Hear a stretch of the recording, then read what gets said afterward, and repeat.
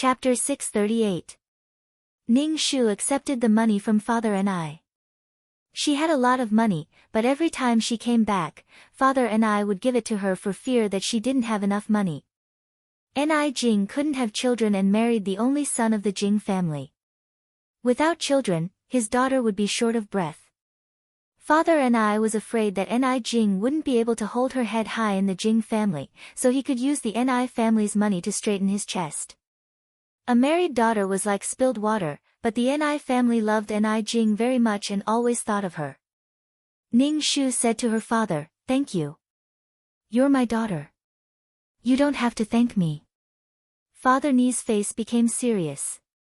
"Seeing you like this, your mother and I are sad that we didn't give you a healthy body." Ning Shu smiled. "It's okay. This was something that couldn't be helped. No one wanted to get sick. Ni Jing's body was not healthy, but she was born in a rich family. She didn't need to run around for a living and lived a comfortable life. However, Ni Jing married Jing Shaozi, and Jing Shaozi met Yi Shi. What a tragic life. If you feel wronged in the Jing family, come back. Dad will take care of you." Ning Shu said, "We don't have to be humble to them." Okay. Maybe she would really come back soon. After leaving the Ni family's house, Ning Shu thought about it and decided to go to the Jing family's company to take a look. Maybe he could see some erotic scenes. Maybe he could see them pulling up their pants in a hurry. When he arrived at the company, Ning Shu went all the way to the president's office. When he opened the door, he saw Jing Shaozi and Yi Shi feeding each other. Their heads were almost leaning against each other. The atmosphere was very sweet, so sweet that it made people shiver. Ning Shu instantly felt cold dog food on his face. "Who asked?" When Ning Shu opened the door, Jing Shaozi immediately stood up and shouted at Ning Shu angrily. However, when he saw that it was Ning Shu, the anger on his face suddenly disappeared.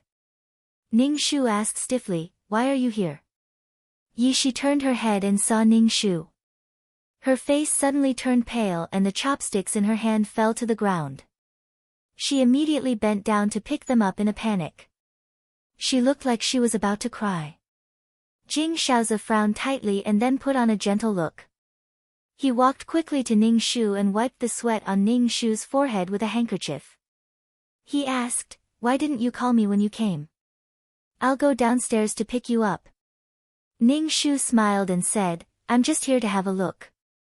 Are you guys having lunch?" I asked Secretary Yi to send lunch over. Do you want to eat some?" Jing Shaozi's eyes were filled with tenderness. "Forget it, let's go to the restaurant for dinner.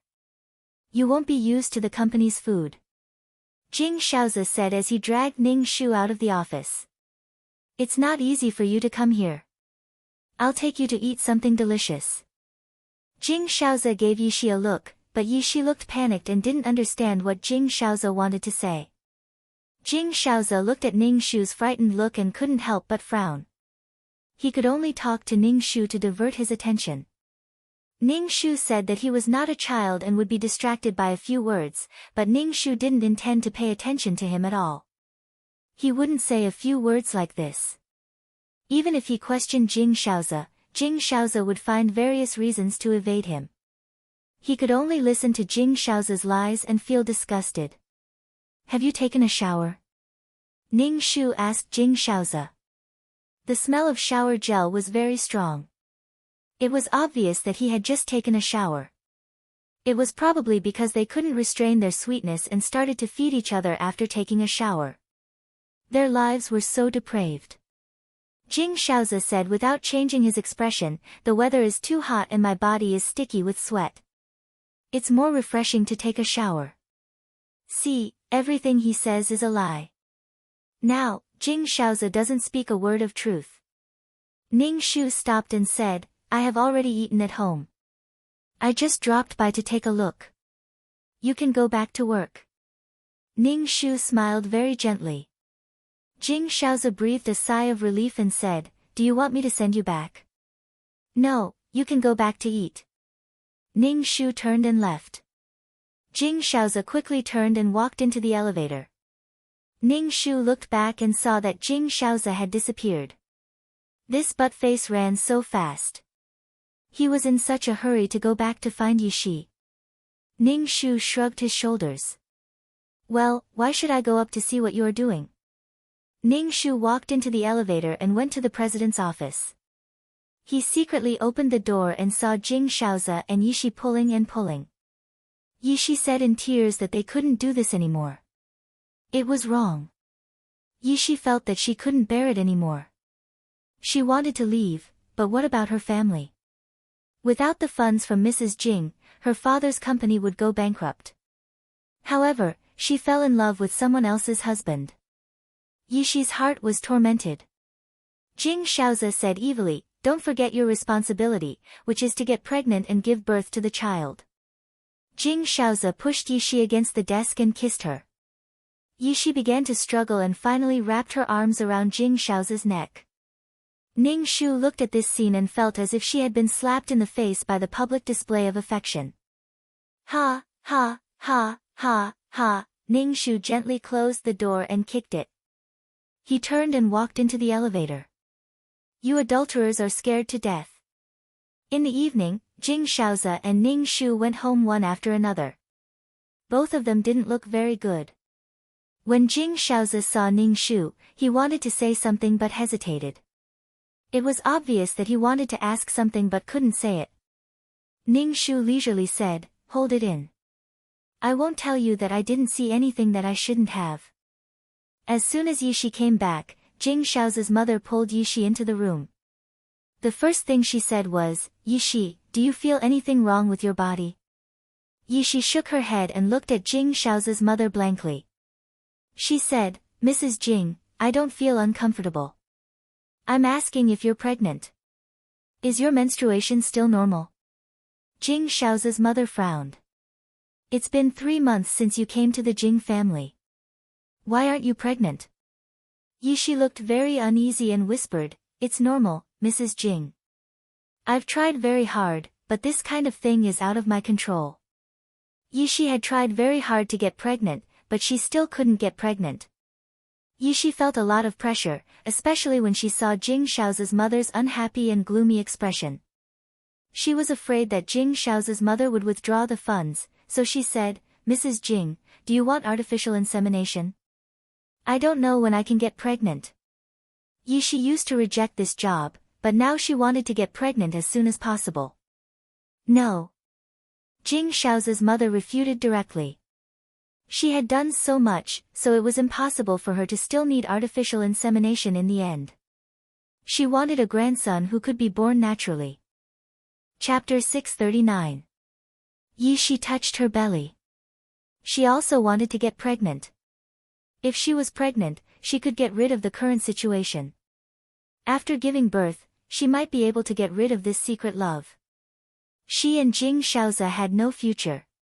He loved his wife, and her dignity did not allow her to stay by his side regardless of her sense of shame. As long as she gave birth, she would leave.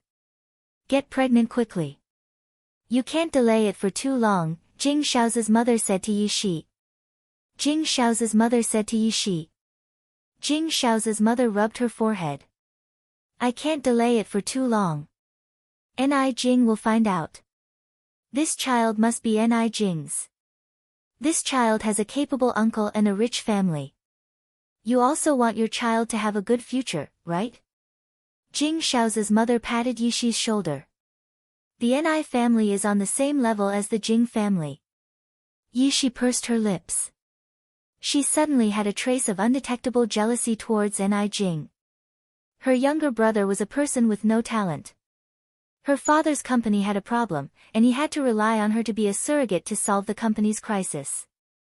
Although Ni Jing's health was not good, she grew up like a princess who was protected. Yishi took a deep breath. "Madam, I will get pregnant as soon as possible." Jing Shaozi's mother nodded with satisfaction. Ning Shu saw Jing Shaozi's mother coming out of Yishi's room. He raised his eyebrows and asked, "What did mother-in-law say to Miss Yi?" She even closed the door and whispered to her. Jing Shaozi's mother said, she went to tell Yishi to go to the hospital for a physical examination tomorrow. Oh, I see. Ning Shu just smiled. I think Miss Ye's body is very healthy. Her lips are red, her teeth are white, and her complexion is rosy. She doesn't need to take care of her health at all. This depends on what the doctor says, Jing Shao's mother said. The next day, Jing Shao's mother took Yi Shi to the hospital for a checkup. It was not to check whether she was healthy or not, but to check if she was pregnant. When the urine test failed, they took a blood test. However, the result was that she was not pregnant. Jing Shao's mother's face darkened, and Yi Shi also lowered her head in frustration. All the tests are normal. Why can't she get pregnant? Jing Shao's mother frowned and looked at Yi Shi. I can only give you another month at most. That's all I know. Yi Shi quickly nodded. Jing Shao's mother was infuriated. Seeing that Yi Shi was also angry, she turned around and left. Yi Shi followed Jing Shao's mother out of the hospital. Yi Shi felt very uncomfortable and pressured. Why wasn't she pregnant? Ning Shu was enjoying the cool air conditioner at home. He was sitting on the sofa and eating fruits when he saw that Jing Shao's mother and Yi Shi had returned. Both of them had ugly expressions on their faces. Ning Shu asked, "How's the physical examination? Can Miss Yi undergo the embryo implantation surgery now?" Jing Shao's mother was originally unhappy, but when she heard Ning Shu's words, she urged him to hurry up. We still have to wait for a month. The doctor said we'll talk about it after a month, Jing Shao's mother said impatiently. Let's see how long you can drag this out. Ning Shu raised his eyebrows. Another month? Is there a problem? There's no problem. The doctor said that Yi Shi's body is a little weak, so she needs to recuperate for a while. Jing Shao's mother had to answer Ning Shu's words, and her expression became even uglier. Ning Shu said, "Oh, then recuperate well. Don't go to work. It's really tiring to go out early and come back late. Let her go to work. It's good for her health to run more," Jing Shao's mother quickly said. You're really working hard to make Yi Shi pregnant. Ning Shu smiled and said, "Whatever you say, mother-in-law."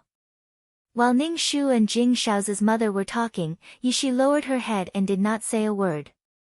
Yi Shi still went to work with Jing Shaoza every day and came back together after work. Perhaps Ning Shu did not say anything, but Jing Shaoza was a little bold. Both of them went to work together in the morning and evening. Jing Shaoza also tentatively asked Ning Shu, "Jingjing, you won't be angry if I go to work with Yi Shi, right? It's all my mother's fault. She said it's not safe for a girl to go to work alone." Ning Shu was drinking juice and smacked his lips. What's wrong with that? It's just going to work. A gentle smile appeared on Jing Shao's face and he even reached out to scratch Ning Shu's nose. Ning Shu almost choked on the juice. He was really disgusted. My Jingjing is really a kind person, Jing Shaoza said with a smile. Fuck, I really want to vomit on your face. Tolerating you guys like idiots who don't know anything is kind. Even if Jing Shaoza had a handsome face and elegant manners, Ning Shu still felt that Jing Shaoza's face was hideous and ugly. How disgusting must a man be to do such a thing? Ning Shu looked at Jing Shaoza and smiled without saying a word, even if his heart was raging. A month later, Jing Shao's mother took Yi Shi to the hospital for a checkup. However, she was still not pregnant. When they went for a checkup, Yi Shi was actually still on her period. Yi Shi did not dare to tell Jing Shao's mother. After a series of examinations, Jing Shao's mother learned that she was not pregnant. Her face was dark. Yi Shi was very frightened and she begged Jing Shao's mother for mercy. "Madam, I really tried my best. I also want to get pregnant, but I just can't. So annoying." Jing Shao's mother rubbed her forehead. Did she really have to do an artificial pregnancy? Yi Shi's various examinations were normal, so Jing Shao's mother had to take Jing Shaoza to the hospital for a checkup. When Jing Shaoza heard that he had to undergo a checkup, his face turned dark. Any man would feel unhappy when his ability was questioned. Jing Shaoza felt that there was nothing wrong with him. In particular, one of the tests made Jing Shaozi feel terrible. It penetrated his balls and it was so painful that he wanted to die. After a whole set of examinations, Jing Shaozi's face turned dark. However, the results of the examination made Jing Shaozi's dark face turn pale. Jing Shaozi was suffering from azoospermia and the number of sperm was very low.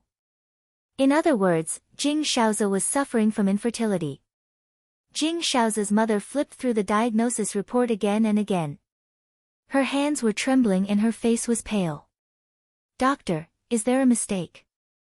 My son can't be infertile. This is impossible. It's impossible." Jing Shaozi's mother was shocked. What should she do? "I've confirmed it several times. Mr. Jing is indeed in such a situation." The doctor spread out his hands and said, "If you don't believe me, madam, you can do another test." Jing Shaozi was in a trance from the beginning to the end. It was as if his soul had left his body. "Shaozi, go and check again." Jing Shaozi's mother pulled Jing Shaozi, who was sitting on the chair. "Maybe there's a mistake. Go and check again." Jing Shaozi's expression was dull. He stood up and staggered twice. His head was heavy and his feet were light as he walked into the laboratory. Chapter 640. Jing Shaozi endured another round of painful harvesting. When he came out, his face was as white as a sheet and his body was shaking violently. Yi Shi hurriedly supported Jing Shaozi and helped him sit down. Jing Shaozi was trembling all over and almost slipped to the ground when he sat on the chair. "Jing Shaozi." Yi Shi couldn't help but call out softly when she saw Jing Shaozi like this. Jing Shaozi ignored Yi Shi and held his head with his hands. His body was about to curl up. Jing Shaozi's mother was waiting at the door of the laboratory. She clenched her fists tightly and kept praying in her heart that it was a mistake. Her son couldn't be infertile. It was impossible. Jing Shaozi's mother's lips were trembling and her face was trembling. She couldn't control her expression and her face looked particularly ferocious and terrifying. After a long wait, every second was a painful torture for the people guarding the door. Jing Shaozi held his head and put his hands into his hair. He grabbed his hair tightly and tears slowly flowed out of his eyes. His tears fell to the ground and he fainted. Yi Shi, who was sitting next to Jing Shaozi, saw him crying and was a little shocked. She never thought that this evil and omnipotent man would actually cry. Yi Shi didn't understand how big of a blow it was for a man to lose his fertility. A man's dignity would be greatly reduced and he would lose his self-confidence. Now, Jing Shaozi felt as if his spine had been pulled out and he was in a trance. This incident almost broke Jing Shaozi. Yi Shi couldn't help but hug Jing Shaozi, wanting to give him some warmth. She could understand the pain of infertility. In the past few months, she had been under a lot of pressure. She was crazy about getting pregnant. However, Yi Shi breathed a sigh of relief. At least now it was not her responsibility. Even if she was not pregnant, the responsibility was not hers. Yi Shi was very afraid of Jing Shaozi's mother. Jing Shaozi's mother would only make her pregnant. As long as she checked that she was not pregnant, Jing Shaozi's mother would be cold. She could only beg and beg.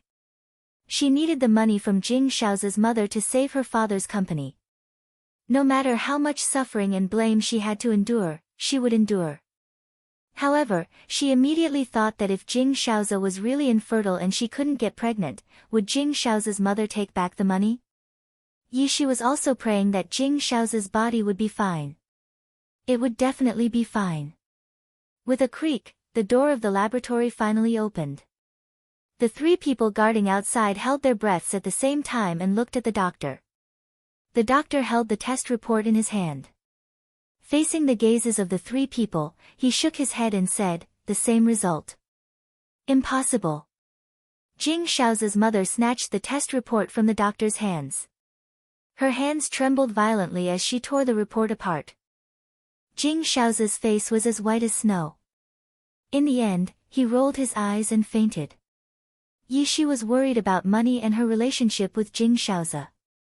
She had suffered so much with Jing Shaozi, so what did the previous hardship count for? When she saw Jing Shaozi fainting on the ground, she quickly said to Jing Shaozi's mother, "Madam, Jing Shaozi fainted."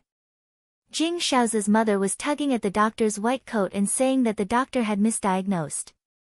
When she heard Yishi's words, she turned her head and saw her son lying on the ground. She cried out and threw herself on Jing Shaozi's body, crying for her son. A nurse pushed the hospital bed over and pushed Jing Shaozi into the ward. Jing Shaozi's mother also rolled her eyes and fell to the ground with a plop. Yishi had just put Jing Shaozi on the hospital bed when Jing Shaozi's mother fainted again, making Yishi flustered. Yishi gritted her teeth and endured it. Ning Shu was watering the flowers at home when he received a call from Ning Shu. She said that Jing Shaozi and Jing Shaozi's mother were both hospitalized and asked Ning Shu to hurry to the hospital. When Ning Shu heard this, he put down the watering can, took off his scarf, went upstairs to change his clothes, took the quick-acting cardio reliever pill, put it in his pocket, and went to the hospital. When Ning Shu arrived at the ward, Jing Shaozi's father was already in the ward. His expression was cold and there was sweat on his forehead. Obviously, he had just arrived at the hospital. Yishi was talking to Jing Shaozi's father. When she saw Ning Shu, she shut her mouth and did not say anything. When Jing Shaozi's father saw Ning Shu, he sighed and frowned. Ning Shu walked to Jing Shaozi's bedside and saw that Jing Shaozi's face was pale and even his lips had lost their color. "What's wrong? Why are both of them hospitalized?" Ning Shu asked. Jing Shaozi's father sighed heavily. "Let's talk about it when we go back." Jing Shaozi and his mother just fainted because of anger in their hearts. They were not sick and both of them woke up one after another. Jing Shaozi's mother woke up and hugged Jing Shaozi's father. She cried and sobbed as she asked, "What should we do? What sin have we committed?" Jing Shaozi's mother wailed loudly, causing the nurses and doctors to look at her. Jing Shaozi's father's face darkened and he scolded her in a low voice, "Shut up. We'll talk about it when we go back." The two of them were soon discharged from the hospital. Jing Shaozi's father gave the hospital some money and destroyed Jing Shaozi's medical records. The only heir of the Jing family was infertile, which would cause an uproar in the company. Ning Shu helped Jing Shaozi, who had been silent, get into the car. Yishi stood outside the car, hesitating whether she should get in or not. This was their family matter. Was it appropriate for her to listen? "You get in too," Jing Shaozi's father said to Yishi. Yishi could only get in the car. The car soon arrived at the villa. When they got home, Jing Shaozi could no longer control his emotions and smashed everything in the living room like a madman. The vase was broken into pieces, the coffee table and chairs were overturned, and the floor was a mess. In the end, Jing Shaozi sat on the ground weakly, panting heavily. Jing Shaozi's father looked at Jing Shaozi. "You've vented enough. Look at yourself. Why are you so desperate?" "My son, Shaozi, Shaozi." Jing Shaozi's mother sobbed. She covered her mouth and looked at Jing Shaozi with tears flowing down her face. Ning Shu was expressionless, but Yishi had a distressed look on his face. Jing Shaozi's father asked the servants to clean up the house. Then, he gave the servants a day off and asked them to leave the villa. "Hubby, what should we do?" Jing Shaozi's mother asked Jing Shaozi's father helplessly. She was a woman, so she could only ask the pillar of the family and let him make the decision. Jing Shaozi's father glanced at Ning Shu and Yishi and said in a low voice, "Don't talk about this matter." "Got it," Ning Shu and Yishi said in unison. Jing Shaozi got up from the ground and walked over to hug Ning Shu. He murmured, "Jingjing, Jingjing." Ning Shu smiled gently and comforted Jing Shaozi. "It's not a big deal. There are more things waiting for you." Chapter 641. Jing Shaozi hugged Ning Shu tightly, as if he wanted to draw warmth from Ning Shu's body. Ning Shu gently patted Jing Shaozi's back and said lightly, "No matter what you are, I don't care." "I don't care." Yishi stared blankly at Jing Shaozi hugging Ning Shu. His expression was a little gloomy. When he was the saddest, he thought of his wife. He was nothing. What's no big deal? Jing Shao's mother looked at Ning Shu's understatement and vented her anger on Ning Shu. Are you happy that Shaoza can't have a child? You can't have a child, Shaoza can't have a child. Are you happy? Ning Shu pushed away Jing Shaoza, who was hugging her. It was really hot to hug him on such a hot day. Moreover, Jing Shaoza's tears were dripping on her shoulder, sticky.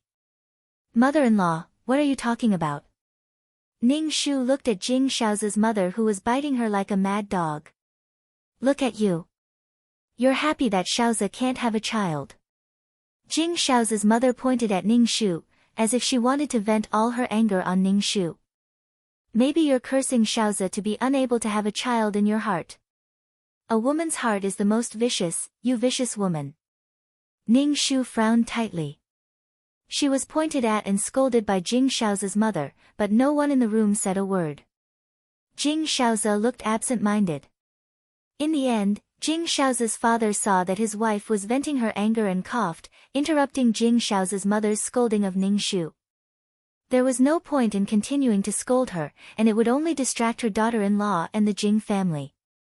Jing Shaoza couldn't divorce again after such a thing happened to him. It would make the relationship between the Jing family and Ni family rigid. Jing Shaoza's mother could only shut her mouth, but her eyes were still stabbing at Ning Shu like a knife.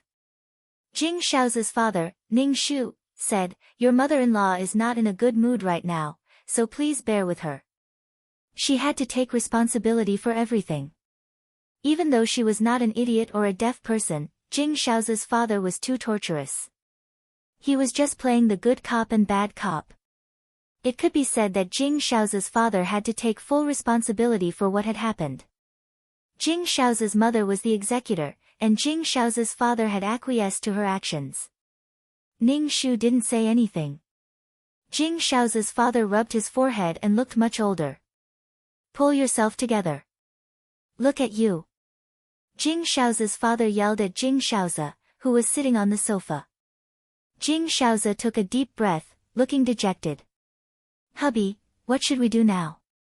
Jing Shaoza's mother was at a loss. She really didn't know what to do now. Is this the end of the Jing family line? Jing Shaoza's mother's breath was weak, and the arrogant aura around her slowly disappeared. She had given birth to an infertile son, so she felt a little ashamed. At the same time, she was also afraid of her position in this family. Jing Shaoza's father rubbed his forehead. How do I know what to do now?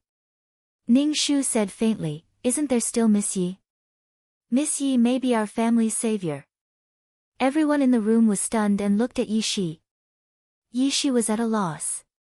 She obviously didn't understand what Ning Shu meant. Miss Yi is a surrogate mother. Brother Shaoza is infertile, but you are. Ning Shu had a faint smile on his face. You can let Miss Yi be the surrogate mother for your child with mother-in-law. This way, the Jing family may have another heir, Ning Shu said faintly. Jing Shaoza's mother was almost 50 years old. It was one thing for an elderly woman to give birth to a healthy child or not. However, if the embryo was to be transferred, they could choose to combine a healthy egg and let the young Yi Shi be the surrogate mother. The child would be healthier than Jing Shaoza's mother's child. No. No. Jing Shaoza's mother and Jing Shaoza retorted in unison. Jing Shaoza, who had been out of sorts and hadn't said a word since the incident, finally spoke up. He looked at Ning Shu with bloodshot eyes, making his expression look ferocious and terrifying. Absolutely not. Yes, you can't, you can't. Jing Shaoza's mother's face was pale and terrified. She shook her head and shouted no. See, if the knife wasn't stabbed in one's body, one would never know how painful it was. Jing Shaoza's mother found a surrogate mother for her son. Not only did she find a surrogate mother, but she also made her son sleep with the surrogate mother. She treated Ni Jing as nothing. Now that Ning Shu proposed to let Yi Shi be the surrogate mother for her and Jing Shaoza's child, she couldn't stand it anymore. The surrogate mother who slept with her son ended up being the surrogate mother and father's child. This was a drama. Ning Shu raised his eyebrows. Why not? Miss Yi is the surrogate mother anyway. She just needs to borrow Miss Ye's body to give birth to the child. Anyway, you can't. Jing Xiao's mother gritted her teeth and looked at Ning Shu. Anyway, don't mention this again. Ning Shu shut his mouth and sat aside without saying anything. Jing Xiaozi panted heavily and looked at Ning Shu with red eyes. Jingjing, how can you let Yishi be the surrogate mother for mom and dad's child? Don't you know, brother Xiaozi, why not? Miss Ye's existence is to give birth to an heir for the Jing family. Brother Xiaozi, you don't have. Ning Shu paused.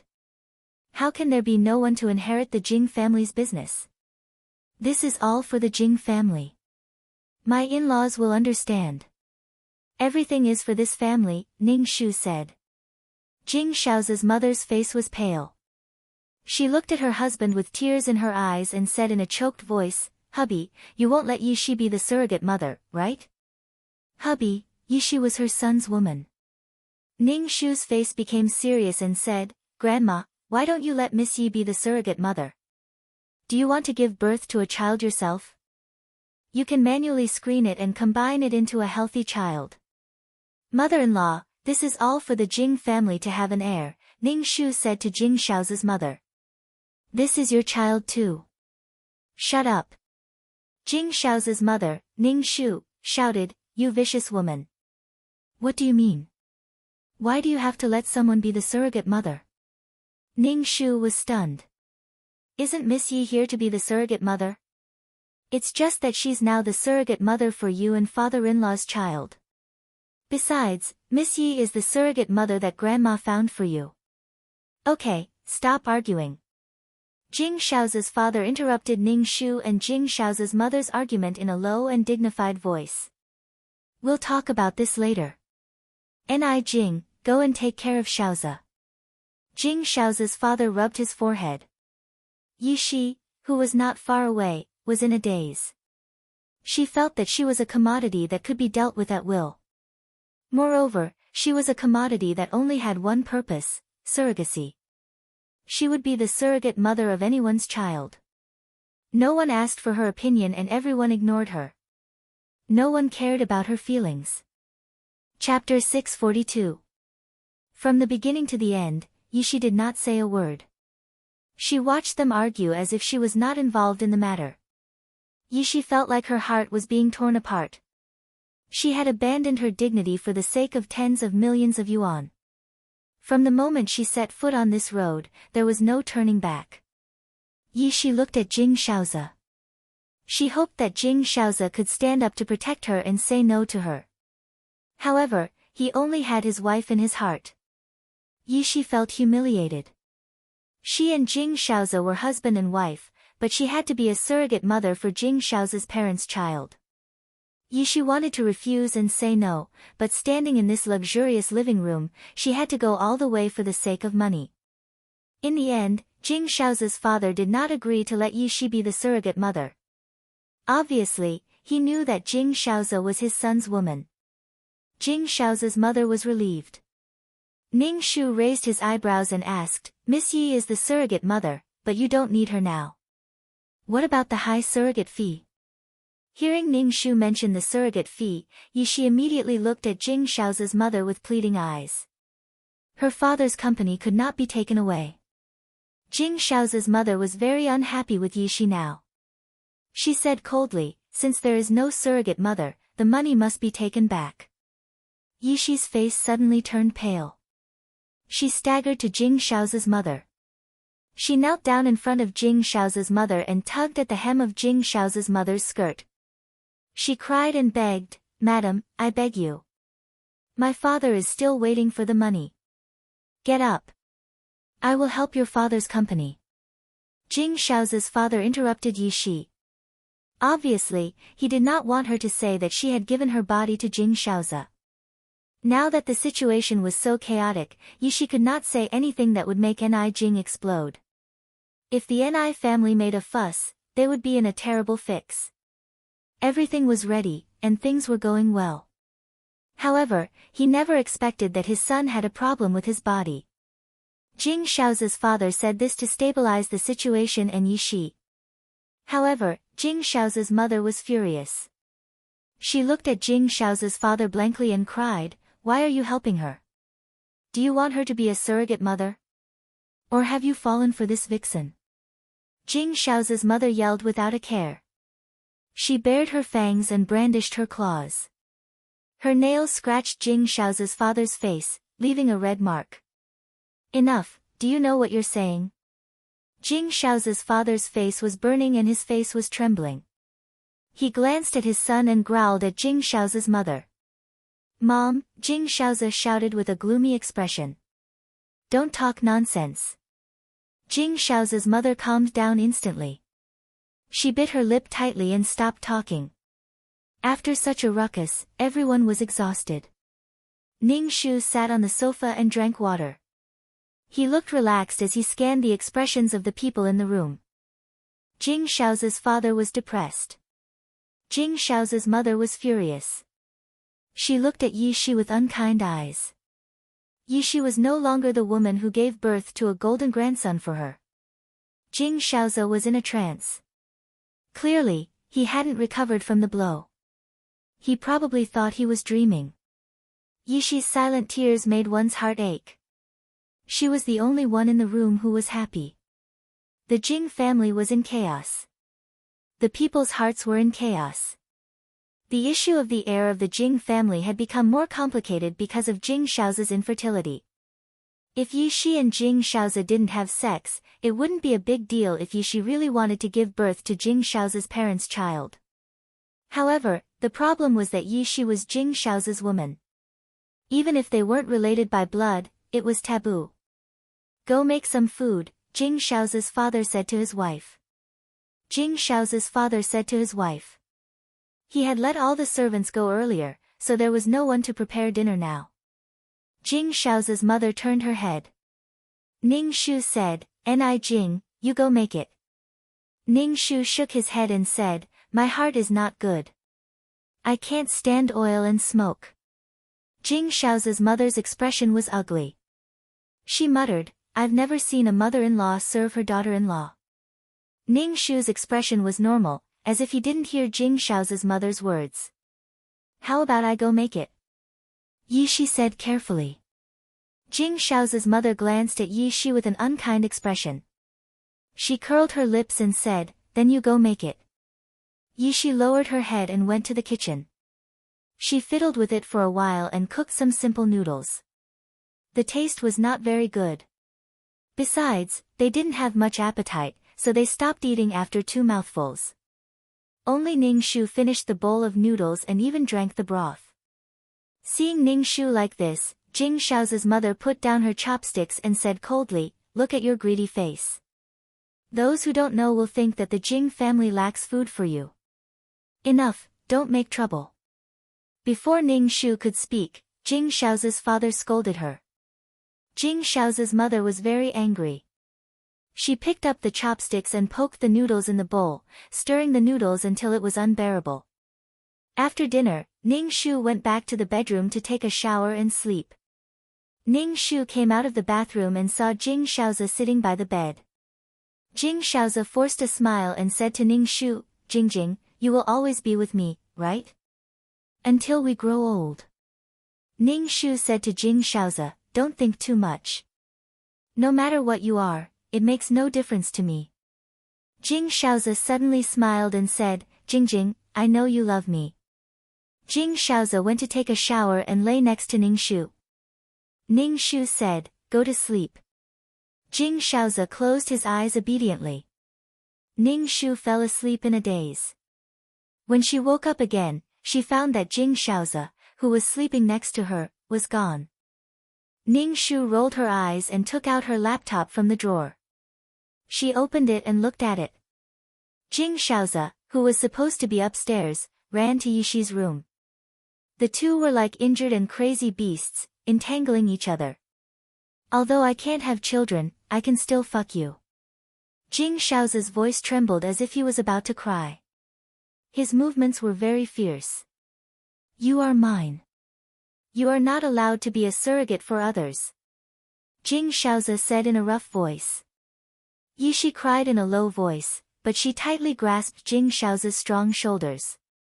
Her nails dug into his flesh, but Jing Shaozi did not feel the pain and vented his anger with a ferocious face. The two were like injured beasts, biting each other's wounds but hurting each other's wounds. Ning Shu watched the intense video, yawned, and saved it. Ning Shu was speechless. Before going to bed, Jing Shaozi said that he would grow old together. This night, Jing Shaozi went to Yishi's bed. Did Jing Shaozi remember what he said? He made a promise to a woman, but in the blink of an eye, he was with another woman. His love was like this. His promise had no power. Chapter 643. Ning Shu didn't expect Jing Shaozi to have such thoughts. Did he want to vent his pain? Ning Shu rubbed his eyes as he looked at the screen. He had just woken up and the light from the computer hurt his eyes. After saving the video, Ning Shu turned off the computer. Before he fell asleep, Jing Shaozi came back and quietly went to the balcony. Ning Shu smelled cigarettes and alcohol. He turned over and saw a small red dot on the balcony. Obviously, Jing Shaozi was smoking. Jing Shaozi didn't touch cigarettes or alcohol. He was a well-educated and elegant young master. He looked extremely decadent now. He had just come back from Yishi's bed and stayed up all night to smoke and drink. Ning Shu ignored him and lay on the bed motionlessly. He closed his eyes and went to sleep. You can do whatever you want. Jing Shaozi slept on the balcony at night. Ning Shu got up and went to the balcony. He saw bottles and cigarette butts all over the floor. The whole balcony was dirty and messy. Jing Shaozi's face was very ugly. His hair was a little wet from the dew. Ning Shu pushed Jing Shaozi. Wake up. Jing Shaozi opened his eyes. His eyes were bloodshot and looked very scary. Jing Shaozi wanted to speak, but his throat hurt. He coughed hoarsely and finally coughed violently. Ning Shu looked at Jing Shaozi. He couldn't take it anymore. This was just the beginning. Jing Shaozi coughed for a while and finally stopped. He rubbed his forehead and felt very uncomfortable. His eyes were red. He looked at Ning Shu and looked very pitiful. Go and take a shower. Ning Shu had a gentle smile on his face. Jing Shaozi stood up and staggered twice to stabilize himself. He held the wall and went to the bathroom to take a shower. Jing Shaozi and his father didn't go to the company after such a thing happened. No one made breakfast. When Jing Shaozi's mother saw Ning Shu, she said angrily, "Why are you so lazy? Why didn't you get up until now? Go and make breakfast." "I'm not feeling well." Ning Shu directly refused. "You." Jing Shaozi's mother glared at Ning Shu. "What's with your attitude?" Ning Shu's face was expressionless as he drank from his cup. "Hey, Ni Jing, I'm talking to you." Jing Shaozi's mother, Ning Shu, shouted. "I'll do it," Yishi quickly said. When Jing Shaozi's mother saw Yishi, her face turned even uglier. She said coldly, "I'm talking to Ni Jing. Why are you interrupting? Do you have the right to speak here?" Yishi was stunned speechless by Jing Shaozi's mother's words. She lowered her head and stood aside. When Jing Shaozi's mother saw Yishi behaving like an aggrieved little bitch, Jing Shaozi's mother felt suffocated. "Why? Who are you trying to impress?" Jing Shaozi's mother stared at Yishi. "Is this how you seduce people?" Yishi looked innocent and at a loss.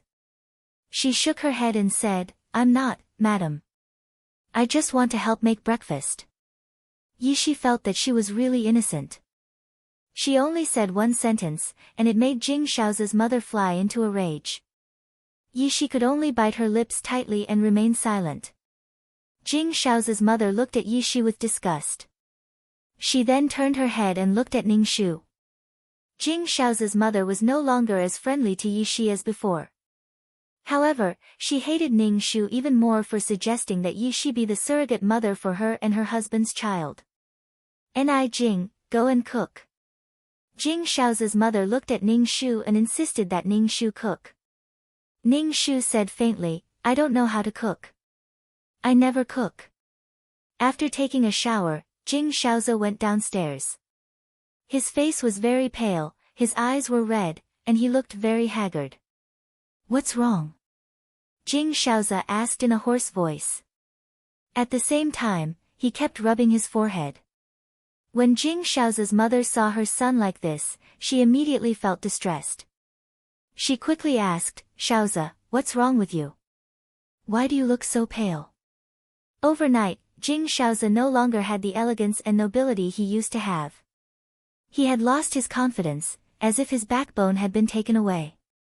A man who was infertile had completely lost his value in life.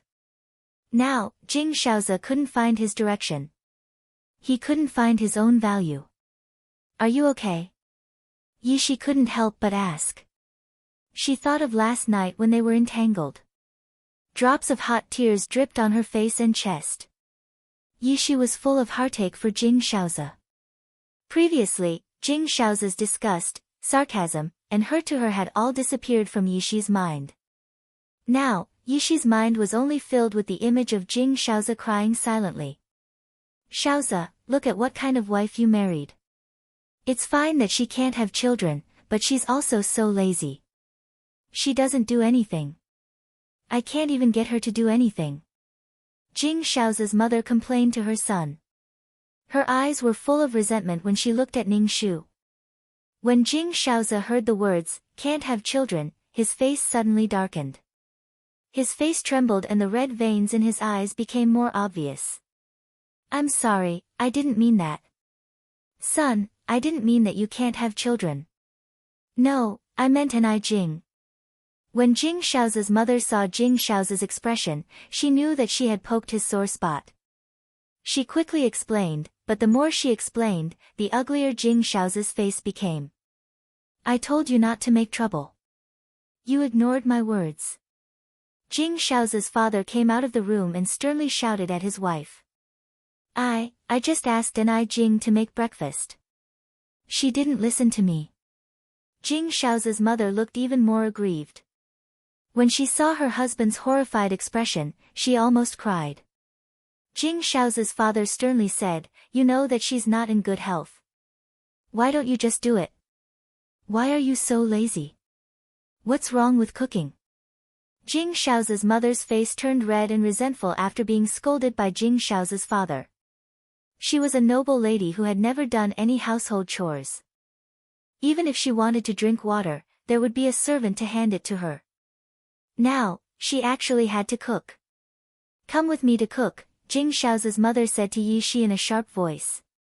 Okay. Yishi followed into the kitchen.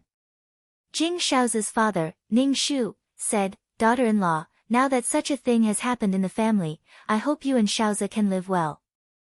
Shaoza can't accept the fact now, but he'll be fine after a while. Ning Shu indifferently hummed in agreement. Jing Shaoza's father said again, both of you can't have children. You can adopt the child. The child can also be registered in the Jing family's household register. Ning Shu raised his eyebrows and asked in an inexplicable voice, do you mean that the adopted child also has the right of inheritance? Jing Shaoza's father was silent. Obviously, he would not hand over the Jing family's big business to someone who was not related by blood.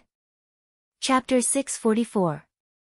Since an adopted son didn't have the right to inherit, what was the point of having an adopted son? Ning Shu asked Jing Shaoza's father, why do you want us to adopt a child? This child can't inherit the Jing family. Jing Shaoza's father looked at Jing Shaoza, who was sitting on the sofa with his head down, and said, a child can accompany you. Ning Shu narrowed her eyes. It seemed that her father-in-law had accepted the fact that Jing Shaoza was infertile. Ning Shu grinned and asked, you only have one son, brother Shaoza. Are you going to give the Jing family to someone else? Jing Shaoza's father glanced at Ning Shu and said unhappily, it's too early to say anything. Shaoza is my son. Of course he has the right to inherit the Jing family. Shaoza only has a physical problem. He is still my son. The Jing family will be handed to him. Jing Shaoza's father said. But brother Shaoza and I don't have children. Ning Shu raised her eyebrows. Jing Shaoza's father rubbed his forehead and said, I thought about it all night and decided to surrogate a boy. Jing Shaoza turned to look at his father and asked in a hoarse voice, Dad, you want to find a surrogate? Jing Shaoza's father nodded. I've decided to have another child. I'll hand the Jing family to you, and then you'll hand it to him. In other words, he was just a middleman. Jing Shaoza pursed his lips tightly. His pupils trembled, and he couldn't speak for a long time. He didn't have the ability to reproduce. What was originally a sure thing had now become confusing. The Jing family originally belonged to him. Now he was going to have a younger brother to compete with him for the Jing family. Ning Shu glanced at Jing Shaoza's mother, who came out of the kitchen with a bowl of noodles, and asked her father-in-law, Have you thought of a surrogate? Since she's going to be a surrogate, she must be healthy. When Jing Shaoza's mother heard Ning Shu's words, the hot bowl of noodles fell to the ground. The hot soup splashed on the back of her feet, and it burned painfully. But she couldn't care less about that now. She walked up to Jing Shaoza's father and asked sharply, Are you looking for a surrogate? Calm down. Jing Shaoza's father saw that she was about to explode. Aren't we discussing this? I can't calm down. Why do I have to look for a surrogate? I will never agree to look for a surrogate unless I die. Jing Shaoza's mother was extremely agitated. She was afraid that her husband would become a surrogate just like her son. She didn't regret finding a surrogate mother for her son, but she wouldn't allow herself to end up like Ni Jing. Ni Jing was silly, but she wasn't. What are you going to do if you don't become a surrogate? Do you want the Jing family line to end? Jing Shaoza's father scolded. Get lost if you continue to fool around. Haven't I treated you well all these years? Jing Shaoza's father said coldly, You're the only woman with only one child. Now that the Jing family line is about to end, if you continue to pester us endlessly, we'll divorce. Jing Shaoza's mother opened her mouth and her expression softened. She forced herself to say, Why do I have to look for a surrogate mother? It's not like I can't give birth. Shaoza is the only child you've had for so many years. You didn't have any children when you were young. What can you give birth to at your age? Jing Shaoza's father said bluntly. Can you be more sensible? Jing Shaoza's mother was so angry that her face turned pale. She shouted hysterically, Is the surrogate mother pregnant with our child or your child with the surrogate mother? What nonsense are you talking about? Jing Shaoza's father glanced at Ning Shu. Can't you think before you speak? Of course she's pregnant with our child. Jing Shaoza was in a daze. Listening to his parents' words, his world turned upside down. Jing Shaoza felt that he had been abandoned by the world. His parents were talking about having another child in front of him. Because they couldn't, they had lost their fertility and everything. There seemed to be a beast in Jing Shaoza's heart, constantly roaring and tormenting him. Ning Shu coughed and said, Since you've decided to have a surrogate mother, you only need a surrogate mother now. There's a ready-made surrogate mother at home. You just need to go to the hospital for a checkup and you'll have children soon. Ning Shu flipped his hair. And you can have twins. I'm willing to be a surrogate mother, Yi Shi, who came out of the kitchen, said loudly, but her voice was trembling. As soon as Yi Shi said this, several people in the living room looked at her in a daze. Yi Shi said again, I'm willing to be a surrogate mother for Mrs. Jing and Mr. Jing's child. Ning Shu was a little surprised. Yi Shi didn't seem to want to be a surrogate mother for Jing Shaoza's parents' child. Ah, you bitch. Jing Shaoza's mother rushed in front of Yi Shi and slapped her hard. You shameless bitch. Jing Shaoza's mother hit Yi Shi like a madwoman and scolded her at the same time. Yi Shi bit her lips tightly. She groaned in pain and let Jing Shaoza's mother hit her. Crash, clang, Jing Shaoza trembled all over and overturned the coffee table. There was a loud noise, and the vase and fruits on the coffee table rolled to the ground. Jing Shaoza's mother, who was hitting Yi Shi, suddenly looked at her son in astonishment. Jing Shao's hair hung in front of his forehead, forming a shadow, and his whole body exuded a gloomy aura. Jing Shao's father rubbed his forehead and walked in front of Jing Shao's mother. He slapped her so hard that Jing Shao's mother fell to the ground. Jing Shao's mother covered her face and looked at her husband in shock. Her eyes were full of grievances and resentment. She questioned Jing Shao's father and pointed at Yi Shi with trembling fingers. "You hit me for this, bitch?" Jing Shao's father glanced at his son. This incident had a great impact on his son. The son he was so proud of was crippled. Jing Shao's father squatted down and grabbed Jing Shao's mother's hair. He made her look up and said fiercely, "If you continue to make trouble, I will beat you to death. Think more about your son. Look at what he has become. As his mother, you only know how to make trouble." Jing Shao's mother cried and sobbed in a low voice. Jing Shaozi glanced at the people in the room, and his eyes finally stopped on Yi Shi. Yi Shi looked at Jing Shaozi with tears in her eyes. Jing Shaozi wanted to take a step forward, but his body staggered and he fainted. "Shaozi."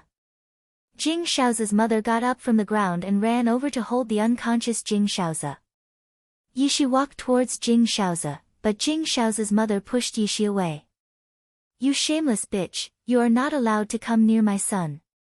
You shameless vixen, look at what you have done to my son." Yi Shi fell to the ground after being pushed by Jing Shaozi's mother.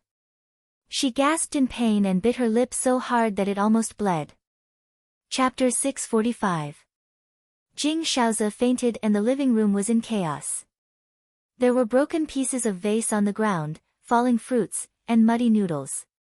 When Jing Shaozi's father saw this scene, his blood pressure soared and he almost fainted. He rubbed his forehead and sat on the chair. He looked very tired. As the head of the Jing family, Jing Shaozi's father couldn't control the current situation. Now, the situation was like a wild horse running out of its anus.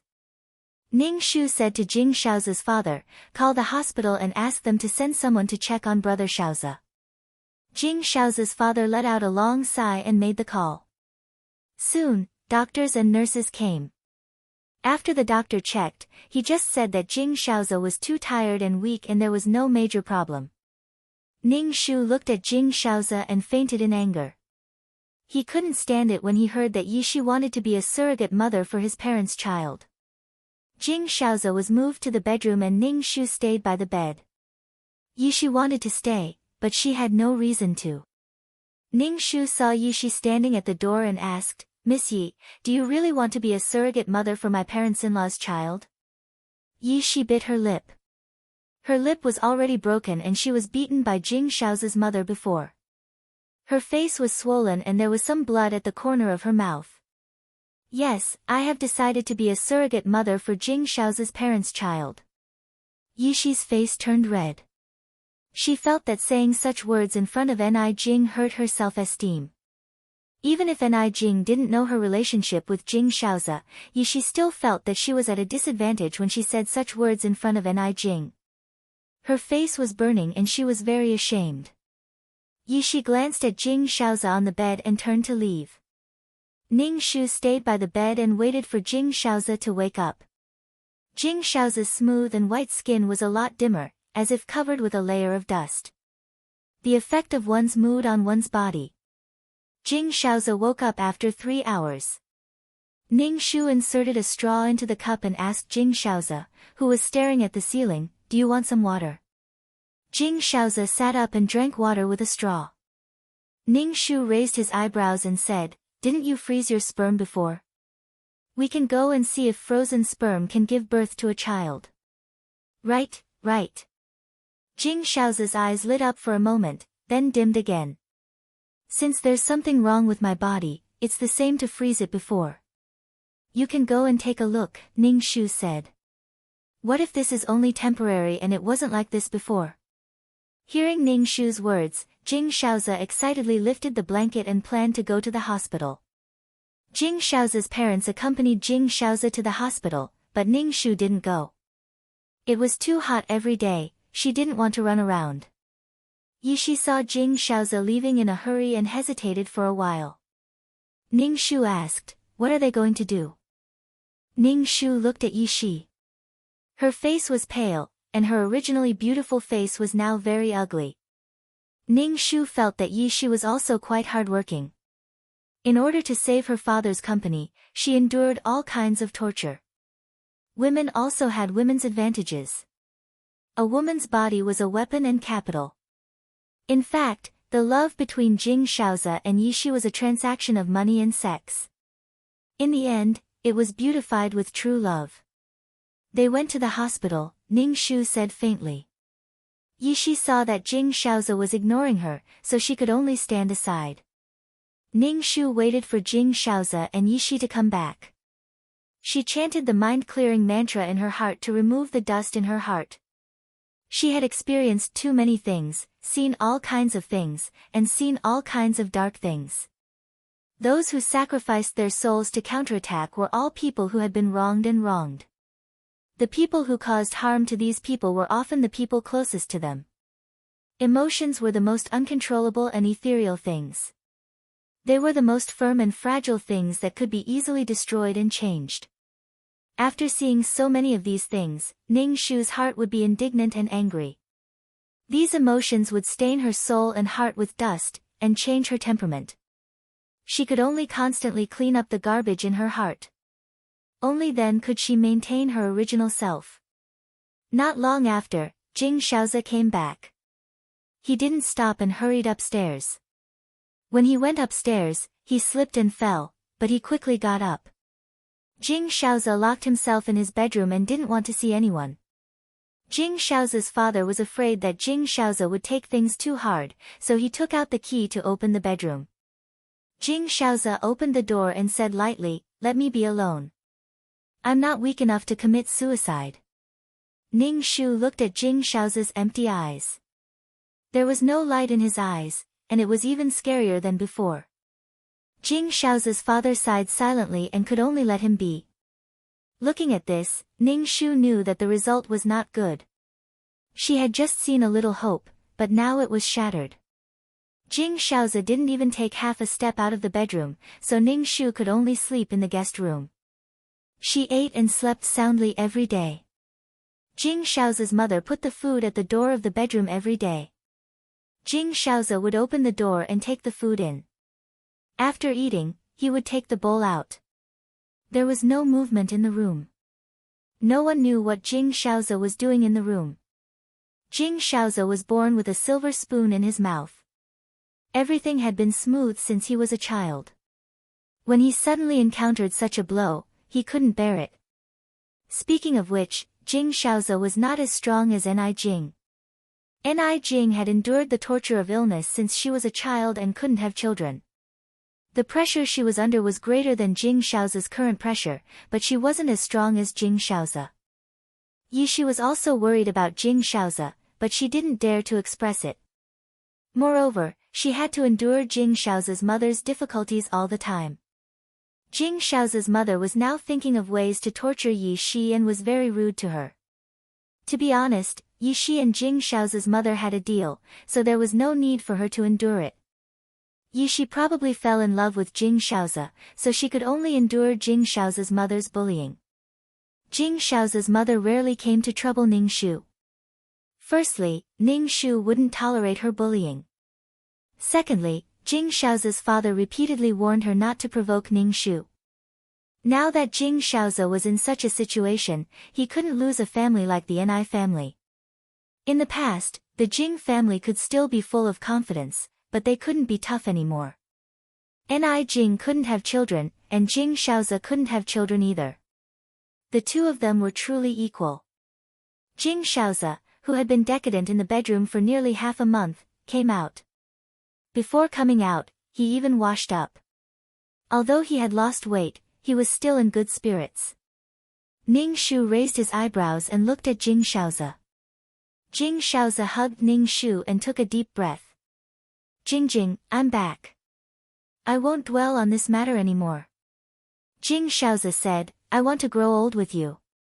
Ning Shu withdrew from Jing Shaozi's arms and looked at Jing Shaozi. After experiencing this blow, Jing Shaoza's spirit was worse than before, but he was calmer. Did Jing Shaoza walk out of the shadow, or did he want to bury this thorn deep in his heart? Chapter 646.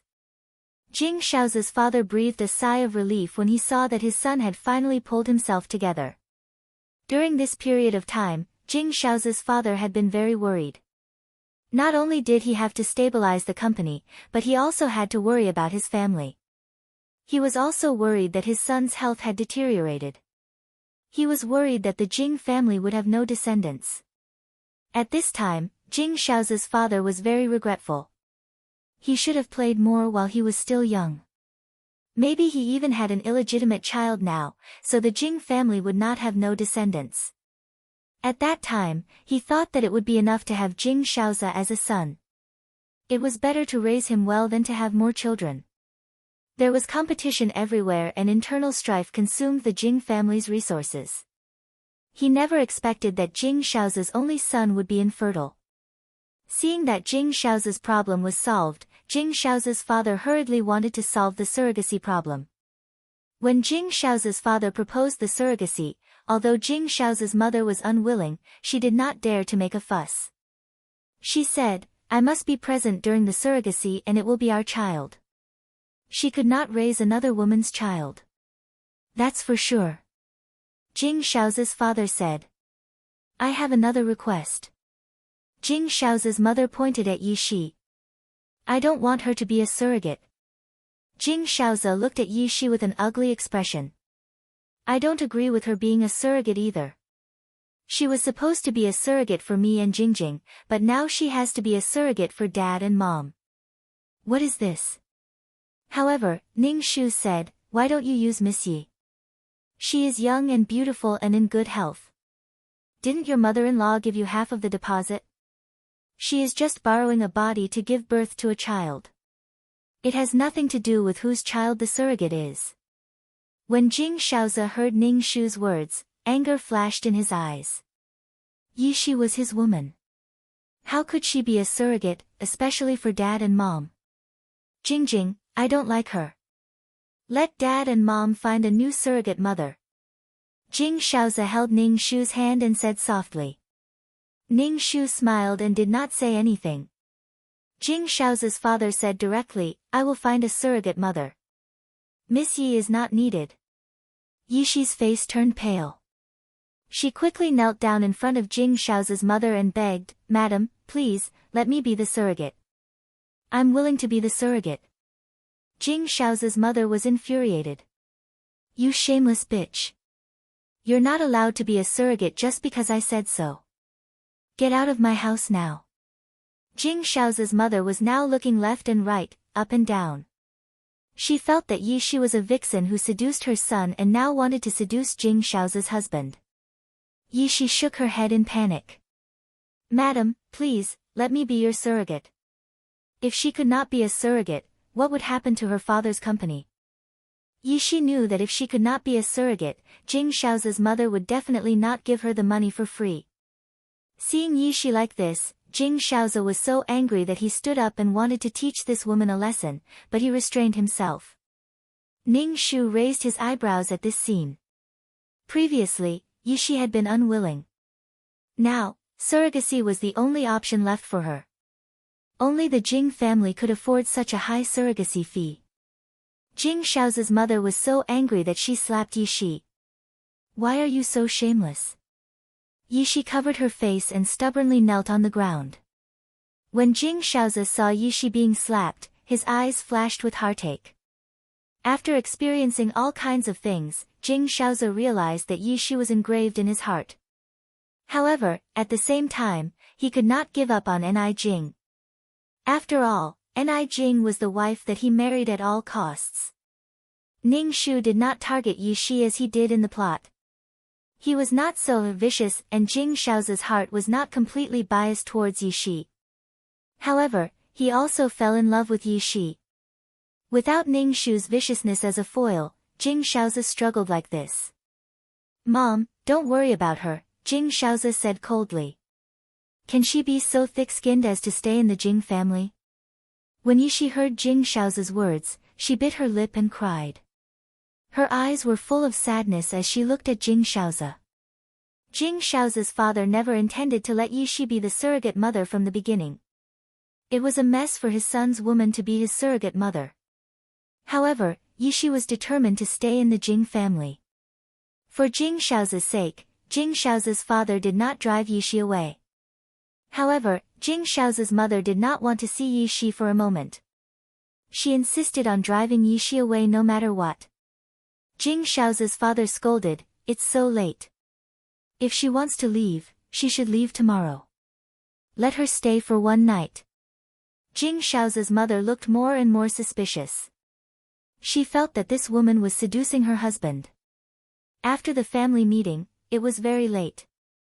Ning Shu and Jing Shaozi went back to the bedroom to rest. As soon as they returned to the bedroom, Jing Shaozi held Ning Shu's hand and said emotionally, "Jingjing, so many things have happened, but you're still by my side. Thank you."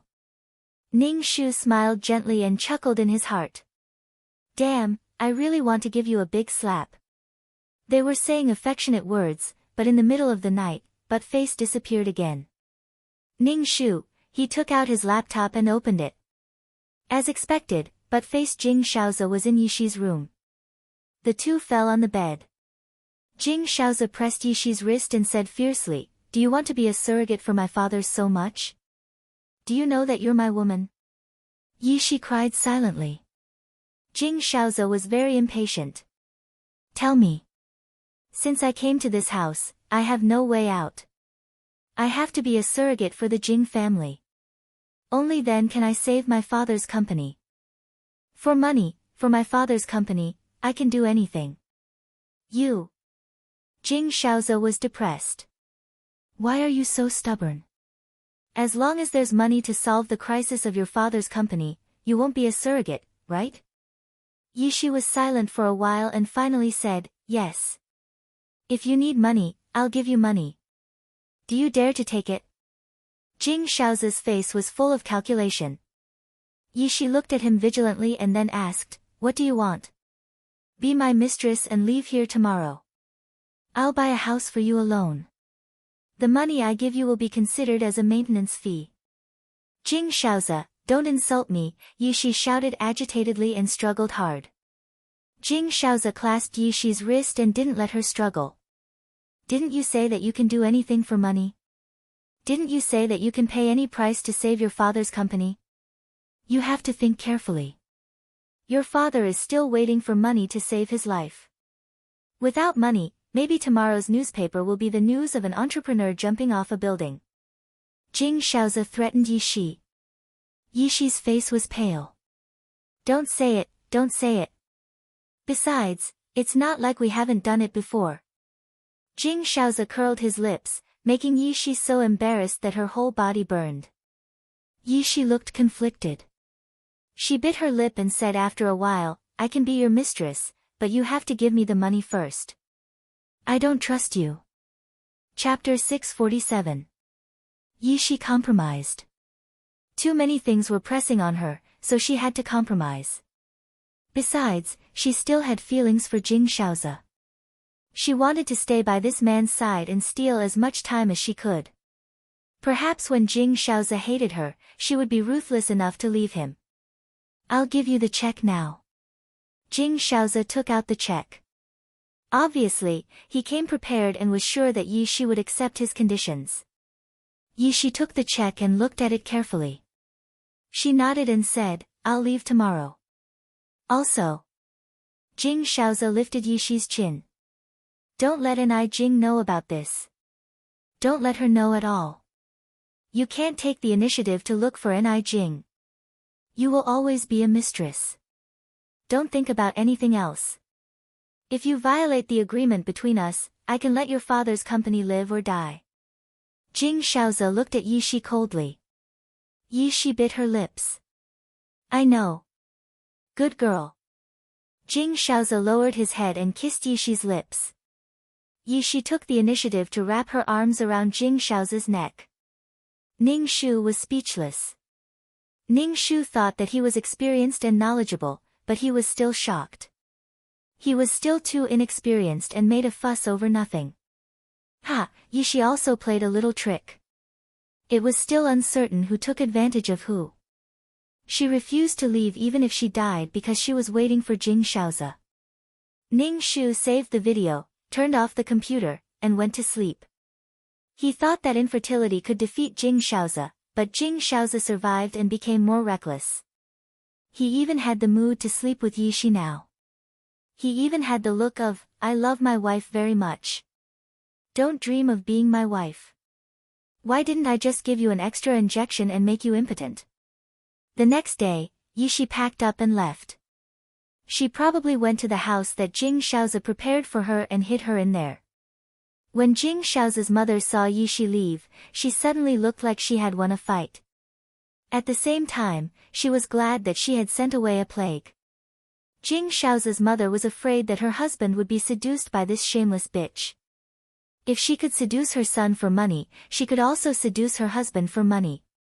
At this time, she had completely forgotten how she had used money to make Yishi compromise. Both mother and son were the same. Jing Shaozi's mother turned her head and glanced at Ning Shu, who was eating breakfast. Her heart was filled with disdain and a sense of superiority.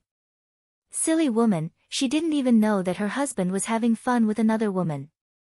Ning Shu finished the last mouthful of milk in the cup, returned to the bedroom, stuffed the laptop into her bag, and took the quick-acting heart-relieving pill back to her mother's house. Seeing that Ning Shu was about to leave, Jing Shaozi's mother asked, "Where are you going?" "Go home. There's not a single servant in the house. It's too inconvenient. Go home and stay for a while." Ning Shu lifted his chin and said without any trace of politeness. Jing Shaozi's mother was infuriated. "Why do you keep coming to my house? You're a member of the Jing family now. Soon, it won't be." Ning Shu ignored her and returned to the Ni residence. When he saw his parents, the first thing he said was, "Dad, Mom, I want a divorce." Father Ni's eyes widened. So sudden. Ning Shu picked out a few videos and showed them to the Ni couple. "I won't let a single person from the Jing family off." Father Ni immediately had high blood pressure after watching the videos. He only recovered after Mother Ni fed him some medicine. These filthy things. Father Ni gritted his teeth. "Divorce, we must divorce, these bastards." Father Ni called Ni Yen, who was at work, and told him to come home immediately. When Ni Jing's older brother, Ni Yen, came home, he saw Father Ni looking like he was going to flip the roof. "What's going on? Look at this nest of bastards." Father Ni pushed the laptop in front of Ni Yen. Ni Yen's eyebrows twitched as he watched the videos. His expression became more and more strange. After watching it, Ning Shu asked, "How did you get this?" "Of course I filmed it," Ning Shu said. Ni Yen smacked his lips. "You're pretty strong to not have a heart attack after seeing this." Was this a compliment? We can't let the Jing family off so easily. Father Ni was so angry that he couldn't breathe properly. Ni Yen looked at Ning Shu. "I think you should get a divorce. Staying in such a family is very harmful to your body. Who knows if they will do something to hurt you? They are deliberately hiding it from you because they are worried about the Ni family." "Brother, I will definitely get a divorce.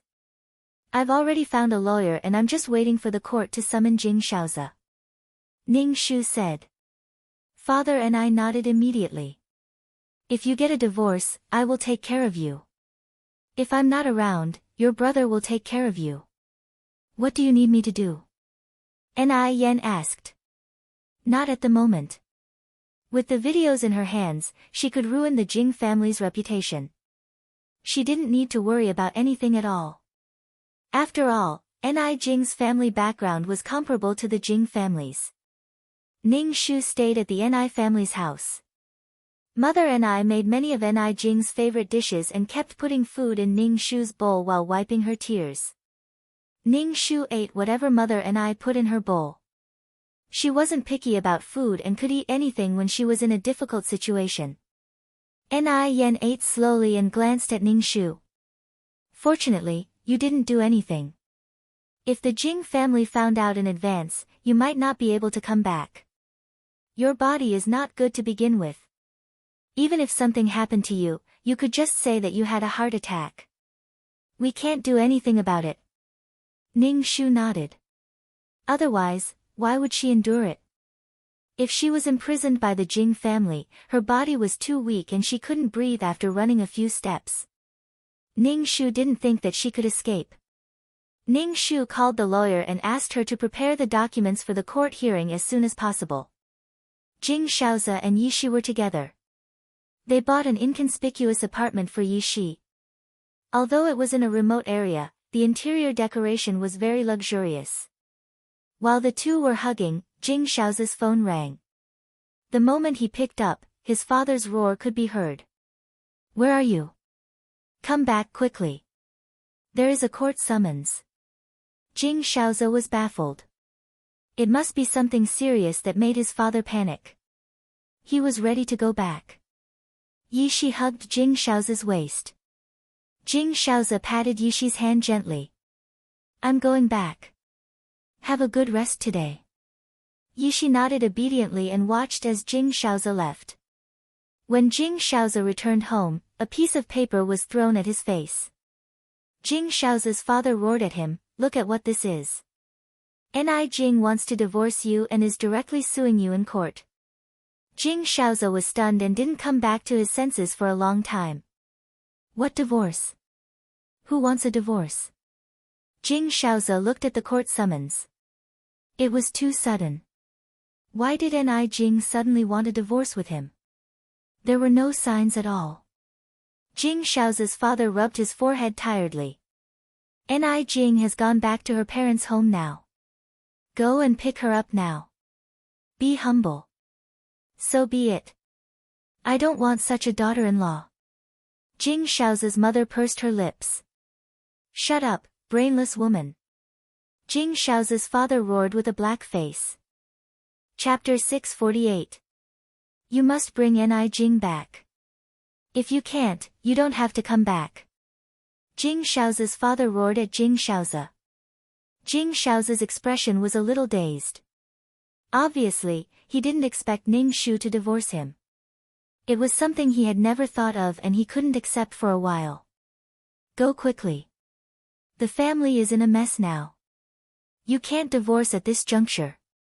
Jing Shaozi's father urged.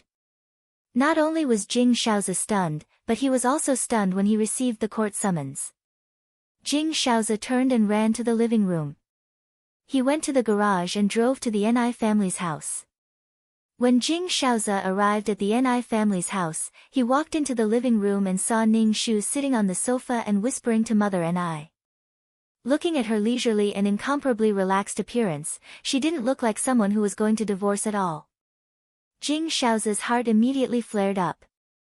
Was she playing with him? As soon as Jing Shaozi walked in, the Ni family focused their eyes on him. Their eyes were incomparably disdainful and resentful.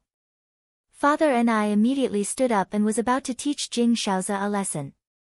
Ning Shu held Father Ni down and said, I'll handle it. Can you do it? If you can't, I'll kick him out. Ni Yen crossed his legs and asked Ning Shu. Ning Shu grinned. Jing Shaozi felt that the atmosphere was very strange. When the Ni family saw him, they seemed to eat him alive. He looked at Ning Shu with a sad expression. Jing, what's going on? Why do you suddenly want a divorce? What about me if we get a divorce? Aren't you trying to kill me? Jing Shaozi's expression was helpless and doting. Stop fooling around. Come home with me. If there's anything, we'll talk about it at home. Ning Shu's expression was cold and indifferent. It's as you see. We're getting a divorce. See you in court. Why? Jing Shaozi really didn't understand. Looking at Ning Shu's indifferent face, he couldn't come back to his senses. Ni Jing was the most gentle person. Her smile was very gentle. Now, she was so cold and distant. The coldness that came from her bones made Jing Shaoze feel very strange. Ning Shu said, "You'll know why I want to divorce you when we're in court. Just a gentle reminder, the court will be held soon. Have you hired a lawyer?" "I'm serious." Jing Shaoze fidgeted with his hair and took 2 steps towards Ning Shu. Ning Shu immediately retreated a few steps to keep a distance from Jing Shaoze. "Jing, do you have to be like this? Why? Even if you want to sentence me to death, you should at least pin a crime on me." "I will never agree to a divorce for no reason," Jing Shaoze said firmly. "I don't care whether you agree or not. Anyway, I want a divorce." Ning Shu sneered. "Does it matter what you want to do at that time?" It was not important at all. Jing Shaoze couldn't hold back his anger. "What are you doing? So many things have happened recently and we've survived. I thought you would always be by my side. Why? If you don't come home with me today, I'll stay here." Jing Shaoze pursed his lips and sat on the ground. He looked at Ning Shu with a pitiful expression. Seeing Jing Shaoze's shameless behavior, Father Ni was so angry that he pointed at Jing Shaoze and scolded him in the worst way possible. Jing Shaoze was stunned and his face turned dark. Jing Shaoze really didn't understand what had happened. The Ni couple used to treat him very well, but now their attitude had changed completely. Jing Shaoze felt a little uneasy. Ning Shu begged, Jing, can we talk alone?" Ning Shu smiled. "No." Jing Shaoze was even more annoyed. He fiddled with his hair and wanted to throw a tantrum, but he held it in. "Then you should at least tell me what happened. I don't know anything and you want to divorce me. Is that fair to me?" "Fair?" Ning Shu almost broke his noble and cold temperament. Jing Shaoze talked about fairness, but how could Jing Shaoze be fair to Ni Jing? Ning Shu smiled again. "I'm not going to tell you." Jing Shaoze felt very helpless. Jing, stop it. Come home with me. We'll talk about it when we get back." Jing Shaoze's voice trembled as he pleaded. He looked at Ning Shu with love in his eyes. "If you don't come home with me, I'll sleep here tonight." Jing Shaoze was betting that his wife still had him in her heart and would feel sorry for him. Ning Shu smiled and said to Ni Yen, "Big brother called the police and said that someone broke into our house.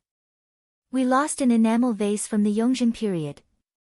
Ni Yen raised his eyebrows and called the police with a smile. Jing Shaoze was really stunned this time. He looked at Ning Shu in a daze and murmured, Jing. Jing Shaoze couldn't believe that his wife could be so cruel. There was no warning at all. She suddenly became so cold and heartless. Jing Shaoze sat on the ground and didn't move. He looked at Ning Shu with a little hope in his heart. Ning Shu turned and met Jing Shaoze's eyes. Ning Shu smiled gently at Jing Shaoze like Ni Jing. Jing Shaoze looked at the smile on Ning Shu's face in a daze. They were obviously the same person and they had the same smile. One was gentle and moving, but the other was full of coldness. It was so cold that Jing Shaoze shivered. Ning Shu sat on the sofa and ignored Jing Shaoze who was sitting on the ground.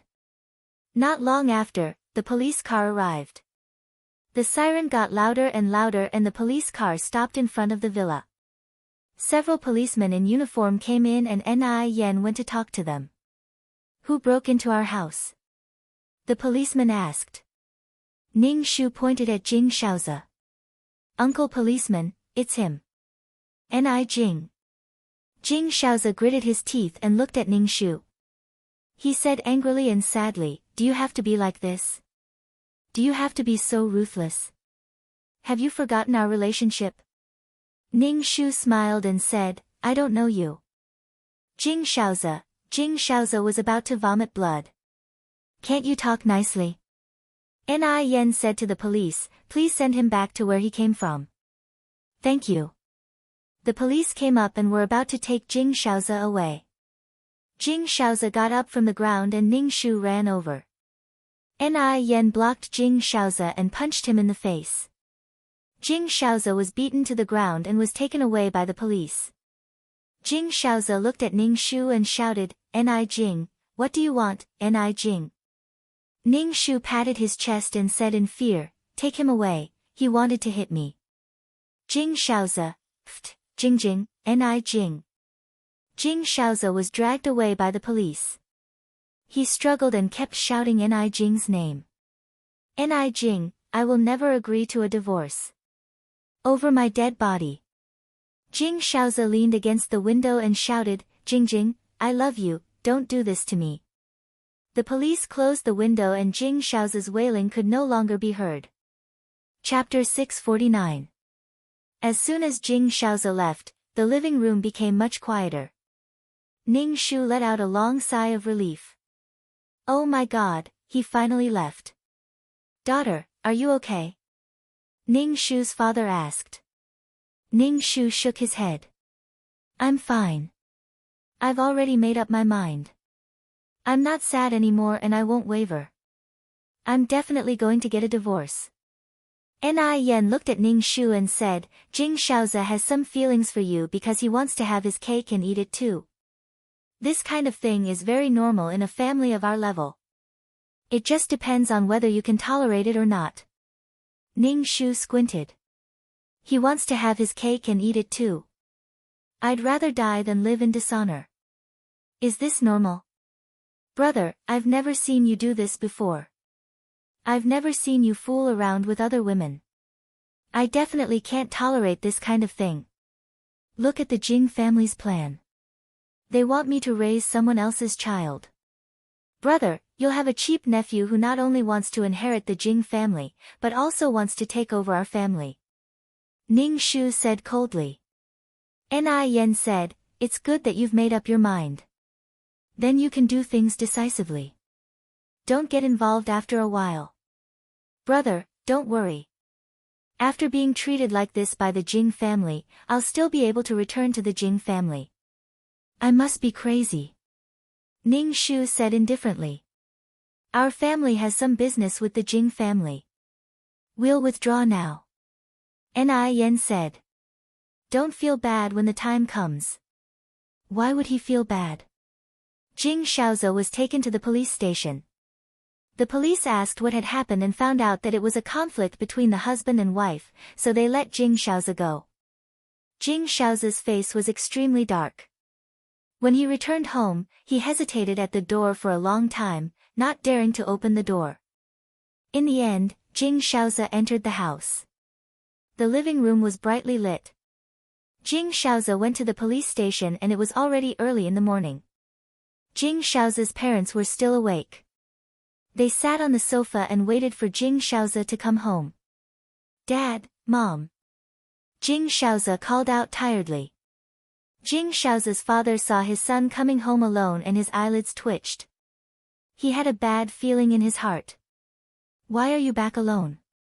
Jing Shaoze hung his head even lower and refused to speak. Jing Shaoze's father quickly asked, "What's going on? Tell me. Ni Jing didn't come back with you. Didn't I ask you to bring her back? Talk to your son properly. Can't you see how tired he is?" Jing Shaoze's mother said worriedly. Jing Shaoze could only recount everything that had happened in the Ni residence.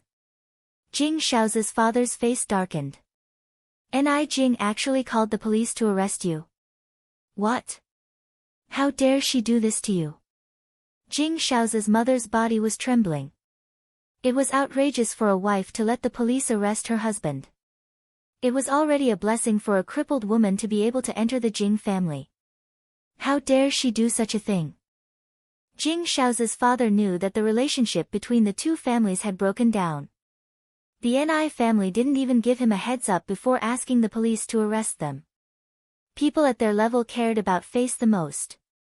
Even if they didn't want to deal with them, they would still pretend to be polite on the surface.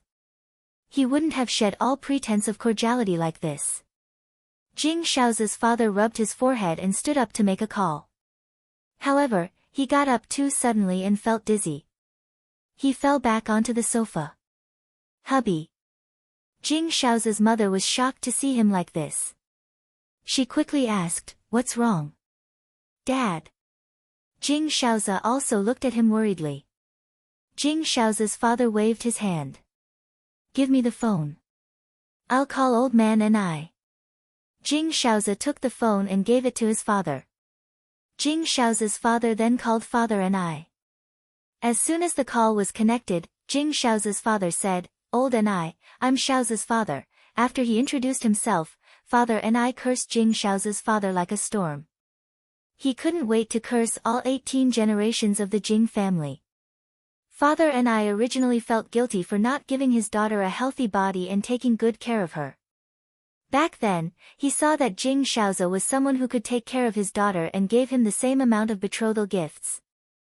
Now that his daughter was ruined like this, he still wanted his daughter to raise someone else's child. This was too much of a bully. He didn't take the Ni family seriously and even had designs on the Ni family. Jing Shaozi's father couldn't say a word. On the other side, father and I hung up after he finished cursing. Jing Shaozi's father sighed in his heart. It seemed that the Ni family was determined to divorce. Dad. Jing Shaozi looked at his father. Jing Shaozi's father looked at Jing Shaozi and said, Now we have to prepare for the worst. The Ni family's attitude is very firm. I don't want to divorce Ni Jing. Jing Shaozi said. Jing Shaozi's father glared at him. Even if you want to divorce, you have to ensure the Jing family's rights and interests. You have to get back the company's shares. Jing Shaozi looked a little dispirited. He couldn't figure it out. Why does Ni Jing want to divorce? Jing Shaozi's father glanced at his wife and son and narrowed his eyes. Maybe Ni Jing knows about Shaozi and the surrogate mother. Impossible. I've kept it a secret. She can't know. Jing Shaozi refuted. Even if she knows, it's impossible that she won't make a fuss. She never mentioned this matter and didn't even ask. Jing Shaozi's father was silent. In the end, he said, No matter what, you have to get back that 1% of the shares. If she doesn't give it to you, you must not divorce. Jing Shaozi pursed his lips. He didn't want to divorce. He and Ni Jing had always been getting along well. When they were together, they were very calm and comfortable. It was different from the intense feeling they had when they were together with Yi Shi. Jing Shaozi sat on the sofa tiredly. The recent events made Jing Shaozi feel very tired and almost broke down. Ever since Yi Shi came to the Jing family, things had developed out of control.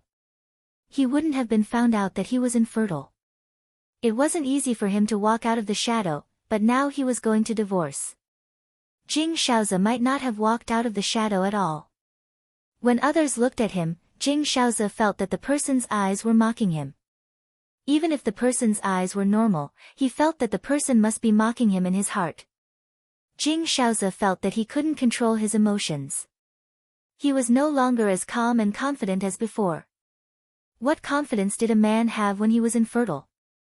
If he had a choice, Jing Shaozi would rather spend the rest of his life with Ni Jing and still have the reputation of a loving wife. Because his wife couldn't have children, he didn't have children for the rest of his life. It was a pity that he couldn't control himself. At this time, Jing Shaozi's phone rang. Jing Shaozi picked it up. It was Yi Shi calling and asking if he was going to her place tonight. Jing Shaozi was annoyed now. He didn't like anyone, especially his mother. He resented her for finding a surrogate mother and making him sleep with Yi Shi. He also didn't like Yi Shi. If it weren't for Yi Shi, things wouldn't have turned out like this. He also didn't like Ning Shu. This woman was so heartless. She divorced him without any hesitation. She was so cold to him and called the police. Chapter 650. Jing Shaozi's heart was full of resentment. Yi Shi's call was like hitting the muzzle of a gun. Jing Shaozi yelled directly, Will you die without me? Stay in the house and don't go anywhere. I won't go to your place for a while. Jing Shaozi hung up the phone after yelling. On the other end of the phone, Yi Shi held the phone and was stunned. Her face was bitter and tears fell down. She was a mistress without dignity, a mistress who came and went as she pleased. Jing Shaoze had always treated her as if she was dispensable, but she fell in love with this heartless man. The Jing family was gloomy, but Ning Shu was very comfortable.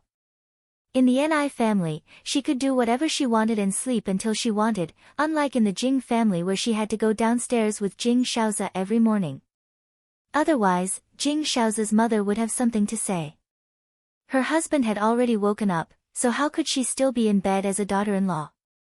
Moreover, she could eat whatever she wanted. It was really like opening her mouth and stretching out her hand. The Ni couple was very good to her, afraid that she would be sad because of the divorce. Ning Shu saw the Ni couple's love for her and felt that the original owner should come back.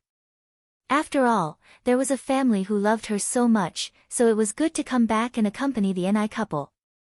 She didn't need to give up her beautiful life for Jing Shaoze and irrelevant people. The date of the court hearing was set. It was half a month later. Before the court hearing, Jing Shaoze came to the Ni family every day to find Ning Shu and express his attitude, saying that he would never divorce. Jing Shaoze tried his best to save this marriage. Ning Shu didn't even let Jing Shaoze in the door. He could shout at the door if he wanted. Ning Shu closed the window and the sound was much lower. It was summer and it was very hot outside. Ning Shu was very comfortable in the house with the air conditioner. Jing Shaoze shouted outside until his mouth was dry and he almost stuck his tongue out under the sun. Jing Shaoze still came to the Ni family every day and wanted to use his sincerity to touch Ning Shu. However, Ning Shu, who was in the house with the air conditioner and practicing martial arts, didn't know anything and didn't know what sincerity was. After running for a few days, Jing Shaoze finally collapsed to the ground with a thump. He had a heatstroke. Father Ni called Jing Shaoze's father and said, "Your son has fainted. If you don't come and take him away, you can just leave him in the middle of the road and let him be crushed by a car." How could his father not know about Jing Shaoze's behavior? Of course he knew, but he still allowed Jing Shaoze to make such a scene. Father Ni was determined to draw a clear line with the Jing family. It was too disgusting. Jing Shaoze was brought back to the Ni family and was placed on an 4-drip. Once again, Jing Shaoze witnessed Ning Shu's ruthlessness. She didn't show her face from beginning to end. Even when he fainted from heatstroke, she didn't say a word. How could a person change so quickly? Don't you feel bad for her? Ni Yen asked Ning Shu. She comes here every day. Are you touched? Ning Shu sneered. Men like to use such tricks to make women feel sorry for them and make them compromise. Ni Yen raised his eyebrows. It's said that a man's heart is like iron. When a woman is ruthless, she can be quite ruthless. Ning Shu's mouth twitched. Men could do whatever they wanted, but a woman would be heartless if she persisted a little. On the day of the court hearing, Ning Shu was escorted to the court by the Ni family. They met the Jing family at the entrance of the court. Ning Shu looked at Jing Shaoze. Jing Shaoze had lost a lot of weight and had become much darker. Previously, in order to show his sincerity, he had tanned under the sun during the dog days of summer. When a person was tanned, they looked rustic. Now, Jing Shaoze didn't look good at all. When Jing Shaoze saw Ning Shu, he opened his mouth but closed it in the end. He looked at Ning Shu with resentment. Ni Jing, why are you like this? Jing Shaoze's mother looked at Ning Shu. If you want a divorce, just divorce. Why do you have to make such a big scene? Jing Shaoze's mother saw a lot of reporters around and glared at Ning Shu. Ning Shu smiled. I didn't call these reporters. These reporters were like cats that smelled blood. They flocked over. This kind of rich family feud was the favorite of the reporters. Back then, Jing Shaoze and Ni Jing's wedding attracted a lot of reporters.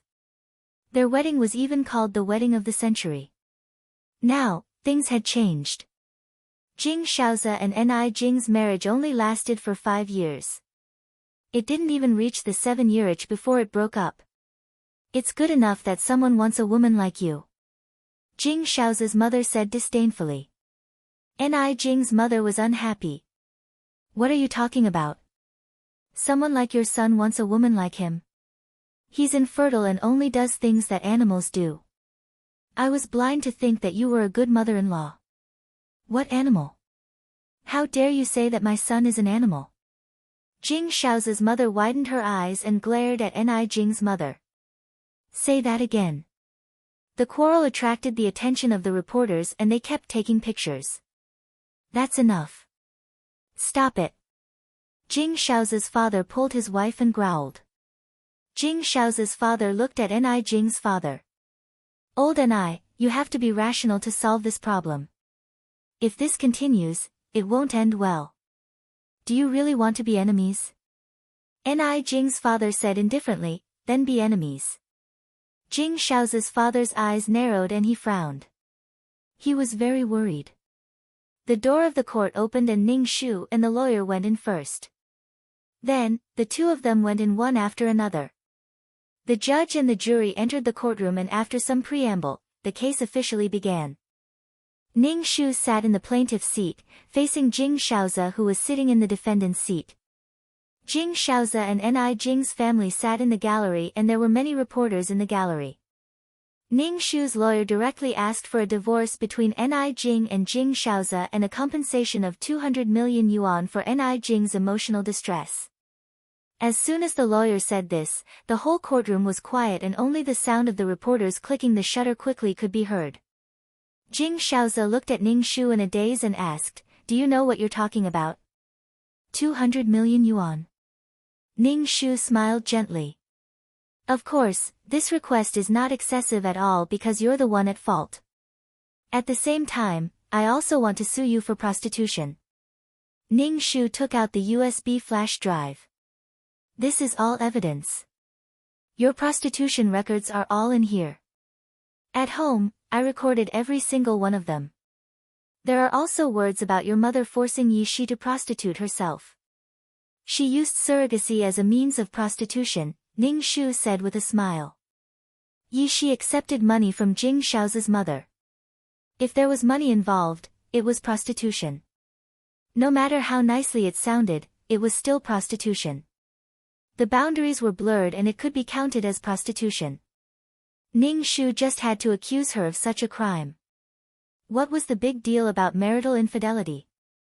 He directly classified it as a public security case and the impact would be expanded. The more fun they had at that time, the greater the price they had to pay now. 200 million yuan was enough to make the Jing family feel the pinch. They didn't feel the pinch when they gave Yi Shi tens of millions of yuan as a sugar baby. Chapter 651. Ning Shu gave the USB flash drive to the jury, which contained some important information.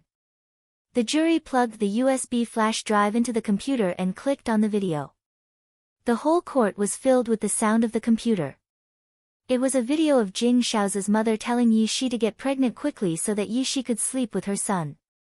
She even said that the child would be Ni Jing's and that the child would inherit the Jing family. The child would also have a rich family. There was also a video of Jing Shaoze giving Yi Shi money to keep her. The Ni family had already seen the video beforehand, but they were so angry that their faces turned red when they heard these shameless words. The reporters in the gallery were going crazy. They didn't expect to encounter such a melodramatic surrogacy scandal. This kind of scandal was the most attractive. The Jing family was stunned. Jing Shao's father frowned.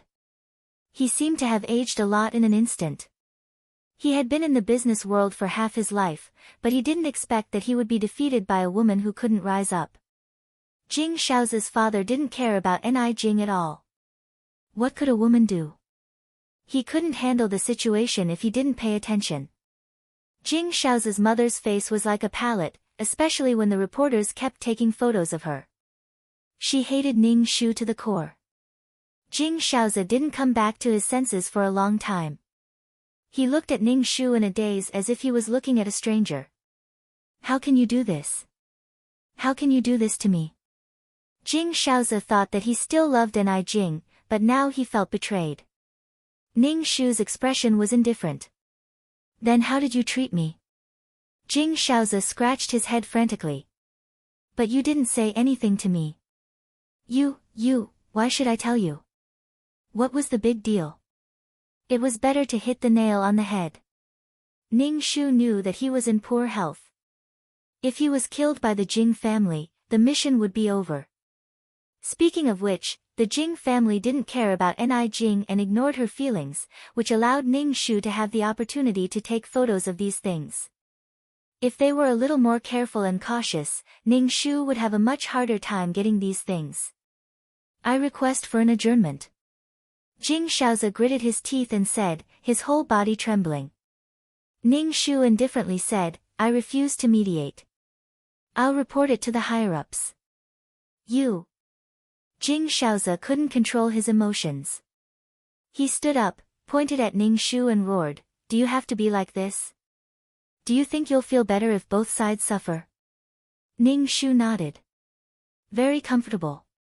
You were comfortable before, but now it's my turn to be comfortable. You. Jing Shaozi's expression was ferocious. He was so angry that his lips turned purple, and his body trembled uncontrollably with fear. Jing Shaozi's lawyer saw that Jing Shaozi was agitated and hurriedly said, Your Honor, my lawyer requests that the court adjourn for mediation. My lawyer is not feeling well right now. Please take a break. The judge banged his gavel. Court is adjourned for an hour. Mother and I hurriedly brought some water to Ning Shu. Drink some water. Can you still hold on? Ni Yanchao asked. I'm fine. Although she was a little out of breath after talking too much, going to court was not an argument. It was not a big deal. Ni Jing, you greedy and vicious woman. You still want 200 million yuan. Is your body worth 200 million yuan? Jing Shaozi's mother shouted at Ning Shu. The Jing family must have had 8 lifetimes of bad luck to marry a woman like you. You turn around and stab your in-laws in the back. Who would dare to marry a woman like you? Then what about the filthy things you've done? The Jing family married a woman who pimps. A woman who treats the Jing family as a den of prostitution must have had 8 lifetimes of bad luck. Ning Shu said unhurriedly. By the way, now that your son is infertile, your husband is looking for a surrogate mother. I hope you won't meet a surrogate mother like Yi Shi. Ning Shu said with a smile, do you think it's that easy to get a child conceived naturally? You. Jing Shaozi's mother was so angry that her face trembled. She pointed at Ning Shu. You're a sharp-tongued and vicious woman. Jing Shaozi's mother stretched out her hand to hit Ning Shu, but Ni Yan grabbed her wrist and shook her hand off. Do you think you can hit the Ni family as you wish? Enough, stop it. Jing Shaozi's father scolded with a dark face. After yelling at his wife, Jing Shaozi's father looked at Ning Shu and said, this is my fault. As the head of the family, I can't absolve myself from the blame for what happened. You knew it, but you acquiesced. Ning Shu said indifferently. I'm a fool in the Jing family, a fool who was played by your family of 3. I won't back down in this matter. I want a divorce certificate and 200 million yuan for psychological damage. Jing Shaozi's father's face turned ugly. He said coldly, you really won't back down. I won't back down. What's the point of scaring my daughter? This lawsuit will continue. Ni Yan's father pushed Ning Shu behind him. Don't forget that your son is still guilty of prostitution. He'll be detained for 3 months to half a year. I'm telling you, this matter won't end like this. At worst, we'll destroy each other. Look at your wife's daydreaming. She wants to give birth to an illegitimate child who can inherit the Jing family. Who knows, he might even inherit the Ni family. She's dreaming. Why don't she keep dreaming? Ni Yan's father said bitterly. Jing Shaozi's father rubbed his forehead. His face was extremely ugly. He looked at Ning Shu and said, we can divorce and we can give you 200 million yuan, but you have to give the shares of the Jing family to the Jing family. Jing Shaozi's father's lips trembled when he mentioned the 200 million yuan. Even with the Jing family's wealth, they couldn't take it out so suddenly. Ning Shu smiled gently and said, these shares are premarital property. They belong to me. You have no right to ask for them. In order to show their sincerity, the Jing family gave him 1% of the shares and Ni Yan's father gave the shares to Ni Jing. Ni Jing's name was also written on the shares transfer certificate. Jing Shaoza's father had his eyes on the Ni family's sales channels. Moreover, his son liked Ni Jing, so he took advantage of the situation. 1% of the shares in exchange for a profitable cooperation opportunity with the Ni family. Later, he found out that Ni Jing married with the shares, so the shares were safely in Ni Jing's hands. Besides, I've already transferred the shares to someone else. Ning Shu said coldly. Jing Shaoza's father's face was gloomy. Ning Shu ignored his expression. It was transferred to Director Li. Director Li must have a lot of shares in his hands. I'll never divorce. Jing Shaoza looked at Ning Shu with disgust. You clearly know Director Li's ambition, but you still transferred the shares to him. Ni Jing, you're too vicious. Jing Shaoza naturally knew the situation of his company. Director Li's shares were close to the Jing family's. If he had more, the Jing family would be replaced. Knowing that Ning Shu had transferred the shares to Director Li, which was helping the enemy, the only warmth he had for his wife disappeared. Chapter 652. Jing Shaoza felt that Ni Jing had never regarded herself as a member of the Jing family, that's why she could do such a disgraceful thing. I really misjudged you, Ni Jing. You can take revenge on me if you hate me, but have you ever thought that the company would fall into the hands of Director Li?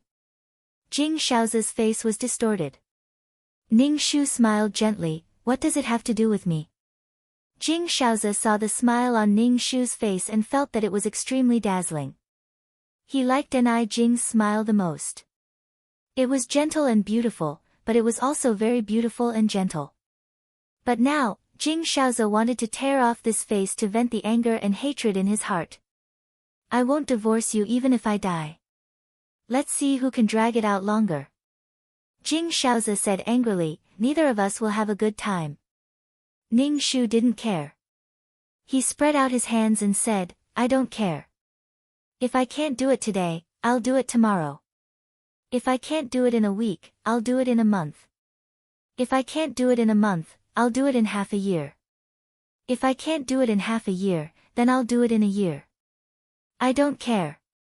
I have endless fun with people. I don't need to work. My parents will support me and my brother will support me. I have plenty of time. Ning Shu said indifferently, but you'll have to be detained for more than half a month. But don't worry, I'll wait for you. I'll wait for you to come back and divorce me. Oh, and your mother forced me to do it. She'll also be detained. Ning Shu's words angered the Jing family so much that their faces turned blue. Jing Shaoza's mother clutched her chest as if she had a heart attack. You must do this, right? Jing Shaoza's father looked at Ning Shu. Is this good for your reputation? You're so vengeful. Who would want you after you leave the Jing family? You should be lenient when you can. Do women have to get married? Ning Shu said faintly, even if I don't get married, I'll still live a good life. I can go wherever I want and live freely. I won't meet such a disgusting husband's family like yours. In my husband's family, I have to look at others' faces. After I get married, I have to look at men's faces. I have to look at men's faces. I have to show filial piety to my parents-in-law who have never raised me for even a day or fed me. You. Jing Shaoza's father was speechless. The 1-hour break for mediation quickly passed. Ning Shu refused to back down and demanded 200 million yuan as compensation for emotional distress. Jing Shaoza, on the other hand, was determined not to divorce her. The amount of money involved in this lawsuit was very large. In addition, the plaintiff and the defendant refused to back down. The deadlock forced the court to adjourn for a while. At the same time, it also gave the two families time to mediate. The divorce proceedings were put on hold, but Jing Shaoza's crime of engaging in prostitution was established.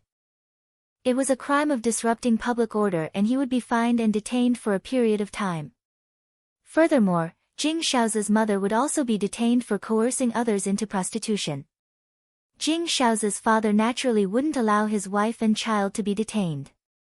He paid the fine and bailed them out. The reporter quickly pressed the shutter. The next day's newspaper would be all about the feud between the rich and powerful. The Jing family's reputation was extremely bad, especially Jing Shaoza's mother, who was rarely seen in this world. However, the reporter was more disappointed that the surrogate mother did not come. According to the clues, Yishi was also discovered by the reporter. Yishi was called the most expensive surrogate mother by the media. Yishi was kept as a mistress by Jing Shaoza, and all she did every day was wait for Jing Shaoza to come over. She didn't know what happened at all. Yishi only found out about it when her family called her. Yishi was instantly stunned. She didn't expect that she would be secretly photographed by Jing Shaoza's wife. When they returned home, Father and I said to Ning Shu, "Isn't 200 million yuan a little too much? In my opinion, the divorce is the most important thing." "It's okay. They won't be able to hold on for long," Ning Shu said faintly. With such a scandal in the Jing family, this scandal would be brought up every time they went to court. The longer it dragged on, the greater the blow to the Jing family's reputation. Moreover, it would also give the ambitious people in the company, such as Director Li, something to use against them. This scandal was repeatedly brought up and the news couldn't be stopped. The Jing family was the one who suffered losses. It would also affect the company's operations and the company's stock price. Jing Shaoza, who had calmed down, also realized that not divorcing for a long time would hurt him even more. In court, he was so angry that he said that he wouldn't divorce even if he died. Jing Shaoza was a businessman. Even in the most unfavorable situation, he had to ensure the least loss. 200 million yuan would never be given to Ni Jing. How could she dare to ask for 200 million yuan? She wasn't worth 200 million yuan. Jing Shaoza subconsciously looked down on the crazy Ni Jing.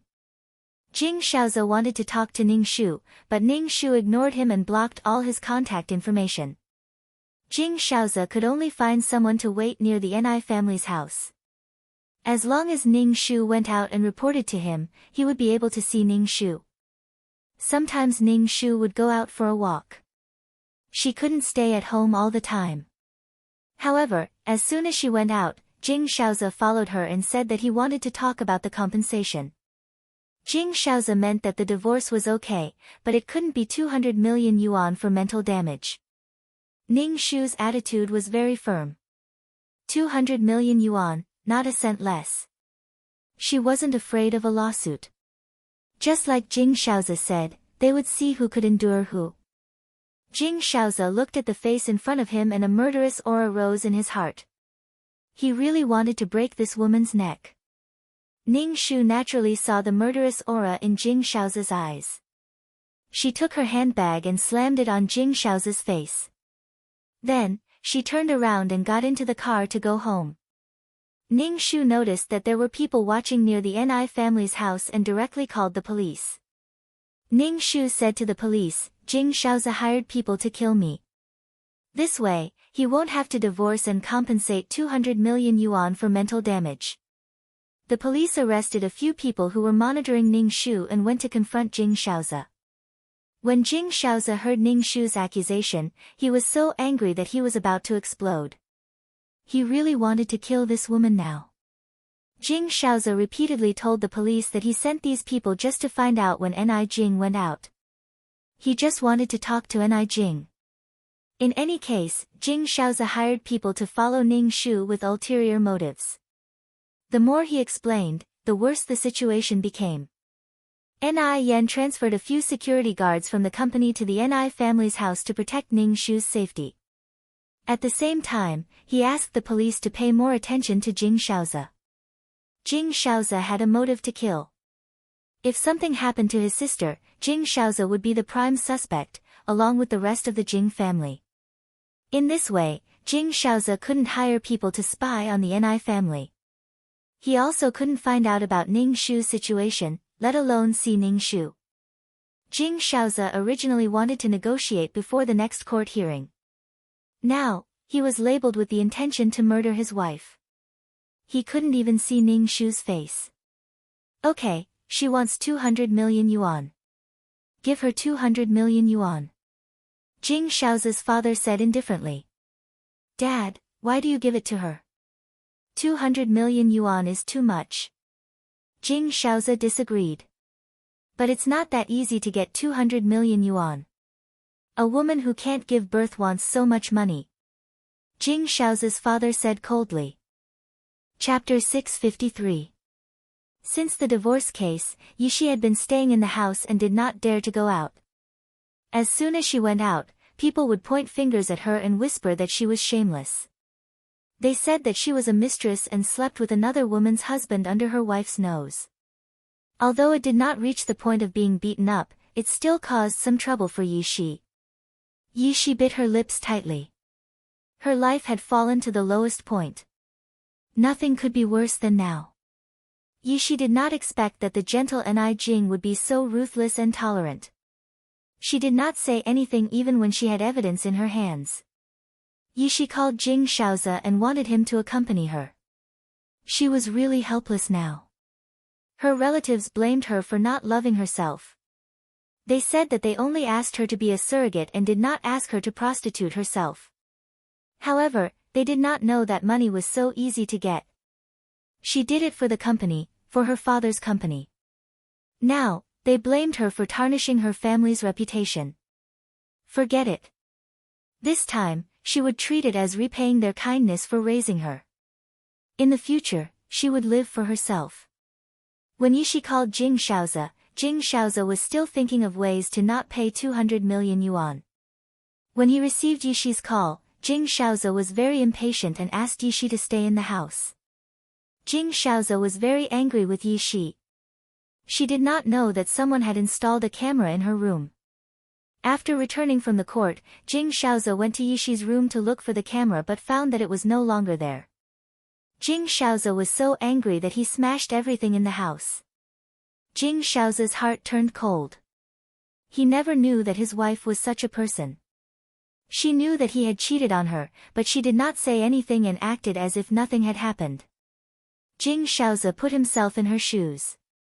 If Ni Jing had cheated on him, he would never be so calm. When Yishi heard Jing Shaoza's impatient words, she covered her mouth and cried. Finally, she raised her head and forced her tears back. In that case, I won't bother you anymore. Yishi hung up the phone and began to pack her luggage. She could not stay here any longer. If she left, she would cut off everything. Yishi packed her luggage and put the house key on the coffee table. She glanced at the whole house. Since her father's company had a problem, she had encountered a disaster in her life. Jing Shaoza was that disaster. The door suddenly opened. Jing Shaoza, who had said that he wouldn't come, suddenly appeared at the door. Yishi looked at Jing Shaoza in a daze, and a subtle joy surged from the bottom of her heart. Even she herself did not realize that she was eager to see Jing Shaoza. Jing Shaoza frowned with an ugly expression. When he saw the suitcase, he walked up to Yishi and questioned, "Where are you going?" Yishi looked at Jing Shaoza, her eyes scanning his face as if she wanted to engrave his appearance in her heart. "You've lost weight recently," Yishi muttered. Jing Shaoza grabbed Yishi's arm. "I'm asking you, where are you going? Don't forget that you're my woman now. It's all because of me that you're in such a dilemma. I want to get out of this twisted relationship." Yishi said tiredly, "Jing Shaoza, let me go and let yourself go. Let's break up." "Let you go?" "Sure, but give me back the money I gave you before, and I'll let you go." Jing Shaoza's eyes were evil. "I don't have so much money to give you. I took all the money you gave me home and gave it to my father." Yishi exclaimed, her eyes widening. She bit her lip and said, "I'll pay you back." "Pay me back? How are you going to pay me back?" Jing Shaoza softened his expression and said, "Be good and stay by my side. Don't go anywhere. Let's get married." "What did you say?" Yishi looked at Jing Shaoza in shock. "Get married?" Jing Shaoza said seriously, "Let's get married. I'll give you a grand wedding ceremony. We really love each other, and you're not a third party. What about Ni Jing? Yishi's expression was one of astonishment and disbelief. She never thought that she could marry Jing Shaozi. She thought that she would always hide in the corner and secretly watch Jing Shaozi. Ni Jing, this woman is extremely vicious. I must divorce her. When Jing Shaozi spoke of Ning Shu, his face was ferocious and full of hatred. I never thought that she would be such a greedy, vicious, and selfish person. But, will your parents agree? Yishi asked with some uncertainty. Jing Shaozi pinched Yishi's nose. Don't worry about this. You don't need to worry about these things. What you need to do now is to stay here and wait for me to marry you. Become my wife, and we'll grow old together. Okay. Yishi cried with joy. She loved Jing Shaozi as a person, and it had nothing to do with his family background. Even if Jing Shaozi was infertile, Yishi still loved him. Jing Shaozi carried Yishi and went to the bedroom. Yishi wrapped her arms around Jing Shaozi's neck, as obedient as a kitten. The second court session was held, and the Ni family arrived at the entrance of the court with several security guards. Compared with the lively atmosphere on Ning Shu's side, Jing Shaozi's side looked shabby. There were only Jing Shaozi and his defense lawyer. Jing Shaozi's parents did not come this time. When Jing Shaozi saw Ning Shu, his face was full of indifference and his eyes were full of disgust. He sneered and said, "You want 200 million yuan? Aren't you afraid of dying from overeating?" "I'm willing to die from overeating," Ning Shu said with a smile. Looking at the smile on Ning Shu's face, Jing Shaozi wanted to tear off his face. This hypocritical smile was so disgusting that he wanted to vomit. When they entered the trial room, Ning Shu sat in the plaintiff's seat while Jing Shaozi sat opposite him in the defendant's seat. The trial began, and Ning Shu's request remained unchanged. Divorce and 200 million yuan for damages. Jing Shaozi sneered. "Aren't you thinking too highly of yourself? You want 200 million yuan? In our marriage, you haven't fulfilled the responsibilities and obligations of a wife at all." Ning Shu raised his eyebrows and asked, "How have I failed to fulfill the responsibilities and obligations of a wife?" "Because of our health, we rarely have sex. Even if I went to find another woman, it would be pardonable." Jing Shaozi looked at Ning Shu and said sarcastically, "You still think you're worth 200 million yuan. Ning Shu, TSK, TSK, TSK, what an ugly face." Now, it was her fault and he was pushing all the blame onto her. He even had a reason for having an affair. She really wanted to vomit when she saw how he acted as if it was only right. Ning Shu sneered and took out the USB flash drive. He said faintly, "You've never fulfilled the responsibilities and obligations of a husband. Since Yishi came to the Jing family, we haven't had sex. And you sneak into Yishi's room every night in the middle of the night. Do you want to see it? I've recorded all these. Every day and time is recorded in the book."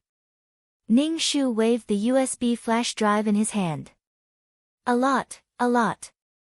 Chapter 654. You went to find other women, yet you blame me for not fulfilling my duty as a wife. Ning Shu sneered. Why did women have to marry? After marriage, there were no obligations. Jing Shaozi spent money to visit Ni Jing, but now he was talking about obligations to his wife. He even complained that Ni Jing was not in good health and did not enjoy himself enough. He was really despicable. To be honest, the money Jing Shaozi spent on his wife was not as much as he spent on Yishi. The mistress lived a very comfortable life, but the wife used responsibility and obligation to satisfy her. Do you want me to play this? Ning Shu looked at Jing Shaozi coldly. You are a man without any sense of responsibility. You have fulfilled your duty as a husband to your wife. Jing Shaozi looked at the USB flash drive in Ning Shu's hand and said coldly, You have violated my privacy rights. These things can't be used as evidence. Ning Shu faintly said, As your wife, I have the right to know about you. You're not loyal to this marriage. You're the one in the wrong. You'll have to pay 200 million yuan for mental damage. Jing Shaoze took a deep breath and clenched his fists. He looked at Ning Shu and said, "Your greed and viciousness are really disgusting. You also make me feel disgusted. You can't control your lower body and you can't have children," Ning Shu said coldly. "You." Jing Shaoze trembled with anger. Ning Shu rolled her eyes. Out of the corner of her eyes, she saw a person wearing a hat and a mask sitting in the audience. It was such a hot day, but she was covered from head to toe. Was she not afraid of the heat? Noticing Ning Shu's gaze, the fully armed person immediately lowered her head. There was only one person who lowered her head. He did not expect Yi Shi to secretly come to the gallery. Ning Shu withdrew his gaze and looked at the judge. He said, "Judge, I request a forced divorce. Jing Shaoze and I have no feelings for each other. It is impossible for us to live together anymore." Ning Shu looked at Ning Shu and pointed at the gallery. Jing Shaoze followed Ning Shu's finger and saw Yi Shi sitting in the gallery. Since Ning Shu could recognize Yi Shi, Jing Shaoze could naturally recognize the person beside his bed. Jing Shaoze glared at Ning Shu and finally said with difficulty, "I agree to the divorce." After saying this, Jing Shaoze seemed to have lost all his strength. He viciously threatened Ning Shu, "A windfall from the sky, you have to be careful. It doesn't matter. In any case, if something happens to me, you're the prime suspect." Ning Shu said indifferently. "Don't worry, I'll generously spend the money you gave me." Jing Shaoze was so angry that his temples bulged and his forehead swelled. This woman was really hateful. The judge announced the result of the trial and everyone stood up. The judge announced that Ning Shu and Jing Shaoze were divorcing and that Jing Shaoze had to compensate his divorced wife 200 million yuan for mental damage. The reporters kept taking photos of Ning Shu. From this moment on, Ning Shu was a rich woman. The compensation of 200 million yuan was enough for her to squander for the rest of her life. Ning Shu smiled. After coming out of the court, Ning Shu and Jing Shaoze went to the Civil Affairs Bureau to get a divorce. Soon, the two of them had a green divorce certificate in each hand. Ning Shu smiled gently. "You'd better hurry up with my compensation. If you don't have enough cash, you can give me the shares of the Jing family. I can accept it." "You want the shares of the Jing family?" "Dream on," Jing Shaoze said sarcastically. "Ni Jing, don't think that I don't know what you're thinking. If you want to get your hands on the Jing family's company, you'll have to get my permission first." Ning Shu looked at Jing Shaoze from the corner of her eyes. "Tisk, tsk, tsk. It's not even your turn to inherit the Jing family's company. Isn't your father looking for a surrogate? Your role is to protect this company and run it well, then make room for your brother. Ni Jing, no matter what you say, I won't care. Because your Jing family is malicious, I won't fall for your trick." Jing Shaoze's face was cold, but his hands behind his back were clenched into fists, the veins on the back of his hands bulging. Ning Shu said indifferently, "Then, please pay me the compensation within 2 months. If it's more than 2 months, I'll add a late fee." Ning Shu said and left. Ni Jing. Jing Shaoze stopped Ning Shu. Ning Shu turned to look at Jing Shaoze. Jing Shaoze said, "I'm getting married to Yi Shi. I hope you can come to my wedding." Ning Shu blinked. "I'm not going. I wish you all a long life and have a child soon." Was he trying to provoke her with this kind of thing? Ning Shu didn't feel anything in her heart. She even wanted to laugh. After Ning Shu finished speaking, she turned around and got into the car.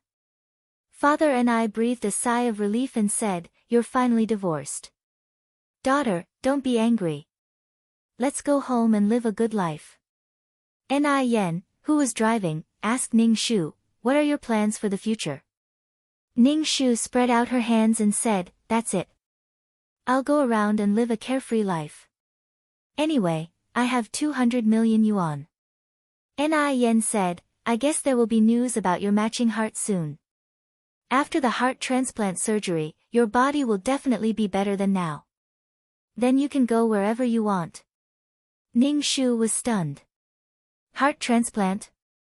She was going to leave this world after completing her mission. Moreover, the original Ni Jing didn't plan to come back. This heart would be wasted. In the plot, Ni Jing died on the operating table for heart transplant. Ning Shu pursed her lips and said, "Brother, don't worry.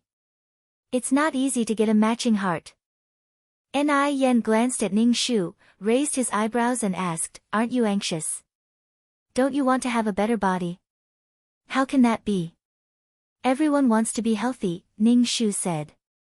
Ning Shu said happily, "If I really have a heart transplant, I will definitely go around." "Definitely," Ni Yen said. "Thank you, brother." Ning Shu thanked him.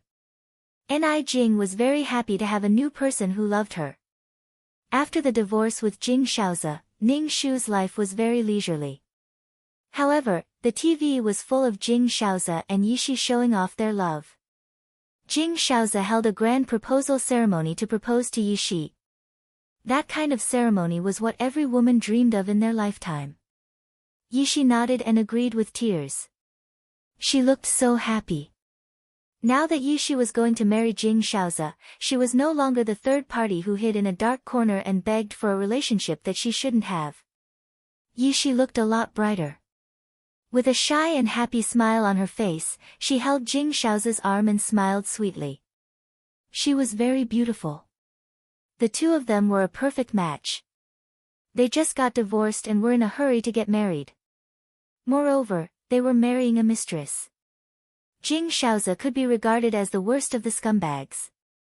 He was afraid that others didn't know that he had an affair. Many people scolded Yishi for being a shameless mistress.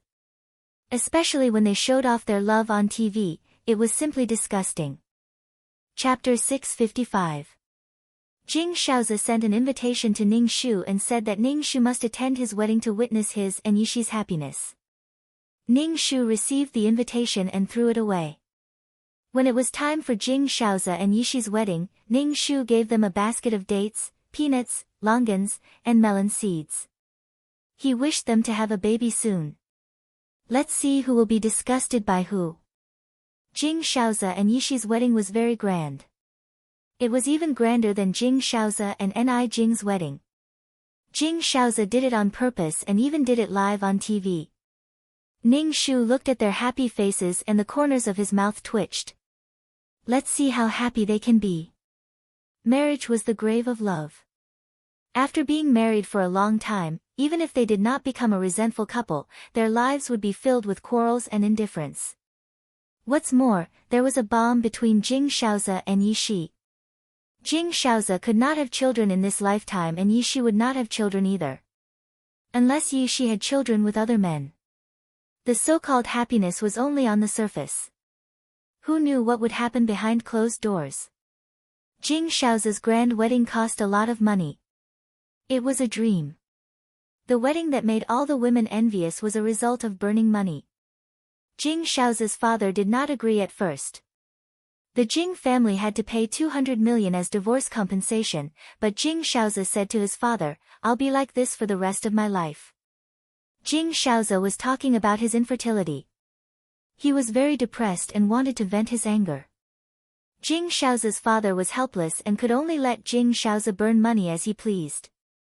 After the wedding, Jing Shaozi's father began to look for a surrogate mother. No matter what, someone must inherit the Jing family. Jing Shaozi's father did not know why, but he always felt that Yishi was a woman with bad luck. Once she was involved, the Jing family's luck would be near. His father's company was going bankrupt. Jing Shaozi and Ni Jing divorced and had to pay a large sum of compensation. The cooperation with the Ni family also fell apart. The eldest son of the Ni family, Ni Yen, withdrew all the cooperation with the company and also made a lot of the company's clients.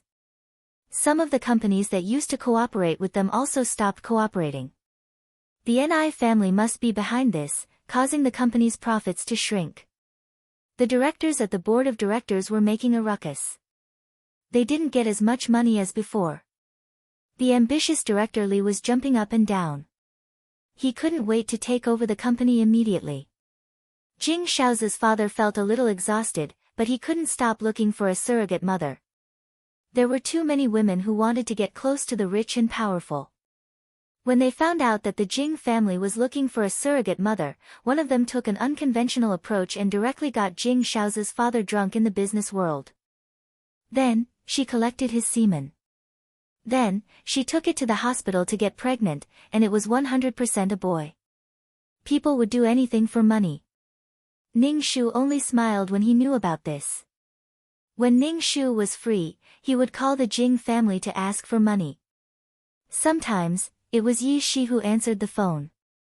Now that Yi Shi was married to Jing Shaoza, she had more confidence when facing Ning Shu and was no longer timid. He even vaguely told Ning Shu not to call home and that he would give him the money.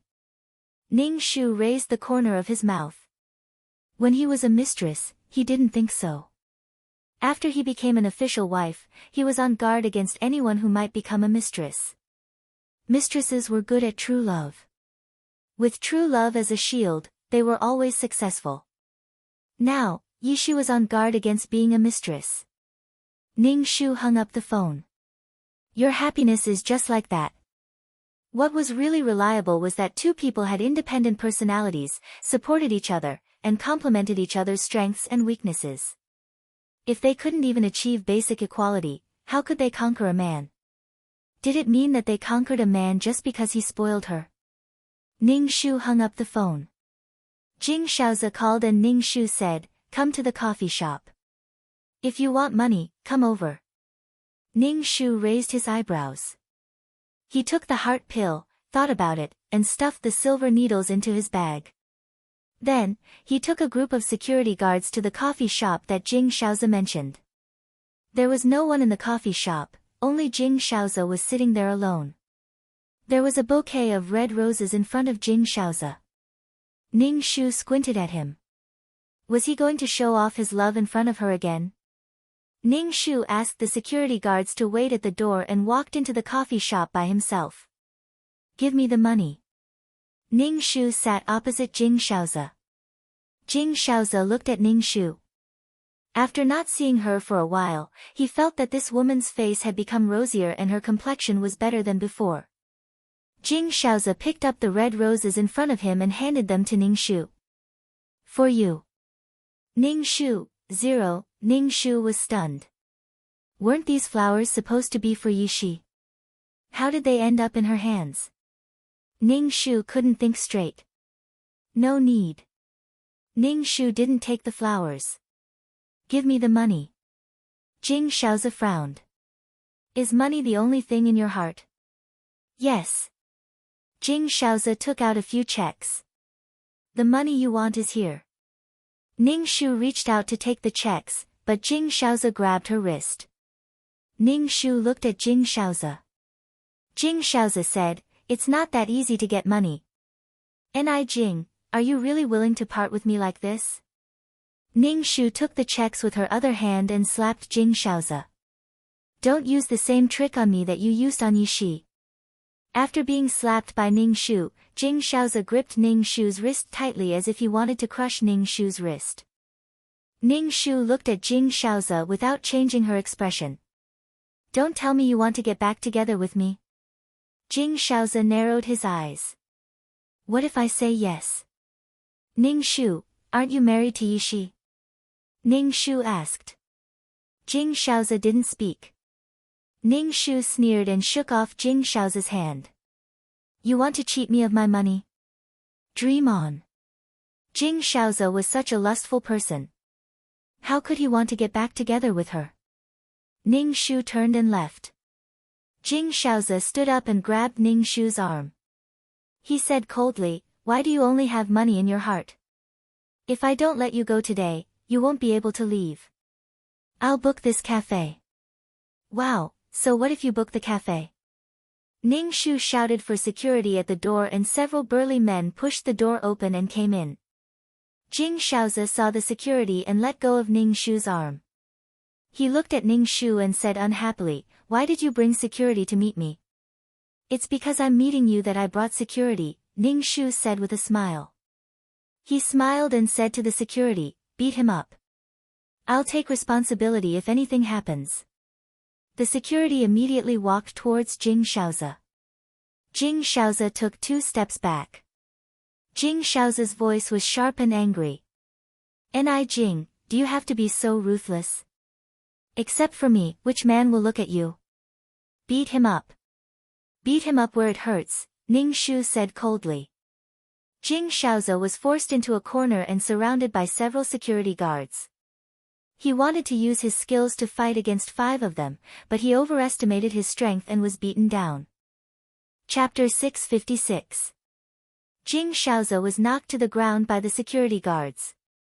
His whole body was in pain. When the security guards heard Ning Shu's words, they started to hit him where it hurt. For a moment, Jing Shaozi was lying on the ground. Ning Shu reached into his bag and took out a silver needle. He walked over and patted Jing Shaozi's back. Then, he quickly inserted the needle into Jing Shaozi's waist. Jing Shaozi was in pain all over. When he was patted by Ning Shu, he immediately cried out in pain and covered up the pain of the needle. Ning Shu said coldly, "I know what you're thinking, but don't treat women as fools." Wasn't Jing Shaozi's hypocritical attitude just because he wanted the 200 million yuan? Jing Shaozi was in so much pain that his face was covered in sweat. He turned his head and looked at Ning Shu with bloodshot eyes. His gums were almost bleeding as he said hatefully, "Ni Jing, I'd like to see how well you can live without me." Ning Shu smiled slightly. "Just wait and see. But I know you won't have a good life. An irresponsible man who doesn't have a sense of responsibility for his family, doesn't discipline himself, and can't give his wife a sense of security. Your life will be even more chaotic. No matter how many halos you have, things will soon collapse if things go wrong. Indulgence comes with a price. I wish you well."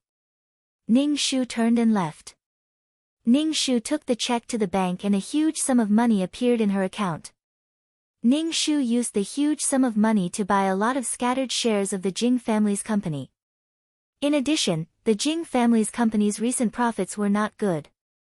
Ning Shu bought the shares of the small director at a premium. The small director saw that the company's situation was not right. In addition, Ning Shu offered a high price, so he transferred his shares to Ning Shu. This allowed Ning Shu to accumulate a lot of shares. That day, Jing Shaozi came back with injuries. Yishi asked Jing Shaozi how he got these injuries. Jing Shaozi said that Ni Jing hit him. Yishi was unhappy at that time. She was unhappy that Jing Shaozi and Ni Jing met. Yishi called Ning Shu and told him not to meet Jing Shaozi anymore. She said that they were already divorced. Ning Shu rolled his eyes and hung up the phone. Jing Shaozi's body had been in pain for several days and he was furious. He remembered that Ning Shu had called the police twice before. This time, he also called the police, saying that Ning Shu deliberately beat him up, which constituted a crime of intentional injury. When the police found Ning Shu, she said directly, "It was self-defense. At that time, I had a check of 200 million on me. At that time, he grabbed my arm and wanted to snatch the check from me. There should be cameras in the cafe. You can go and check." Jing Shaozi, pfft, this bitch. Jing Shaozi had been looking for an opportunity to take revenge on Ning Shu, but Ning Shu either stayed at home and rarely went out, or when he went out, he brought a large group of people with him.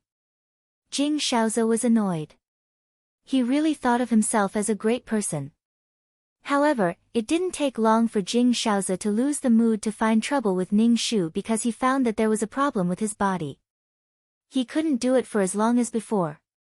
Moreover, he couldn't get erect for a long time, which made Yishi very unhappy and resentful. Jing Shaozi endured the shame and went to the hospital for a checkup. The doctor said a lot of things about nerve sensitivity, prostate problems, and surgery. When Jing Shaozi heard that he was going to have surgery there, he was frightened and ran out of the hospital. Jing Shaozi went to find a more famous Chinese medicine doctor. The doctor said that Jing Shaozi had serious kidney damage and couldn't have sex. Jing Shaozi was speechless for a long time. Not only did he lose his fertility, but he also lost his ability to have sex now. That night, Jing Shaoze was annoyed and wanted to test whether he really couldn't do it with Yi Shi, but the result was quickly lost. Jing Shaoze was so angry that he jumped out of bed naked and smashed everything in the bedroom. Yi Shi nestled in bed and looked at Jing Shaoze in a daze. Her expression was indescribably complicated. The loud noise in the room attracted Jing Shaoze's parents. Jing Shaoze could only suppress his anger and deal with his parents. He couldn't tell his parents that he couldn't do it. The next morning, Jing Shaoze's mother scolded Yi Shi. Jing Shaoze's mother didn't like Yi Shi. Yi Shi's family background was not as good as the Jing family, so Jing Shaoze's mother was even more unkind to her. What's more, Yi Shi didn't give birth to a precious grandson for the Jing family like in the plot, so Jing Shaoze's mother hated this daughter-in-law very much. Yi Shi was very helpless and sad in her heart. At this time, Jing Shaoze was in a daze and didn't know how to speak up for her. Yi Shi's heart turned cold and she began to mourn for the rest of her life. She thought that she would be happy from now on, but she didn't expect such an outcome. If she had known, she would have been ruthless and left. She wouldn't have ended up in such a situation. She didn't have a child in this life and had a husband, but she might be a widow. Yi Shi was discouraged for a while. After getting what she wanted, it was completely different from what she imagined. Jing Shaoze's mother's reputation was not good now. Even if there were any banquets, don't invite her. Jing Shaoze's mother, who had nothing to do all day, acted like a mother-in-law in front of Yi Shi and tormented her. There were servants at home, but she insisted that Yi Shi wear the clothes she liked, cook, and clean. Yi Shi was very angry, but Jing Shaoze couldn't stand it anymore and spoke up for Yi Shi. Jing Shaoze was very guilty when facing Yi Shi. After all, he couldn't do it. While Jing Shaoze's mother was happily tormenting Yi Shi, a woman came to the door with a newly bulged belly. The pregnant woman arrogantly said that the child in her belly was Jing Shaoze's father's, and it was a boy. He was the future heir of the Jing family. Jing Shaoze's mother was furious. She picked up something and smashed it on the woman's belly, wanting to get rid of the bastard in her belly. This child was her bargaining chip, so the woman naturally had to protect the child in her belly. Yi Shi looked on indifferently from the side and didn't help Jing Shaoze's mother at all. There was a carefree smile on her face. Jing Shaoze's father and son, who rushed back from the company after receiving the news, looked at the woman with a slightly bulged belly in a daze. Jing Shaoze's father was very unfamiliar with this woman and didn't believe that the child in her belly was his. The woman had no choice but to tell him how she was pregnant with Jing Shaoze's father's child. She also promised Jing Shaoze's father that the child was 100% a boy. When Jing Shaoze's mother heard that this shameless woman stole her husband's sperm, she was so angry that she wanted to lift the roof and beat this woman to death. Jing Shaoze's father didn't dare to take the risk. What if this child was really his? Jing Shaoze's mother was so angry that she wanted to jump off the building. She wanted to drag this smug and hateful woman down with her. Jing Shaoze's mother was full of fear and uneasiness. This woman who came to the door was young and beautiful, and she was even pregnant with her husband's child. She was old and yellow. Could she stay by her husband's side? What if her husband was seduced by this woman? Jing Shaoze's mother felt as if a knife was stirring in her heart. It was so painful that she wanted to die. Chapter 657. The pregnant woman was obviously here for glory and wealth. Unlike Yi Shi, she would not endure it stubbornly. She even said that she wanted to take care of the baby in the Jing family's luxurious villa. Jing Shaoze's mother immediately exploded and shouted at Jing Shaoze's father, "In this family, it's either her or me. I don't know where the child in her stomach came from, but how dare he blackmail the Jing family?" The pregnant woman said confidently, "My child is definitely Mr. Jing's. You can go to the hospital to take the amniotic fluid for a DNA test. This child is the future heir of the Jing family. What's wrong with me taking care of the baby here?" The pregnant woman said with a smile and looked at Jing Shaoze's father coquettishly. "Does Mr. Jing want to see his son suffer?" Jing Shao's mother was so angry that she felt dizzy. She kept cursing, "You shameless bitch. You're such a bitch." Jing Shao's mother was an elegant lady, but she could not calm down when faced with such a situation. She was no different from a shrew. Ever since she found out that Jing Shaozi was infertile, Jing Shaozi's mother lost her composure. What she was worried about still happened. How could she stand it? What else did she have in this life? Enough. Jing Shaozi was unhappy when he saw her cursing the child. Looking at this woman's confident look, this child was most likely his. Jing Shaozi's mother looked at her husband in a daze and shouted, "I'm your wife who has been with you for half your life. You're actually yelling at me because of this shameless vixen." Jing Shaozi's mother reached out and scratched Jing Shaozi's father's face. Her nails were very long and beautifully trimmed. Jing Shaozi's father's face suddenly had many scratches, some of which were very deep. Jing Shaozi's father slapped her hard across the face, causing her to fall to the ground. "Look at you now. How dare you hit me?" Jing Shaozi hurriedly helped his mother up and said disapprovingly, "Dad, how can you hit Mom?" Jing Shaozi's father felt a burning pain on his face. "Look at what she did." Jing Shaozi's mother threw herself into Jing Shaozi's arms and wailed. Yishi watched from the side with a slight smile. "If you don't let me stay here, I'll have an abortion."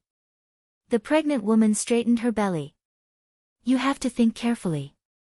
The heir of the Jing family is inside." Jing Shaozi's mother glared at her with bloodshot eyes. "Go ahead and get an abortion if you dare. Even if you don't, I'll make you do it, as long as you dare to stay here." The pregnant woman took 2 steps back and said, "It's okay if you don't want to live here, but you have to buy me a house so that I can take care of the baby." "Dream on." Jing Shaozi's mother shouted agitatedly. "You want a house? Dream on." Jing Shaozi's father rubbed his forehead. In the end, he compromised for the sake of the child. He made an agreement with the pregnant woman, saying that the child would have nothing to do with her. He would buy her a house and pay her a sum of money for her nutrition. But if the child in her belly was not the Jing family's, the consequences were not something she could bear. The woman agreed readily and deliberately walked away with a hand on her waist. Before she left, she gave Jing Shaozi's mother a provocative look. That arrogant look made Jing Shaozi's mother so angry that she almost went crazy. If Jing Shaozi had not held her back, she would have run to the kitchen and stabbed this woman to death. How hateful! How could there be such a shameless bitch? After the pregnant woman left, Jing Shaozi's mother could only stare at her husband. She cried and threw a tantrum, asking if there was anything between him and that vixen. Did something happen between the two of them? Jing Shaozi's father was very impatient and went straight to the office. At the same time, he took care of the house for the pregnant woman so that she could take care of the baby in peace. The pregnant woman was very smart. When he bought a house, he had to use her name on the property certificate. Otherwise, she would go to the hospital for an abortion. For the sake of the child, Jing Shaozi's father endured and bought a house for the woman. The property certificate was in her name. At the same time, he made up his mind that if the child was not his, he would make this woman beg for death. Jing Shaozi's father did not tell the family where the house he bought for the woman was, especially from his wife. Otherwise, there would be more trouble. Clearly, nothing had happened, but she was still looking for trouble like a lunatic, causing the family to be uneasy. Jing Shaozi's father could not control the situation now. There was no worst-case scenario. It would only go in a worse direction. Jing Shaozi's mother kept making a fuss. In order to avoid her, Jing Shaozi's father rarely went home and stayed in the office all day. Sometimes, he would even visit the pregnant woman's house. This man was her sugar daddy. The pregnant woman was naturally gentle towards Jing Shaozi's father. The man, who was afraid of his wife, enjoyed this feeling. He always liked to come here, saying that he wanted to see his child. Sometimes, he would even accompany the woman for a prenatal checkup, leaving Jing Shaozi's mother in the luxurious villa. Jing Shaozi's mother was already worried about her gains and losses. Now that another woman had appeared to ruin their relationship, how could Jing Shao's mother tolerate this? Jing Shao's father did not come home, so Jing Shao's mother went to the office to make a fuss. Not only did she make the house a mess, but she also made the people in the office lose their minds. Anyway, the entire Jing family was in a fickle and crazy atmosphere. It was like a bowstring that had been pulled to the extreme, who knew when it would break. Compared to the gloomy atmosphere in the Jing family, Ning Shu's days were very comfortable. When he had nothing to do, he would practice his peerless martial arts or go out to do things. Previously, the directors of the Jing family's company sold their shares to him. There were also some small directors who took the initiative to look for Ning Shu and offered to sell their shares to Ning Shu. Now, the company was in a rather strange atmosphere. In any case, it gave people a very bad feeling. There was no positive and uplifting atmosphere. Moreover, the directors' dividends were getting less and less, and the company's share price was also falling. Some of the small directors heard that Ning Shu was buying shares at a premium and contacted Ning Shu to transfer the shares to Ning Shu. Since they took the initiative to come to him, Ning Shu naturally had to lower the price. It was impossible for him to give a higher price. These small directors saw that Ning Shu was lowering the price and felt that the company had no future. They wanted to withdraw as soon as possible. They could not be trapped in their hands. Ning Shu's price was slightly higher than the stock price, and these small directors sold their shares. At this point, Ning Shu had spent almost all of his 200 million yuan. All of it was exchanged for the shares of the Jing family. After calculating, the shares in his hands were enough to enter the board of directors of the Jing family company. He had the right to vote. It all depended on when he could change the name of the Jing family company. There were many people who coveted the Jing family company. For example, the second largest shareholder of the company, Director Li, was eyeing the company covetously. He wanted to get the company in his hands and change the company's name to Li. Chapter 658. Ning Shu contacted Director Li and said that he was willing to vote for Director Li to become the chairman of the company. The Jing family was in a mess and Jing Shaozi was very worried now. He looked for doctors everywhere to cure his illness, but it was not so easy. Now the Jing family was supported by Jing Shaozi's father, but because of the pregnant woman, Jing Shaozi's mother came to the company every 2 to 3 days to make trouble, making Jing Shaozi's father very embarrassed. He had no dignity in front of the company's employees. Jing Shaozi's father said that if she continued to make trouble, he would divorce her. Jing Shaozi's mother became more and more excited, saying that Jing Shaozi's father was going to divorce her for that woman and abandon his wife and son. Jing Shaozi's father was so angry that he directly locked Jing Shaozi's mother at home and asked her to calm down. Now she was like a shrew, an unreasonable shrew. She took care of Jing Shaozi's mother at home. Every time, she would wait until she was hungry to send her food, and the food she prepared was not very good. Jing Shaozi's mother cursed loudly, and her curses could be heard in the whole villa. In the face of her mother-in-law's curses, she did not say a word, but the next meal was still the same. In this way, the Jing family no longer had the ability to lead the company. When Director Li heard that Ning Shu supported him, he was sure that Ning Shu would not betray him at the last minute, so he called for a board meeting and said that he would remove Jing Shaozi's father from the position of chairman and deprive the Jing family of the management rights. Jing Shaozi's father's face was dark, but he was very calm. After all, the Jing family had the most shares, and these directors could not all vote for Director Li. In the end, it was the voting of the directors. Every director voted very carefully. Ning Shu did not come to the scene, but he called Director Li to vote. Director Li had roped in a lot of directors before. Although some of them betrayed him at the last minute, he still defeated the Jing family with 1 vote. Jing Shaozi's father fainted on the spot due to high blood pressure and was rushed to the hospital. When Jing Shaozi came back to work from a business trip, he found that the company was turned upside down. His father's position as chairman was gone, and his position as CEO was gone. Now, he was told that the Jing family's company had nothing to do with his family. Although the Jing family had a small company, this company was the most important. It wasn't that the Jing family had nothing now. The Jing family had a lot of stocks in their hands and the dividends they received every year made the Jing family rich. But why? This belonged to the Jing clan. Jing Shaozi went to look for Director Li, but he was dragged out by the security guards before he could even see Director Li. Ning Shu felt that this mission should be about done. He just didn't know when he would be able to leave. The Jing family had been trying so hard to find a successor. Now that the Jing family had lost their family business, did they really want a successor to inherit the company's stocks and a few small companies? A small company was like a drop in the ocean to the Jing family's company. There was no way they could compare. Jing Shaozi's father was in the hospital, while Jing Shaozi's mother was locked up at home, cursing and swearing every day.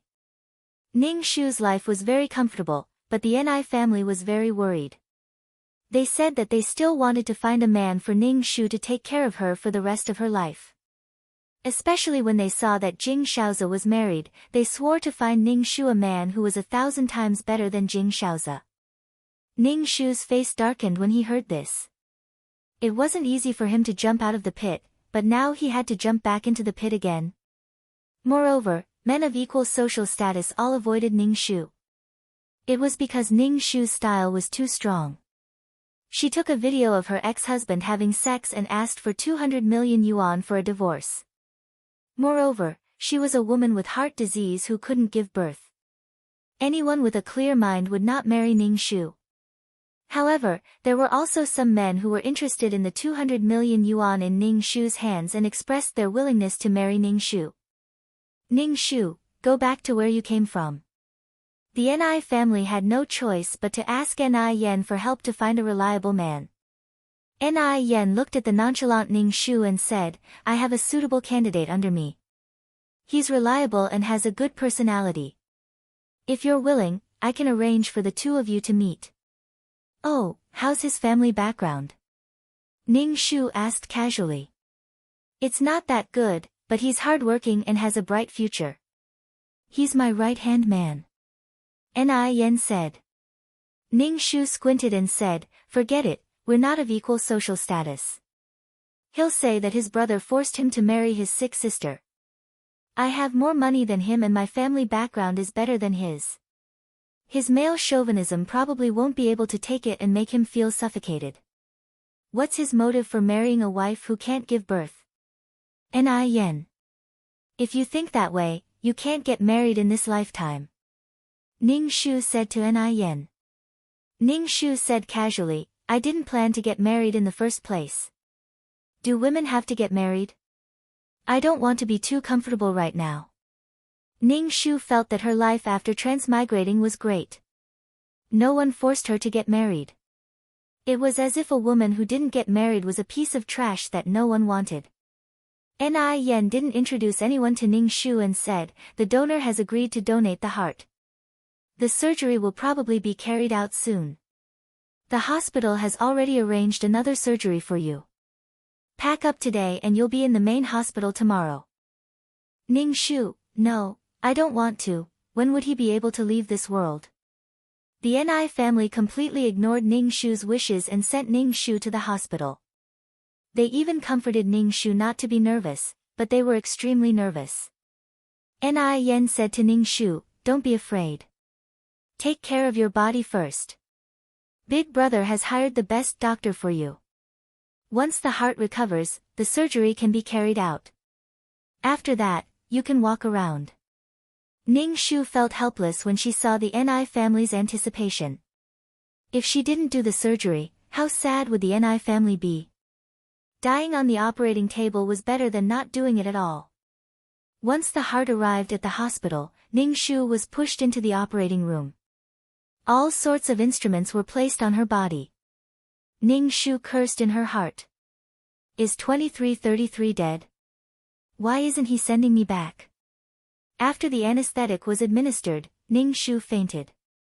When she woke up again, her whole body was numb. Ni Yen came in wearing a sterile gown. When he saw Ning Shu wake up, he smiled. The surgery was a success. Jingjing, take care of your body. Ning Shu felt bitter in her heart. Facing the happy family, Ning Shu didn't feel too good.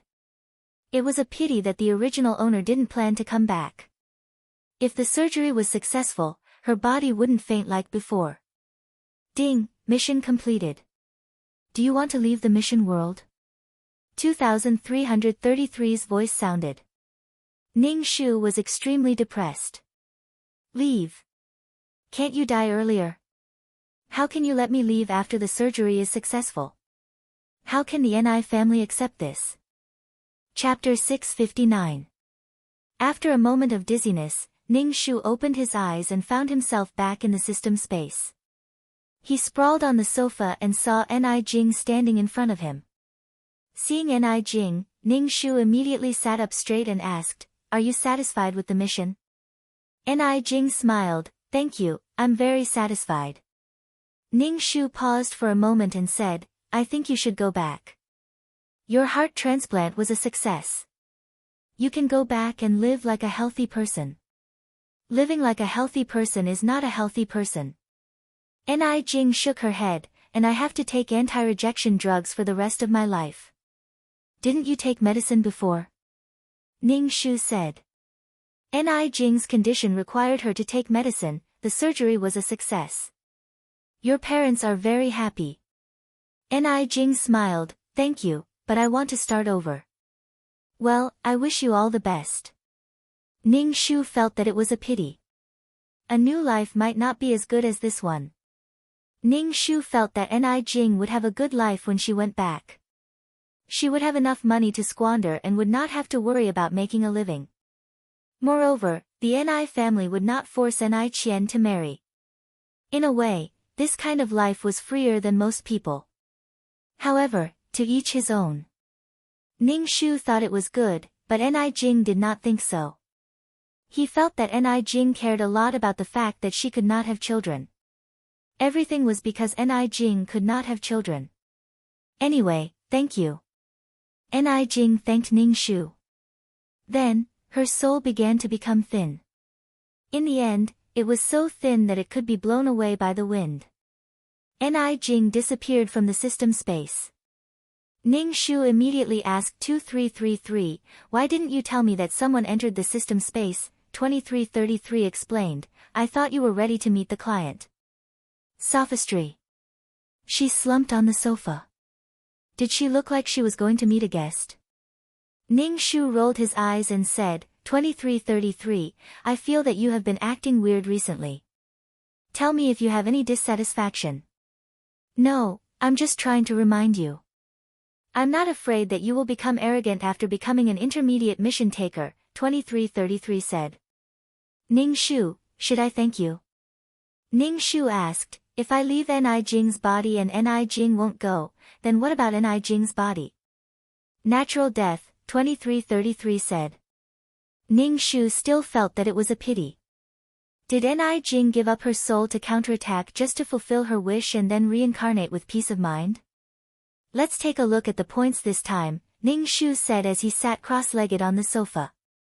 Ning Shu's attributes panel appeared in front of him. Serial number, 2333 Name, Ning Shu, Intermediate Mission Taker, Age, 27 points, 3.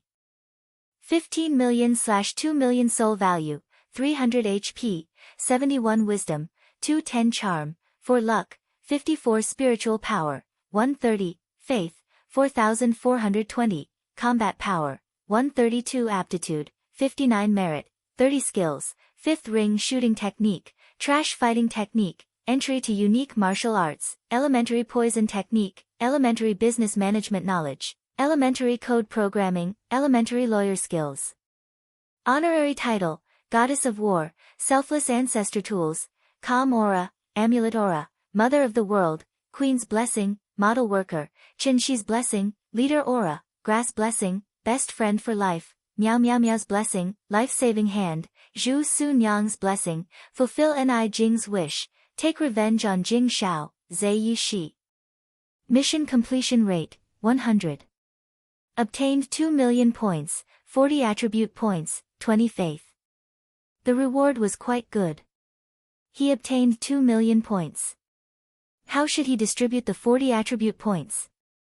Ning Shu thought for a while and decided to add them to wisdom, combat power, and luck.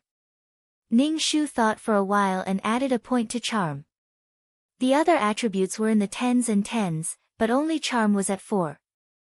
Serial number, 2333. Name, Ning Shu, intermediate mission taker, age, 27 points, 3.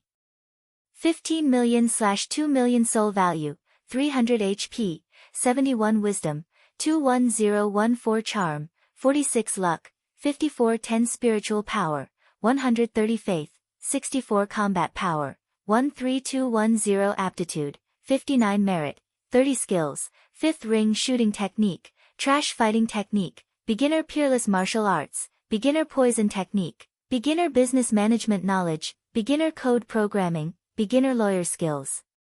Honorary title, Goddess of War, Selfless Ancestor Tools, Calm Aura, Amulet Aura, Mother of the World, Queen's Blessing, Model Worker, Qinshi's Blessing, Leader Aura, Grass Blessing, Best Friend for Life, Miao Miao Miao's Blessing, Life-Saving Hand, Zhu Su Nyang's Blessing. Ning Shu added 6 attribute points to charm. In any case, charm had reached 2 digits. After finishing these things, Ning Shu sat cross-legged on the sofa and cultivated. Only when he could no longer absorb energy did he stop. Ning Shu opened her eyes and touched her soul. Now, her soul was much stronger than before. It felt like jelly when she touched it.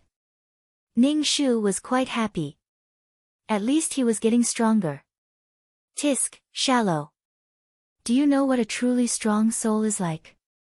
It's like a human body, but it's invulnerable. To destroy such a soul, not even a trace of consciousness can be left behind. Otherwise, it's impossible to kill it. 2333 looked at Ning Shu's intoxicated face and sneered. Ning Shu, I know there are many powerful existences. You don't have to tell me. I need encouragement, not a blow. Aren't you afraid that I won't be able to withstand the pressure? Ning Shu said unhappily. Then you can't take it now? 2333 asked. I can barely take it. Then it's fine. Ning Shu, pounding the table and crying. She strongly requested to change the system. Her system was not friendly at all. Ning Shu planned to go to the virtual space to take a look. Maybe he could find something useful. Most of the time, Ning Shu didn't exchange anything. He didn't have any money. He just liked to make a fuss. After a moment of absent-mindedness, Ning Shu appeared in the virtual space. He didn't care about anything else and went to a restaurant to eat. When he passed by a shop, he was bumped into by a mission enforcer who came out of the shop. Ning Shu stumbled. Sorry. The person who bumped into Ning Shu apologized first and even reached out to help Ning Shu. Ning Shu avoided his hand and shook his head. It's okay. When Ning Shu looked at the mission enforcer, he was stunned. He rubbed his eyes and his face was full of disbelief. It shouldn't be. How could this person be here? Impossible. Ning Shu's face was so shocked that it was distorted. He couldn't believe the person he saw. Are you all right? The man asked, looking polite. Chapter 660. Ning Shu really wanted to slap himself twice to make his expression more normal. He coughed and calmly said, I'm fine. Ning Shu never thought that she would meet Zhang Jiasun here. Zhang Jiasun. Zhang Jiasun, damn it. He committed suicide and became a mission enforcer. Ning Shu turned around and left. She didn't want to have anything to do with Zhang Jiasun. Zhang Jiasun reached out to stop Ning Shu. Ning Shu looked at him warily. What are you doing? Zhang Jiasun withdrew his hand and said, I just wanted to ask if you were okay. Ning Shu shook his head. I'm fine. Zhang Jiasun was some distance away from Ning Shu. He said politely to Ning Shu, I'm sorry. I didn't notice when I came out. If you feel uncomfortable, you can tell me. I'm willing to compensate you. Seeing Zhang Jiasun like this, Ning Shu had a bad feeling in her heart. She knew this guy too well. He had a deep mind and was ruthless. Everything he did had a purpose. I'm fine. I'm fine. Ning Shu turned around and walked away. Zhang Jiasun relied on his long legs to block Ning Shu again. Ning Shu's heart immediately exploded, and he looked at him coldly. What else do you want? To express my apology, I'll treat you to a meal. Zhang Jiasun pointed to a restaurant not far away and said, this is my first time here. You're the first person I've met. Let me treat you to a meal. Ning Shu, slamming the table and crying. What kind of ill-fated relationship was this? That was why he met Zhang Jiasun here. Ning Shu didn't want to have anything to do with Zhang Jiasun. Not at all. Ning Shu took 2 steps back and lightly said, no need, thank you. Zhang Jiasun raised his eyebrows, looked at Ning Shu and asked, are you afraid of me? Why would I be afraid of you? Let's fight one-on-one if you have the ability. Zhang Jiasun sized up Ning Shu from head to toe. His sharp eyes made Ning Shu's hair stand on end. What are you looking at? Ning Shu asked unhappily. Zhang Jiasun rubbed his chin. I think you look familiar. Ning Shu, fuck, why does he look so familiar? To be honest, Ning Shu didn't want to deal with people like Zhang Jiasun. It was fine to meet him once, but he didn't expect to meet him again. Ning Shu had a bad feeling in his heart. Zhang Jiasun had become a mission enforcer. What if he met him during a mission?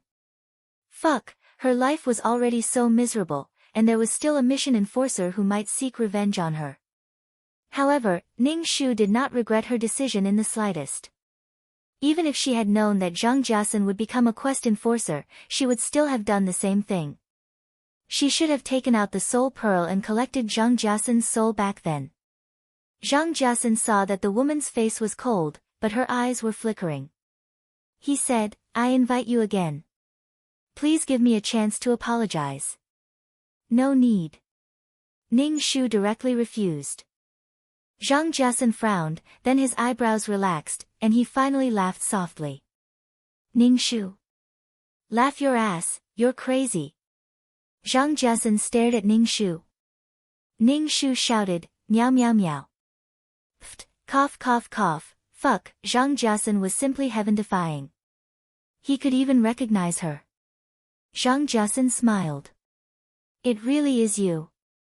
I didn't expect you to look like this. Ning Shu straightened her back and said righteously, it's me. What, do you want revenge on me?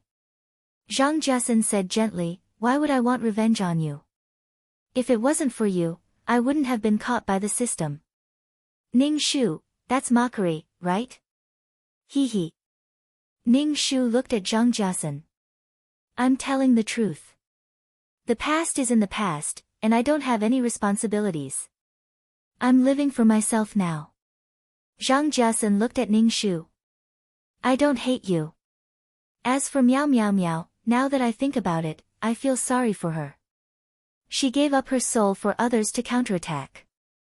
Zhang Jiasun looked disappointed. Soul power is too important to the soul. Ning Shu, I'd be a fool if I believed you. Zhang Jiasun's words couldn't be trusted. What's your name? Zhang Jiasun asked Ning Shu. Ning Shu was wary of Zhang Jiasun, so he didn't plan on telling Zhang Jiasun his name.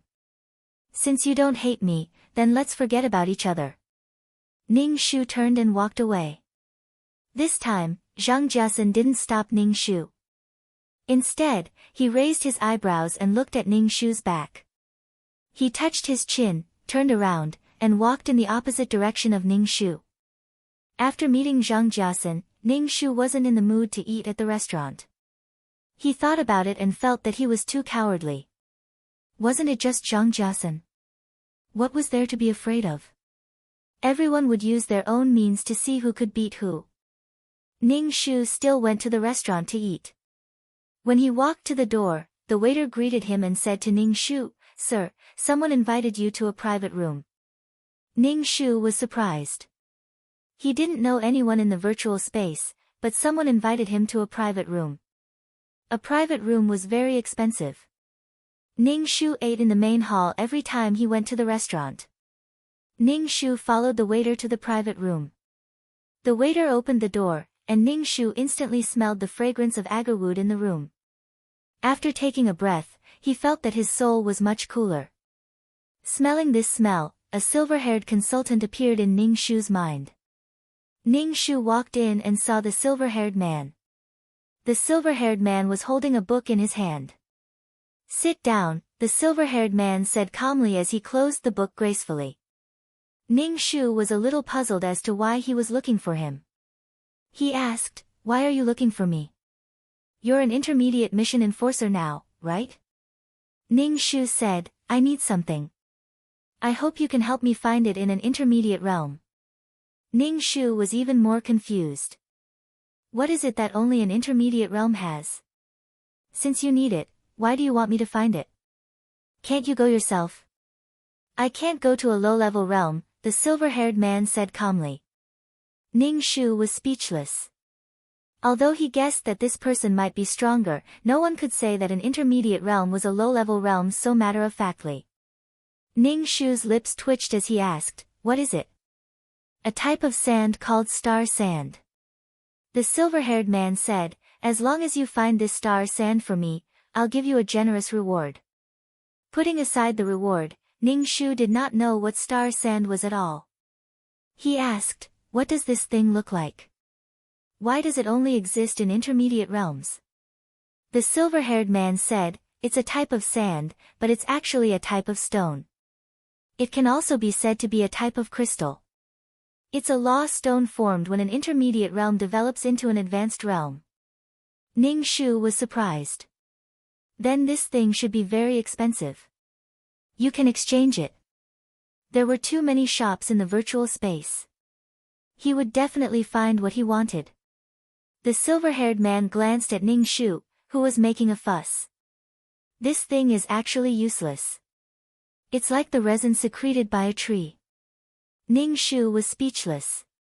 He felt that he was being despised for no reason. Chapter 661. Since this sort of thing was useless, what did he want it for? Ning Shu didn't plan on asking. Even if she asked, he might not tell her. She thought for a moment and said, "I don't know how to find star sand, and I can't guarantee that I'll find it. I can wait as long as it takes. Time is not a problem. If you find it, you can come to the consultation room and make a deal with me," the silver-haired man said. Ning Shu thought for a while and asked, "Why are you looking for me?" Ning Shu was really confused about why the silver-haired man was looking for him. The silver-haired man said, "The people I know don't go to low-level worlds. I just happened to see you and wanted to make a deal with you." Ning Shu was speechless. His heart was hurt 10,000 times. "This looks like star sand." The silver-haired man handed Ning Shu a piece of paper.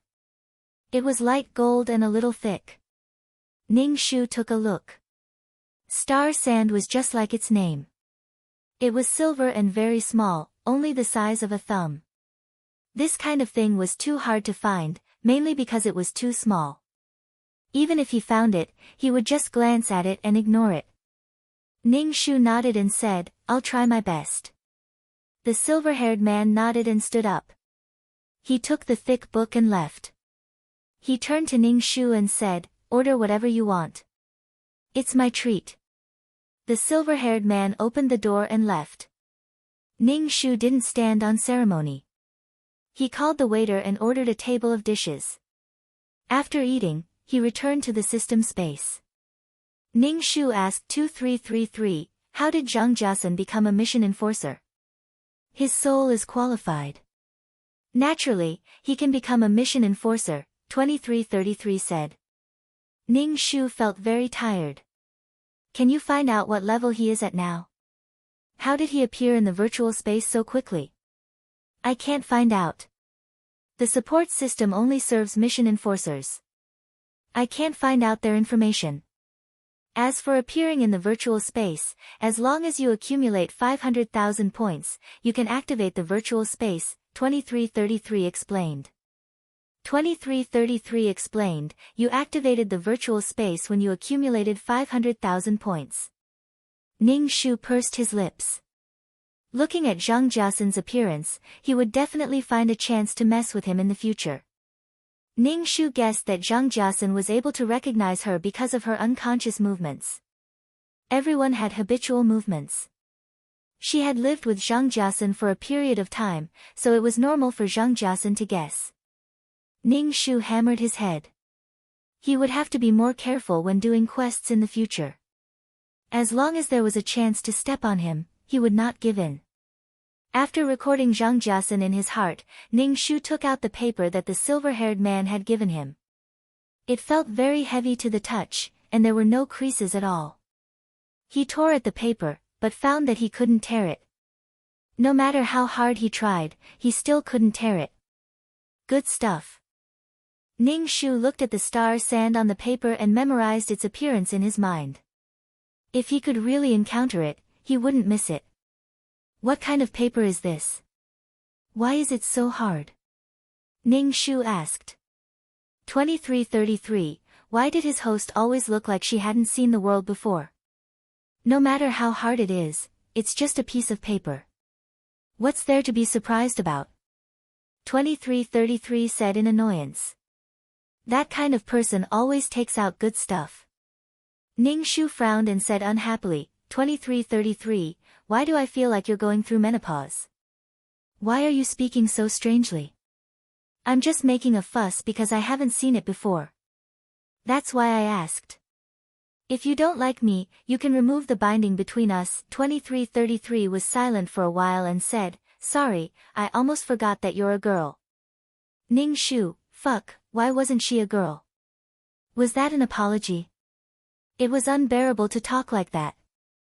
This paper is made from the sap of the phoenix parasol tree, so it's very hard and can last for a long time. If you don't understand, you should read more. 2333 said. Ning Shu rolled her eyes and took a book from the bookshelf and put the paper in between. Ning Shu opened the exchange store. It had been a long time since he last shopped. Ning Shu wasn't very interested in the items in the exchange store. Especially after the last trial mission, when he was prohibited from using the exchange store, Ning Shu tried to make himself less reliant on the items in the exchange store. Ning Shu learned everything he could learn by himself. For example, medical skills were taught to Ning Shu by himself. The system couldn't take away his skills. Ning Shu browsed the exchange store and bought fasting pills, water, detoxification pills, and some basic medicine. Ning Shu wasn't interested in anything else. He closed the exchange store. Let's look at the new client. Ning Shu sat up straight and looked at the client in his best state. Okay. As soon as 2333's voice faded, a woman appeared in the system storage. She was wearing ancient clothes and her long hair was tied into a ponytail. Ning Shu looked at the woman's face. Her lips were black and there was a faint black aura around her face. Her face looked a little blurry. My name is Xiao Susu. I want to fight back. Xiao Susu looked at Ning Shu. Her voice was very clear. I want to break free from the shackles of my bloodline. Because of my bloodline, I can't live in this world. Ning Shu was a little dizzy. He asked, what is your wish? I want to live my own life. I don't want to be used by others. Xiao Susu's face was sad. She seemed to have thought of something. She frowned and looked sad. Ning Shu nodded and said, I will accept this quest. As soon as he said that, Xiao Susu's soul left the system. Ning Shu thought for a moment and asked 2333, is there any item that can tell if there are other quest takers in the quest world? Nope. 2333 said. Ning Shu was disappointed. She wanted to know if she could know if Zhang Jiasan was in the same world. She wanted to know if she could guard against him. It would be best if she could kill him. But there is an item that can do this. It's called the Strings of Affection. If you can use this item on the person you want to know, if you are in the same world, the strings of affection will burn. 2333 said. Strings of affection. Ning Shu squinted. She had a bad feeling when she heard the name. The side effect is that this item is like a curse. It will make two people fall in love. 2333 said with a smile. Do you want to exchange? Ning Shu, you must be kidding me. Fall in love? She and Zhang Jiasen felt a chill just thinking about it. No. Ning Shu didn't want to have anything to do with Zhang Jiasen. She wanted to guard against Zhang Jiasen. She didn't want to put herself in danger. She couldn't do such a stupid thing. When the time comes, she would be played by Zhang Jiasen. That would be worse than death. Zhang Jiasen would have his revenge. Moreover, he would be the one who delivered himself to her. Chapter 662. Ning Shu gave up after learning about the powerful side effects of the strings of affection. Using this item on Zhang Jiasen was suicide. It was giving up on life. Let's start the mission. Instead of thinking of ways to guard against Zhang Jiasen, it was better to become stronger and crush Zhang Jiasen into the mud. In fact, Ning Shu was a little afraid of Zhang Jiasen. It wasn't easy for him to succeed in a counterattack for someone else, only to find that the person he took so much effort to defeat had suddenly appeared. And he was even stronger than before. It was even more frightening than seeing a ghost in broad daylight. Ning Shu felt a wave of dizziness from the teleportation, and his soul entered a body. Before he opened his eyes, he felt an oppressive and tense atmosphere. Ning Shu felt his heart beating wildly. Ning Shu quickly opened his eyes and found himself in a forest. There were many people around him, and they were of different ages. The youngest was 7 or 8 years old, and the oldest was 15 or 16. There were boys and girls in the group. Ning Shu was sizing up her surroundings when she suddenly saw a ferocious wild boar with tusks comparable to elephant tusks, a fat and strong body, and a bristling mane, rushing out from the forest. If he was stabbed by the wild boar's tusks, he definitely wouldn't survive. When Ning Shu saw the wild boar, the others naturally saw it too. They immediately screamed and scattered. Some of the smarter children even climbed up the tree. When Ning Shu saw the wild boar, she avoided it without thinking. She saw that the 7 or 8-year-old child next to her seemed to be frightened, staring blankly at the wild boar. Ning Shu grabbed his arm and ran away. Because Ning Shu was dragging a child, he couldn't run fast. The others hid, and the wild boar stared at Ning Shu and the child. The wild boar ran very fast and was about to catch up. Ning Shu saw a withered branch. He threw the child away and picked up the branch on the ground. Ning Shu held the branch and looked at the wild boar running towards him. He felt something in his body become restless, as if it was about to burst out. This feeling was very strange, as if there was a giant beast trapped in her body. Ning Shu instinctively suppressed this power that was eager to rush out of her body. Ning Shu planned to stab the wild boar's eyes with a branch, but before the wild boar could run in front of Ning Shu, it was entangled by a ribbon and couldn't break free. Ning Shu looked in the direction of the ribbon and saw a little girl about 12 years old. She was holding a ribbon in her hand, and her fair face was covered in sweat. She seemed to be struggling. Ning Shu didn't hesitate. He held the wooden stick in his hand and stabbed it into the eyes of the wild boar that was struggling to break free from the ribbon. Ning Shu pierced the wild boar's eyes. The wild boar let out a shrill cry and struggled even harder. Finally, it broke free from the ribbon. This beast was very vengeful. After being blinded by Ning Shu, it howled and chased after Ning Shu. Just as Ning Shu was about to be caught, a folding fan appeared in the air with a whoosh. The folding fan slashed across the wild boar's neck. The wild boar's head was cut off, and blood spurted out. But there was no blood on the folding fan. The wild boar that lost its head ran for a while before it fell down, its body twitching. Ning Shu fell to the ground with a plop. His legs were weak, and he wiped the cold sweat on his forehead. The child that was thrown out by Ning Shu ran over. Ning Shu asked, "Are you okay?" Ning Shu shook his head. The girl who used the ribbon as a weapon also came over. She looked at Ning Shu from head to toe. Fortunately, the real person saved you. Otherwise, you would be dead. Thank you. Ning Shu thanked her. You are so powerful. The girl snorted. She was a little proud. After the wild boar was killed, the people who were hiding also came out and surrounded them. After being scared by the wild boar, everyone's face was still in shock. Two people came with the wind and stopped in front of the group of people. Seeing these two people flying in the air, the group of children was so envious that their eyes turned green. They were shocked. Ning Shu saw one of the men. His face was as clear as jade, and his posture was confident and at ease.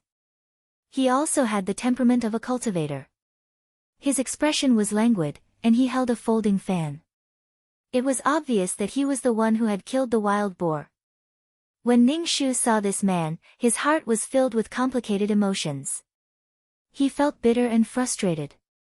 In short, it was very complicated. Ning Shu silently chanted the clear heart incantation and suppressed the feeling in his heart. Cultivators had sharp senses. His abnormality would definitely be noticed by others. Tonight, you guys will spend the night in this forest. Tomorrow, we will start the bone foundation test. Another young cultivator with a big saber on his back said. Hearing that they had to spend the night in the forest, everyone's face turned ugly. Some of the timid people, such as the children that Ning Shu saved, curled their lips and were about to cry. Tonight, your dinner will be this wild boar.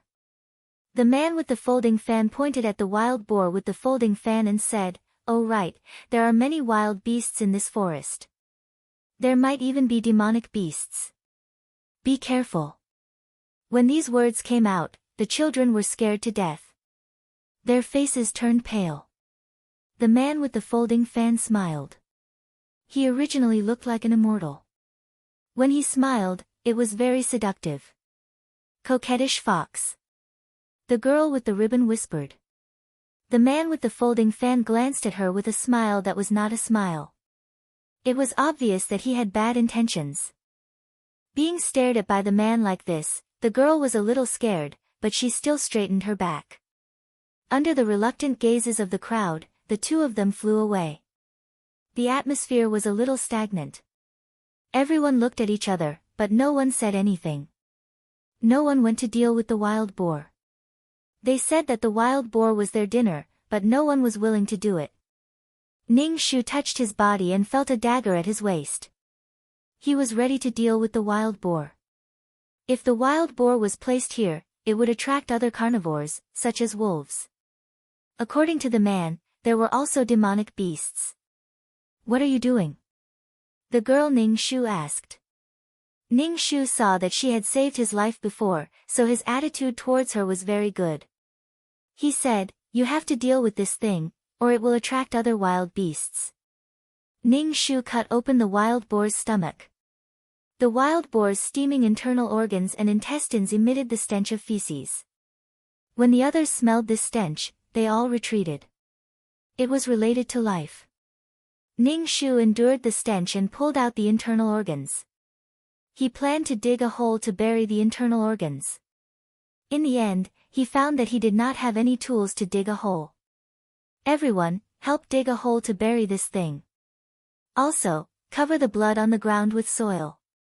Ning Shu and the others said. Everyone hesitated for a moment. Some took out knives and some took stones to dig a hole. After working for a while, they dug a hole. Throw the wild boar down with it. How can we eat this thing? It's smelly and hairy. Who wants to eat this thing? That coquettish fox did it on purpose. The girl with the ribbon as a weapon, Ning Shu, said. Chapter 663. When Ning Shu heard that the girl was going to throw the boar away, she asked in surprise, "What are we going to eat if we throw it away? We all have dry food, so we don't need to eat this kind of thing." Ning Shu was speechless.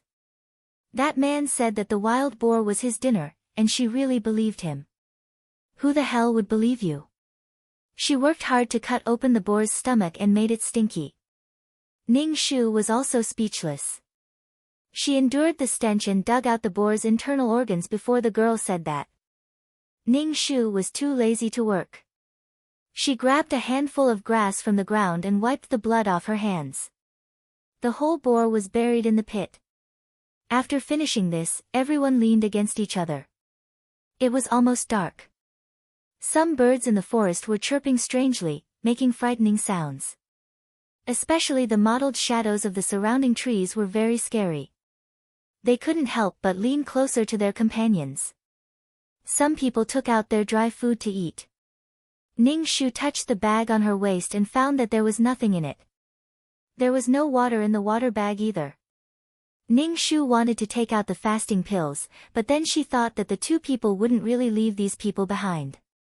They should be nearby watching them. Otherwise, how could they appear in time to kill the boar? A cultivator's divine sense was very strong. Even if she was sneaking around, she would definitely be noticed.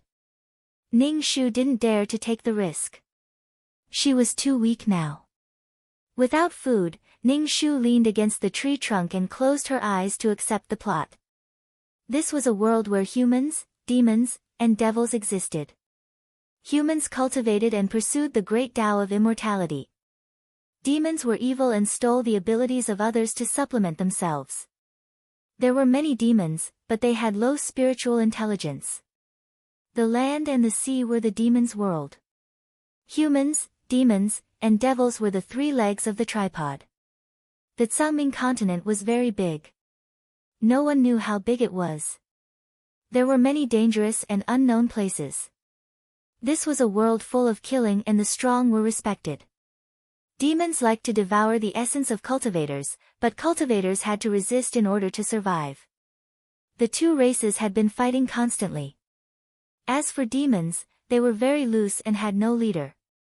Sometimes, they were given to cultivators as treasures. Human cultivators took out their internal elixirs and removed their bones and tendons. To become food on the plate, the devil race would also hunt down the demonic beasts. The advantage of the demonic beasts was their large numbers, and their weakness was their low intelligence. But conversely, there were also human cultivators who ended up in the bellies of the beasts. If you're strong, you'll live. If you're weak, you'll die. The original owner, Xiao Susu, was a mixed-blood child. Her father was a powerful demon while her mother was a human cultivator. Her father captured her mother and raped her.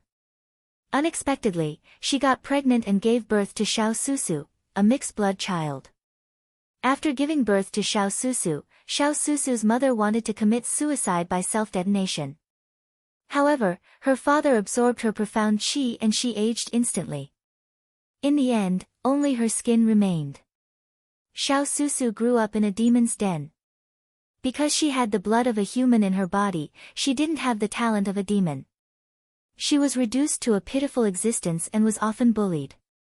When she was 15 or 16 years old, Xiao Susu's father had placed a restriction on her body to hide her devil bloodline. She was then allowed to join the Immortal Form sect and steal the sect's divine weapon, the Profound Yang sword. This sword was made with the most yang material in the world. When it was made, it was mixed with the blood of a person with the most yang body. It was especially harmful to demons. Xiao Susu's father was very powerful in the demon race. He had always carried out the idea of raising humans into human slaves. At that time, he kept Xiao Susu as his daughter because he wanted to steal the divine weapon. Xiao Susu successfully sneaked into the Immortal Form sect and became Qing Huojun's disciple. Who was this Qing Huojun? He was the man who was holding the folding fan just now. He was the youngest spirit severing expert in the cultivation world. His talent was top-notch. Moreover, this person had a lazy personality. He had a feeling of wanting to see the world in chaos. He was neither good nor evil. After Xiao Susu became this person's disciple, facing this celestial master, she started to have some thoughts after a long time. However, Qing Huojun doted on Yuling Air, who also became his disciple. Yuling Air was a little girl who used a ribbon as a weapon. Yuling Air was a princess of a country in the secular world. Because she had dual spiritual roots, she was sent to the cultivation world by the royal family. This little girl was a little arrogant like a princess. However, her personality was very simple. She was straightforward and said whatever she wanted to say. She was often played around by her master, who was like a fox. Xiao Susu had low self-esteem and was very quiet. She was also very respectful to her master. She was not as rude as Yuling Air, but her presence was much lower than Yuling Air's. Compared to staying in the demon race's territory, Xiao Susu preferred to stay in the immortal form sect. Her master would guide her cultivation. Being able to see Qing Huojun filled her heart with sweetness. Because of this, Xiao Susu endured the pain of the restriction. Not only could this restriction hide Xiao Susu's demon bloodline, it would also activate after a period of time. When activated, it would be like thousands of ants biting a bone. Her father, who was far away in the demon race's territory, could even kill Xiao Susu with a single thought. However, when the restriction activated once, Xiao Susu was found to have demon qi in her body. The human race hated the demon race to the core. They would kill any demon they met. The demon race not only wanted the essence of cultivators, but also the essence of ordinary people. The hatred between the two races was irreconcilable. The immortal form sect naturally wanted to kill Xiao Susu. However, Qing Huojun resisted the pressure and saved Xiao Susu. Xiao Susu was touched that Qing Huojun saved her. She honestly told him the reason why she came to the immortal form sect. Qing Huojun said that the human race could not keep Xiao Susu. He even gave Xiao Susu the profound yang sword. Xiao Susu took the profound yang sword back to the demon race with tears in her eyes and gave it to her father. Just as Xiao Susu's father took the profound yang sword suddenly exploded. This little bit of attack power was nothing to Xiao Susu's father. However, the blood-devouring insect hidden in the profound yang sword took the opportunity to drill into his heart. Qing Huojun was a person who did whatever he wanted. He did not care about what the righteous sects were particular about. As long as it was effective, he would try it. Thus, he used Xiao Susu to sneak attack Xiao Susu's father. This method was obviously effective. The demon race's cultivation relied on blood essence. The blood-devouring insect drilled into his heart and devoured his blood essence, causing his strength to deteriorate. Xiao Susu's father was so angry that he directly sucked Xiao Susu dry. The demon race did not have any kinship. They only had strength. Strength was everything. Xiao Susu was born in a daze. Because of her bloodline, she was not allowed to exist in this world. The human race could not tolerate her, and the demon race would not care about a bastard who did not even have the talent of the demon race. And her respected master also used her. Being treated like this by the person she loved, Xiao Susu was very painful. It was even more painful than being sucked dry by her father. Qing Huojun gave her a little bit of warmth, which warmed Xiao Susu's heart. However, he cruelly took back this warmth. Xiao Susu was at a loss. She did not know what her life was. The reason why Ningshu counterattacked was because she wanted to get rid of the pain of her bloodline. The root of Xiao Susu's pain was because she was not strong enough. When her father placed restrictions on her, she could not resist and was used by Qing Huojun. It was also because she was a weak ant that did not need to care about. The hatred between the two races was as deep as the ocean. When Xiao Susu's identity was exposed, Qing Huojun did not treat her as his disciple. To put it bluntly, it was all because of strength. Chapter 664. After accepting the storyline, Ning Shu felt hungry.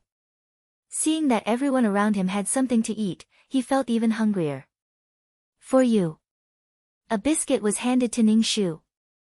When Ning Shu turned around, he saw the boy holding a biscuit. Ning Shu took the biscuit, thanked the boy, and bit into it. The biscuit tasted very good, and the fragrance of the meat overflowed in his mouth. It's delicious, right? My mother made it for me. The boy approached Ning Shu. I'm Chiu Mu. What about you? Right, thank you for saving me. It's fine. Ning Shu looked at Qiu Mu. You're so young. Would your family trust you to come? Of course not. But my father said that I'm talented, and it's better for me to come to the Immortal Transformation sect as soon as possible. Qiu Mu looked indignant. If I knew it was so dangerous, I wouldn't have come. How talented are you? Ning Shu asked. My father tested me. I have the metal spirit root with the strongest attack power. Moreover, I have a single spirit root. Qiu Mu raised his chin slightly, looking proud. The less spirit roots one had, the more talented they were. Moreover, they cultivated faster than those with multiple spirit roots. As long as they didn't die midway, they would be a dazzling expert. With Qiu Mu's talent, he would definitely be a hot commodity in the Immortal Transformation sect. Ning Shu originally wanted to cultivate a peerless martial art, but after thinking about it, it was better not to cultivate under the watchful eyes of others. In fact, Ning Shu didn't want to enter the Immortal Transformation sect, nor did he want to steal the Profound Yang sword. If the restriction activated, it would be easy for others to detect the demonic qi in his body. The restriction suppressed the demonic bloodline and the demonic qi in his body. However, the demonic qi couldn't be suppressed forever, so the restriction would activate once in a while. Xiao Susu had a bit of demonic qi in her body, but she didn't have the talent of the demonic race. She also couldn't absorb the essence of others like the demonic race. Ning Shu leaned against the tree trunk while Qiu Mu leaned against Ning Shu. Ning Shu glanced at him, and Qiu Mu immediately straightened his back. I'm leaning against you because I think highly of you. Ning Shu, _. Little brat, get lost. Ning Shu did not pay any attention to him. She closed her eyes and leaned against the tree trunk to rest. When she calmed down, she could feel that someone was spying on her. Fortunately, she was cautious enough and did not take out any fasting pills, nor did she practice any exceptional martial arts. He could not reveal his identity under the watchful eyes of the Immortal Form sect. Otherwise, only death awaited him. When encountering devils, humans would kill them without mercy. Although Ning Shu's eyes were closed, he was constantly paying attention to his surroundings. However, the next morning, they didn't encounter any danger. No dangerous beasts or demonic beasts approached them. It was clear that there were people protecting them. There were many talented children among them. If something happened to them, the Immortal Form sect would definitely be heartbroken. Moreover, all the major cultivation sects would snatch disciples with good innate talent. Ning Shu opened his eyes and pushed away Qiu Mu who was leaning on his shoulder. His shoulder was covered in Qiu Mu's saliva. Qiu Mu was pushed away by Ning Shu. She rubbed her eyes and woke up, asking, "What's wrong?" Everyone woke up one after another and yawned. Qing Huojun and the young man carrying a large blade came over.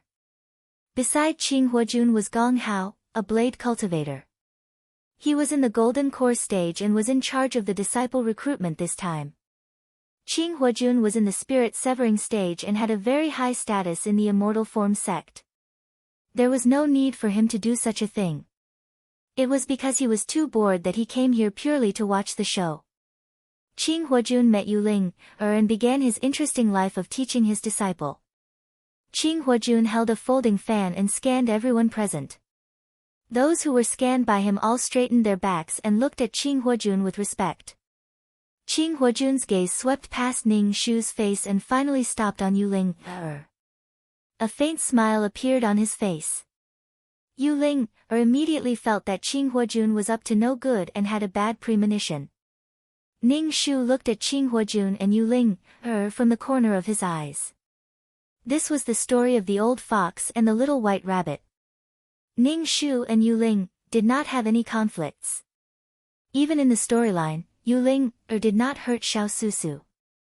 As Yu Ling's senior sister, Xiao Susu was older than Yu Ling. Naturally, she would not purposely cause trouble for Yu Ling. Master doted on Yu Ling, and Xiao Susu was jealous.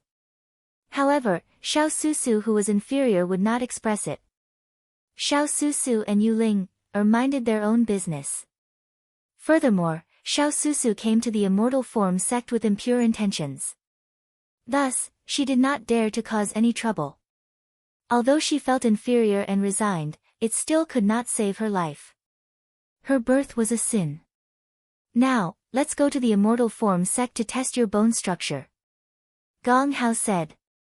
As soon as Gong Hao finished speaking, a smile appeared on everyone's face. Qing Huojun looked at these excited people and smiled. It was the expression of someone who was watching a show. Yu Ling could not help but pout. Flirtatious fox.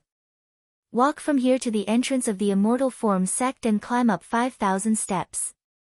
These are all part of the test, Gong Hao said. Walk over. This place was 5 to 6 miles away from the immortal form sect. If it was a cultivator, he would be able to reach it in a breath's time. However, for these people who had not even started cultivating, running 5 to 6 miles was definitely tiring. Moreover, they still had to climb 5,000 steps. Hurry up and run. There will be a reward for the first place. Qing Huojun floated on the tree branch like a god descending to the mortal world.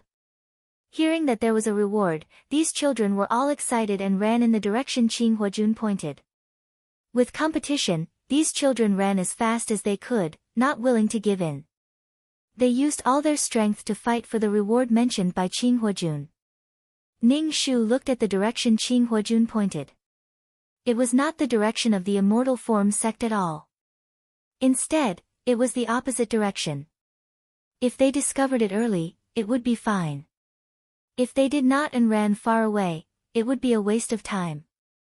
Martial uncle. Gong Hao helplessly shouted at Qing Huojun. Qing Huojun waved his fan without a care. Seeing that there were still a few people who were not moving, he raised his eyebrows. Why are you guys still not running? The reward is pills, precious cultivation techniques, and magic tools. Qing Huojun's voice was very pleasant to the ears, with a strong sense of temptation. TSK, slutty fox.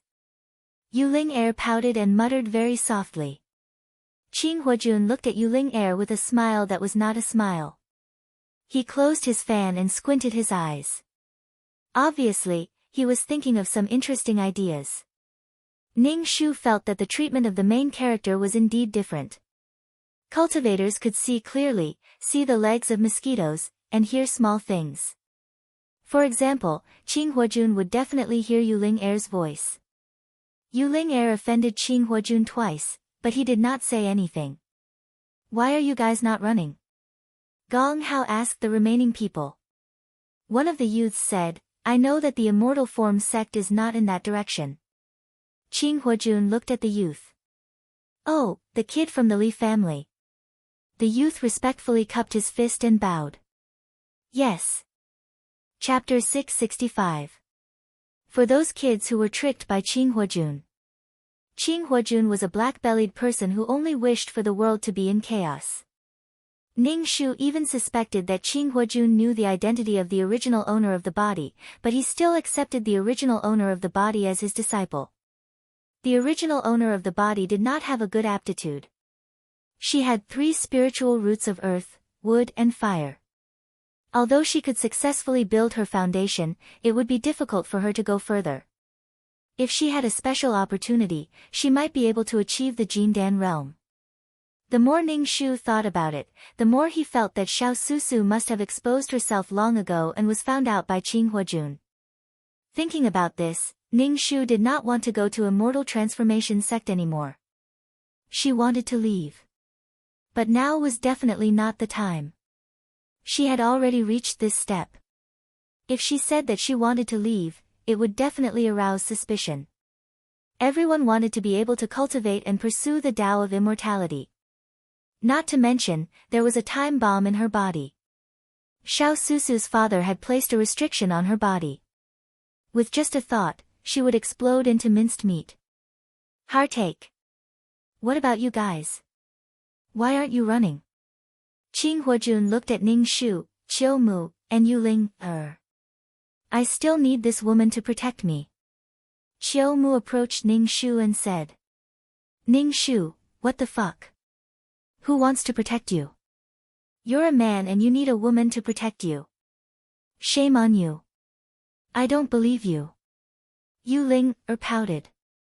Ning Shu said, I'm hungry. I didn't eat breakfast.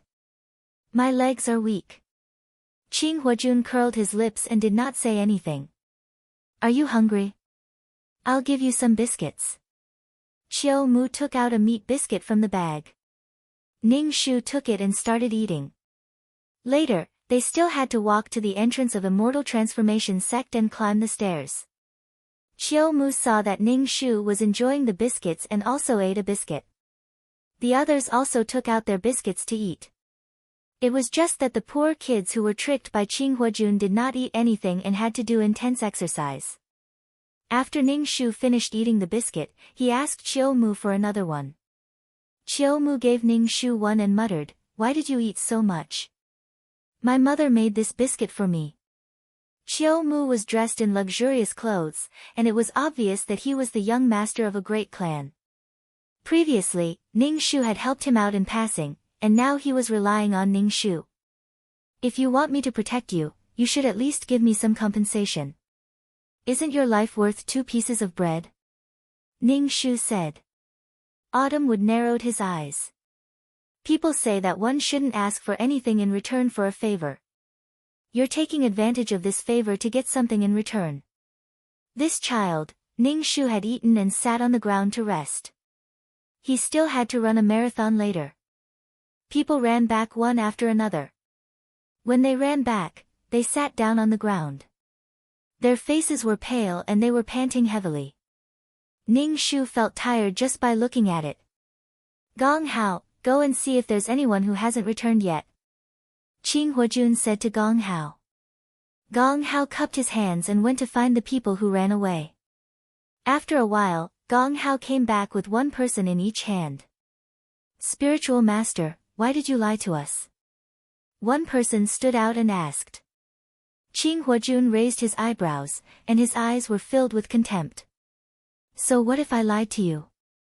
Is the path to immortality really that easy to pursue?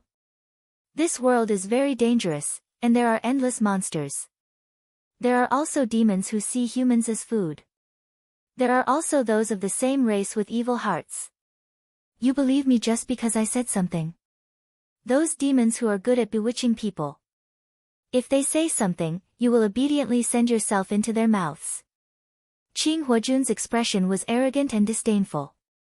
His words made the indignant expressions on the faces of those who were deceived disappear, and they were all ashamed. Start running now. Run to the front of the Black Heaven sect. Qing Huajun said coldly. At this moment, his body was surging with the aura of an expert, making it difficult for people to breathe. Run in this direction. Gong Hao pointed in a direction. Some of the people who were deceived were skeptical. Seeing that the others were running, they hurriedly followed. They felt very bitter, and their stomachs were empty. They had not rested enough and had to start running again. Woman, if I can't run any more later, you have to carry me. Qiu Mu said Ning Shu. Ning Shu's face darkened, and he kicked Qiu Mu's butt. I am not your servant. Qiu Mu glared at Ning Shu. You are so violent. I thought you were okay before, and wanted you to be my wife in the future. Now I don't want you. Ning Shu, fuck off. Ning Shu ran slowly at a constant speed, and he was lagging behind. Seeing the people running in front of him, he did not care about the prize. Maybe the prize was Qing Huajun's trick again. He would definitely do something like that. Qiu Mu ran beside Ning Shu, and he was panting. Can you let me lean on you? I am so tired. Young Master Qiu Mu had never suffered like this before, and he was panting like a cow. Ning Shu ignored him and ran slowly. Qiu Mu and Ning Shu were slowly lagging behind. Qiu Mu was relieved. Luckily you are with me. Ning Shu, Yu Ling, was running at the front. Yu Ling had already started cultivating, and her body was better than ordinary people. Ning Shu looked at the exhausted Qiu Mu. You are so talented, why haven't you started cultivating? My father is so tired. Don't talk to me. Xiao Mu looked at Ning Shu. Carry me, and I will tell you. I don't want to know. Xiao Mu, after running to the front of the Xiantian sect, Ning Shu felt like his legs were filled with lead, and he could not lift them. Xiao Mu knelt on the ground, and then he lay on the ground. He was as soft as a slug, and he crawled to Ning Shu's feet. Help me. Ning Shu, _. Ning Shu grabbed Xiao Mu's collar and pulled him up. Because of the protection of the protective mountain array, the Xiantian sect did not appear. In front of them was a vast expanse of white, and they could not see anything. As the protective mountain array opened, the majestic Xiantian sect appeared. The 3 words, Xiantian sect, were majestic and righteous, and they were like dragons flying in the sky. There was also an endless flight of stairs, and they did not know where the stairs led to. Start climbing now, Qing Huajun said calmly. Xiao Mu wailed. He was going to die. Ning Shu stepped on the stairs, and the surrounding scenery was suddenly surrounded by a thick fog. She could only see the stairs, and she was the only one on the stairs. She could not see anyone else at all. Ning Shu guessed that this should be a Dharma artifact. Ning Shu slowly climbed up the stairs. At first, she did not feel it, but the higher she went, the heavier the pressure became. It was very uncomfortable, and it felt like her lungs were about to explode. Ning Shu could only climb 1 step after a long time. After thinking about it, she sat on the stairs and was too lazy to climb up. Ning Shu did not really want to enter the Xiantian sect. Xiao Susu wanted to change her fate, and changing her fate did not necessarily mean that she had to stay in the Xiantian sect. Moreover, staying in the Xiantian sect was easy to be exposed. It would be better if she was eliminated. Xiao Susu did not ask her to deal with Qing Huajun. She would wait until she completed the mission and Xiao Susu returned. She wanted to become strong enough to change the pain of her bloodline, and break free from the shackles of her bloodline. This mission was much simpler. After leaving the Immortal Transformation sect, she thought of a way to remove the restriction on her body. With the restriction, her life was in the hands of others. Chapter 666. Ning Shu felt a little tired. Since he did not plan to enter the Black Heaven sect, he sat cross-legged on the steps and closed his eyes to rest. The surrounding spirit energy was very dense. Ning Shu resisted the urge to cultivate a peerless martial art until he left the Black Heaven sect. However, he felt refreshed just by smelling the spirit energy. Cultivating a peerless martial art in a world like this would definitely benefit him greatly. Hopefully, he would be able to cultivate the golden coiling dragon energy. Ning Shu could even feel the spirit energy slowly entering his body, forming a spirit energy mist in his dantian. Ning Shu was a little shocked. He did not cultivate at all, but the spirit energy was entering his body. He was so scared. He had never encountered such a situation before. Could this body be so talented that it could absorb spirit energy at any time? What a joke! If Xiao Susu had this kind of talent, she would not have fallen to the point of being used by others. Ning Shu stood up. The spirit energy was still entering his body. It was very comfortable. However, Ning Shu was horrified. The situation was too strange. After waiting for the test to end, the steps disappeared. Ning Shu stood in the square. There were people sitting or lying on the ground around him. They looked exhausted and their faces were pale. Some of them even had blood oozing out of their skin. It was obvious that their bodies could not bear the pressure of climbing the steps. In comparison, Ning Shu found that she was the most comfortable because her body had absorbed the spiritual energy, which made her feel very comfortable. Facing these gazes, Ning Shu immediately sat on the ground and supported his forehead with his hand, pretending to be exhausted. Next was the test for spirit roots. An immortal form sect disciple brought out a black stone. There were patterns on the surface of the black stone, and the material was similar to jade. This should be the tool for testing spirit roots. Line up to test your spirit roots, an immortal form sect disciple said. Li Xian, earth and wood dual spirit roots. Li Yi, water single spirit root. Yu Ling air, water and earth dual spirit roots. Help me up. I can't get up, Qiu Mu said to Ning Shu. He was very anxious when he saw that everyone else had their spirit roots tested. Ning Shu grabbed Qiu Mu's collar and pulled him up. Autumn Wood held the black stone. The black stone turned golden, as pure as gold. Qiu Mu. Metal spiritual root. Single spiritual root. The immortal form sect disciple raised his voice. Qiu Mu turned around and looked at Ning Shu. I've already said that I have a metal spirit root. Xiao Susu. The disciple called Ning Shu's name. Ning Shu placed his hand on the black stone. There were 3 colors on the black stone, brown, green, and red. Earth, wood, and fire were the 3 spiritual roots. When Qiu Mu saw Ning Shu's aptitude, he frowned. Why is your aptitude so bad? Don't worry, I'll protect you from now on. Ning Shu smiled and said, thank you. Everyone's spiritual root attribute would be recorded in the book, and those without spiritual roots would have to go back and forth. After the test, the group of people was brought to the main hall. The hall was filled with powerful cultivators. Now, they were here to select disciples. Qing Huojun was also among them. He held a folding fan in his hand and looked at Yu Ling Air immediately. The group of people first bowed to the sect master and elders in the hall, then waited to be selected. People with single spiritual roots were very popular, especially Qiu Mu who had a metal spiritual root. Even the head elder who was in seclusion was alerted.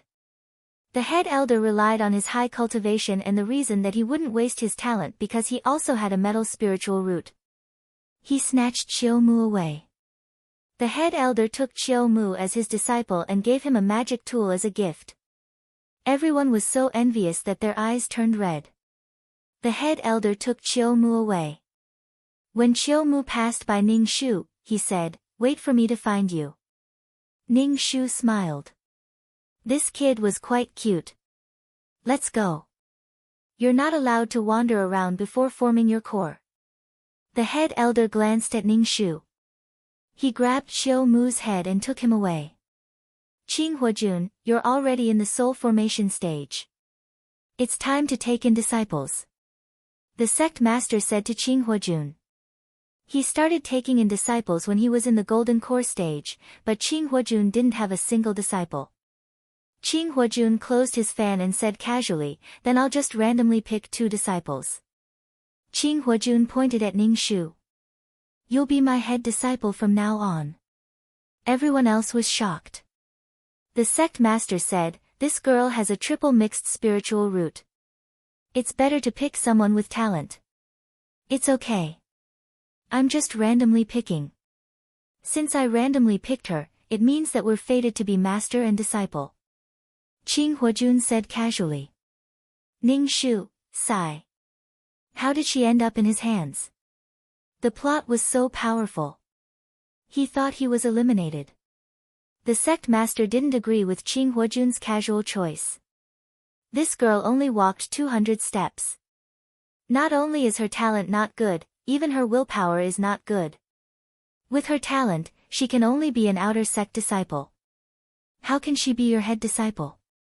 The sect master frowned. There are other people with good talent here. Qing Huojun said casually, it's okay. Since I picked her, she'll be the one. Seeing Qing Huojun like this, Ning Shu finally understood how Xiao Susu felt. In the demon race, Xiao Susu was bullied by everyone. Without strength, it would be difficult for her to even survive. No one cared about her. But now a master appeared and insisted on taking her as his disciple. Xiao Susu felt warmth. Even if she was pushed out to be cannon fodder in the end, Xiao Susu didn't have much hatred towards Qing Huojun. Ning Shu half knelt on the ground and called Qing Huojun master. Master looked at Yu Ling Air. The second disciple will be this girl. Yu Ling Air's face instantly turned black. She didn't want this slutty fox to be her master at all. She had a feeling that her future life would definitely be a disaster. Yuling Er looked at Qing Huajun. He had a smile on his face, which made him look even more handsome and elegant. Yuling Er didn't dare to say that she didn't want Qing Huajun to be her master in front of so many people. Qing Huajun was a powerful cultivator in the soul formation stage. If that happened, her father would break her legs.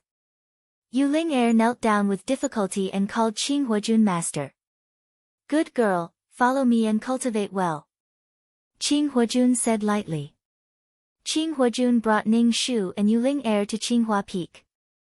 This peak was Qing Huajun's. The environment was very good. It was like a paradise. Ning Shu's nose twitched. There was so much spirit qi here. And these spirit qi were all squeezing into Ning Shu's body and drilling into Ning Shu's pores. Here it is again. Ning Shu was speechless. She didn't cultivate. Why would the spirit qi automatically drill into her body? Why? Ning Shu didn't know what was going on. He was mentally retarded the whole time.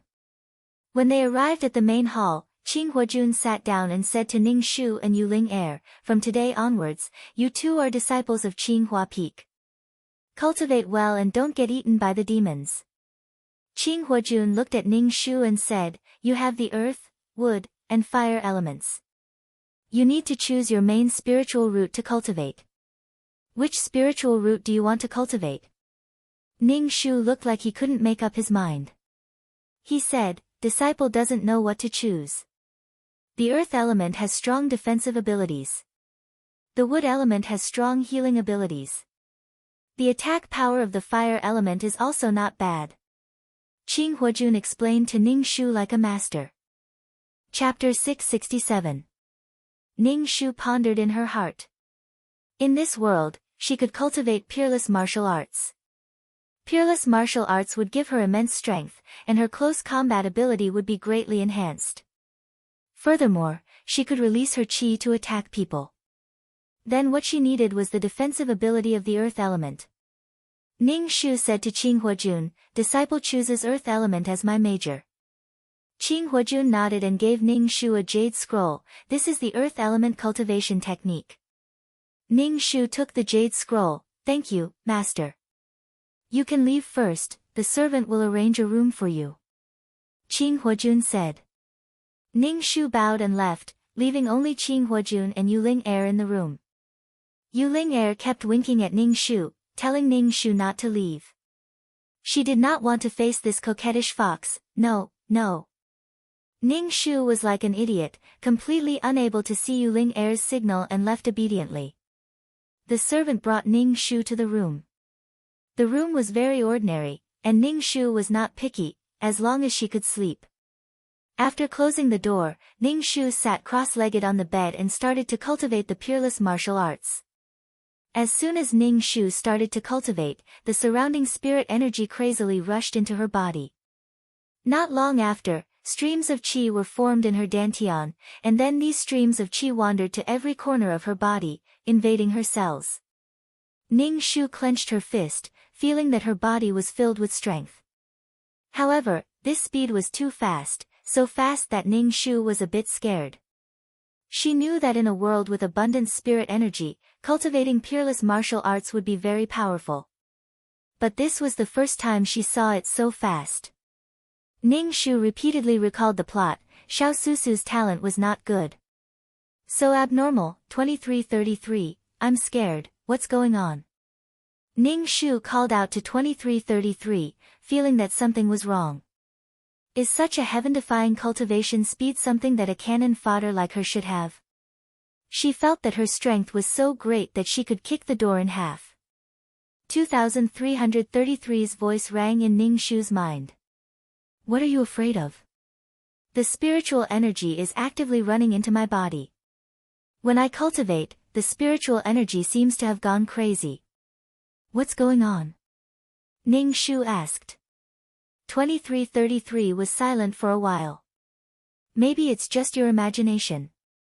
Fucking retard, how could an illusion be like this? I'll cultivate again.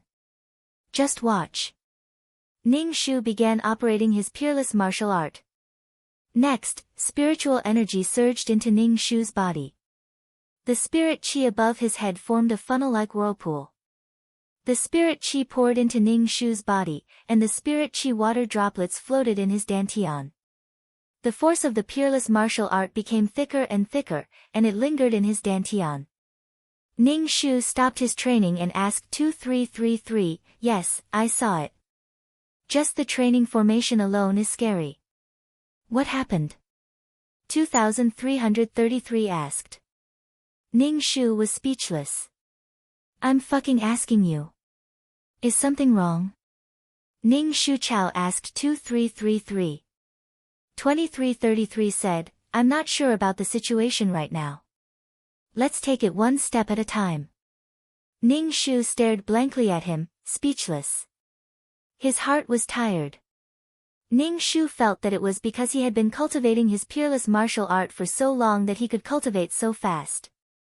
He took out the earth-type cultivation technique that Qing Huajun gave him. He injected his spiritual energy into the Jade Scroll and started to cultivate according to the instructions in the Jade Scroll. It felt quite difficult. Then, Ning Shu realized that the earth-type spiritual energy in the air was crazily rushing into his body. Soon, he reached the second level of the technique. Ning Shu was speechless. What the fuck is going on? 2333, I think you should check what's going on. Ning Shu said. This situation was too abnormal. He had never encountered such a situation before. I've searched, but there's no result. 2333 said. If you're strong, then so be it. If you cultivate fast, then hurry up. However, this feeling was too unrealistic. The key was that Xiao Susu wasn't in such a situation. Xiao Susu was a poor person who was stuck in the middle of the human demons and had no place to stand. If Xiao Susu's cultivation speed was like a rocket, she wouldn't be able to help Xiao Susu turn the tide. In short, something wasn't right. There was a conspiracy. Ning Shu stopped cultivating. He opened the door and walked around. He looked at the elegant flowers around him. There was a fragrance in the breeze. He didn't walk far before he met Yuling-er. Yuling-er's face was red and she looked angry. When Yuling-er saw Ning Shu, she shouted, "Senior sister. What's wrong with you?" Ning Shu had a smile on his face. In Ning Shu's eyes, Yuling-er was still a little girl. She looked like she was 11 or 12 years old and her chest had just started to develop. However, Qing Huajun liked this child. There were so many female cultivators in the Immortal Form sect who wanted to become Dao companions with the peerless Qing Huajun. Master told me to water the flowers and weed the grass every day." Yuling-er felt that Qing Huajun did it on purpose. She was a princess, why did she have to do such things? Before Ning Shu could say anything, Qing Huajun's voice sounded in his ear, "You should be punished for speaking ill of master behind his back." Yuling heard it too. Her face turned green. If it wasn't for the fact that she couldn't beat Qing Huajun, she would have fought him.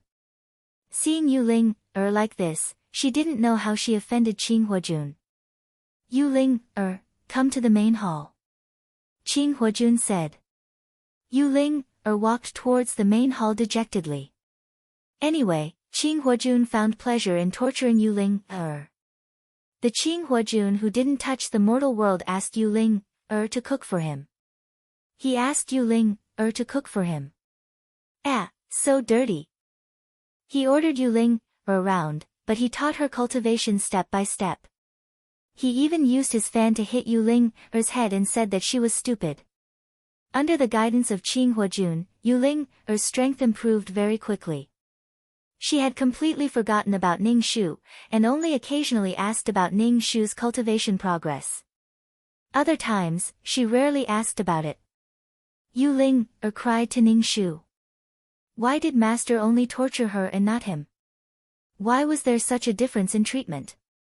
Ning Shu didn't know what to say. He only treated her as his disciple. Qing Huajun rarely let Yuling-er stay together. As long as the two of them stayed together for a long time, Qing Huojun would use all kinds of reasons to send Yu Ling, her away. Ning Shu saw this and felt that Qing Huojun knew his identity. Yu Ling's cultivation speed was very fast, but Ning Shu was very afraid of his own cultivation speed. As long as she cultivated, spirit energy would rush into her body. It was as if she was rushing to be reincarnated. There was already a dragon of spirit energy in her dantian. The spirit energy formed by the peerless martial arts turned into a dragon and swam around in her dantian. When the peerless martial arts were cultivated to the extreme, the spirit energy would turn into a golden dragon. This situation had only happened once. It was when she became Wei Liangyue. Because of the spirit marrow crystal, the spirit energy turned into a golden dragon. Although she didn't have any spirit energy and didn't turn golden, she was strong enough. She crushed the pebbles into powder. How terrifying! Also, the earth element cultivation technique was cultivated to the 10th level. There were a total of 12 levels. She fucking reached the 10th level in one go. She could feel the ground under her feet moving slightly. The sound of roots digging into the ground was very magical. Chapter 668. Ning Shu didn't follow the steps of cultivation. She didn't follow the steps of foundation establishment, Jin Dan, Yuanying, and soul formation. Ning Shu realized that peerless martial arts were actually more powerful than any other cultivation method. His dantian could contain a lot of qi, and these qi would slowly grow and form a golden dragon. And this qi dragon seemed to be alive, as if it had its own consciousness. Ning Shu really wanted to release her qi gene. She wanted to see how powerful her qi gene would be if she released it. But the entire Qinghua Peak was under Qing Huojun's watch, so Ning Shu didn't dare to take the risk. But why was her cultivation speed so fast? There was still no explanation for this. Ning Shu wanted to cry every time he cultivated. Why did this happen? Was there a bug in this world? Ning Shu would stay in his room when he had nothing to do and rarely went to Qing Huojun. Ning Shu felt that he couldn't beat Qing Huojun with his current strength. And Qing Huojun was also favored by the heavens, so his cultivation speed would only be fast. Ning Shu could only work hard on his cultivation. Fairy Xiao, Qing Huojun asked you to go to the main hall. The little boy stood in front of Ning Shu's door and said. Ning Shu's heart skipped a beat. He had a bad feeling about this. He tidied up his clothes and opened the door. Ning Shu arrived at the main hall and saw Qing Huojun knocking Yu Ling's head with his fan. Wrong, this is not how you do it. Has your brain been eaten by a pig?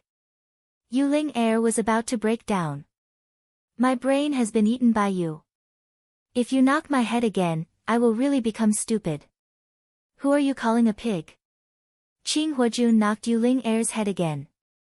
Yu Ling was so angry that she wanted to bite him. Qing Huojun saw Ning Shu standing at the door and stopped smiling. Come in. Ning Shu stepped over the door and walked in. Yu Ling bowed to Ning Shu. Senior sister. Ning Shu returned the greeting. Little junior sister. Go and water the flowers. You are not allowed to use any spells. Remember to go to the waterfall to fetch water. Also, you are not allowed to let the child help you. Qing Huojun said to Yu Ling. Yu Ling's face fell. She stomped her feet, turned around, and left like a fluttering butterfly. It's been almost a month since you came to Qinghua Peak. How do you feel? Qing Huojun said as he waved his hand and closed the door. When Ning Shu saw that Qing Huojun had closed the door, he felt even worse. His body tensed up, and he was secretly vigilant. This disciple is slow-witted. My progress is slow, Ning Shu said. Heh. Qing Huojun chuckled. Out of the two disciples, you've improved the most. The amount of spirit qi in your room has already caught up to me, a demigod. Ning Shu frowned. He was indeed under Qing Huojun's surveillance. Every move was under Qing Huojun's nose. Qing Huojun poured a cup of spiritual tea. His movements were smooth and elegant. He picked up the white porcelain cup and took a sip of tea. A tense atmosphere condensed in the air. Ning Shu's back was covered in sweat. It seemed that Qing Huojun was going to lay all his cards on the table. Qing Huojun put down the porcelain cup and said indifferently, "Since you are my disciple, we can be considered as master and disciple. What is your purpose in coming to the Immortal Transformation sect?" Ning Shu secretly circulated the energy in his dantian. When he heard Qing Huojun's words, he pursed his lips and didn't say anything. Qing Huojun stood up. Ning Shu walked over. His footsteps were slow, but Ning Shu felt as if a mountain was slowly pressing down on him. Ning Shu couldn't help but take a few steps back. Qing Huojun looked at Ning Shu. "What is the purpose of the demon race coming to my Immortal Transformation sect?" Qing Huojun extended his hand and released a stream of spirit qi to control Ning Shu. Ning Shu released a stream of spirit qi that was circulated to his fingertips. A dragon-shaped stream of spirit qi roared silently and rushed towards Qing Huojun. When Qing Huojun saw this attack, he was stunned for a moment. He frowned and formed hand seals to attack the stream of spirit qi. The dragon-shaped stream of spirit qi seemed to have its own consciousness. It attacked Qing Huojun and at the same time dodged his attacks. But after a few moves, it was scattered by Qing Huojun. The stream of spirit qi returned to Ning Shu's dantian and slowly formed the shape of a dragon. Ning Shu was dumbfounded. He didn't think that the spirit qi released from a peerless martial art would have such a strong attacking power. The stream of spirit qi wasn't golden in color. If it was a golden coiling dragon, wouldn't its defensive power be even stronger? Qing Huojun looked at Ning Shu. "What cultivation technique are you cultivating?" The folding fan in Qing Huojun's hand spun and transformed into 18 cold swords. Moreover, these swords were constantly splitting apart and densely packed together, the tip of the swords pointed towards Ning Shu. Ning Shu felt that if he moved, he would be stabbed into meat paste. Beads of cold sweat dripped down from his forehead. Qing Huojun walked over and pressed his jade-white hand on Ning Shu's head. Ning Shu immediately felt a majestic spirit qi attacking his dantian from the top of his head. The dragon-shaped stream of spirit qi in his dantian was resisting this attack. This powerful attack activated the restriction hidden in Ning Shu's dantian.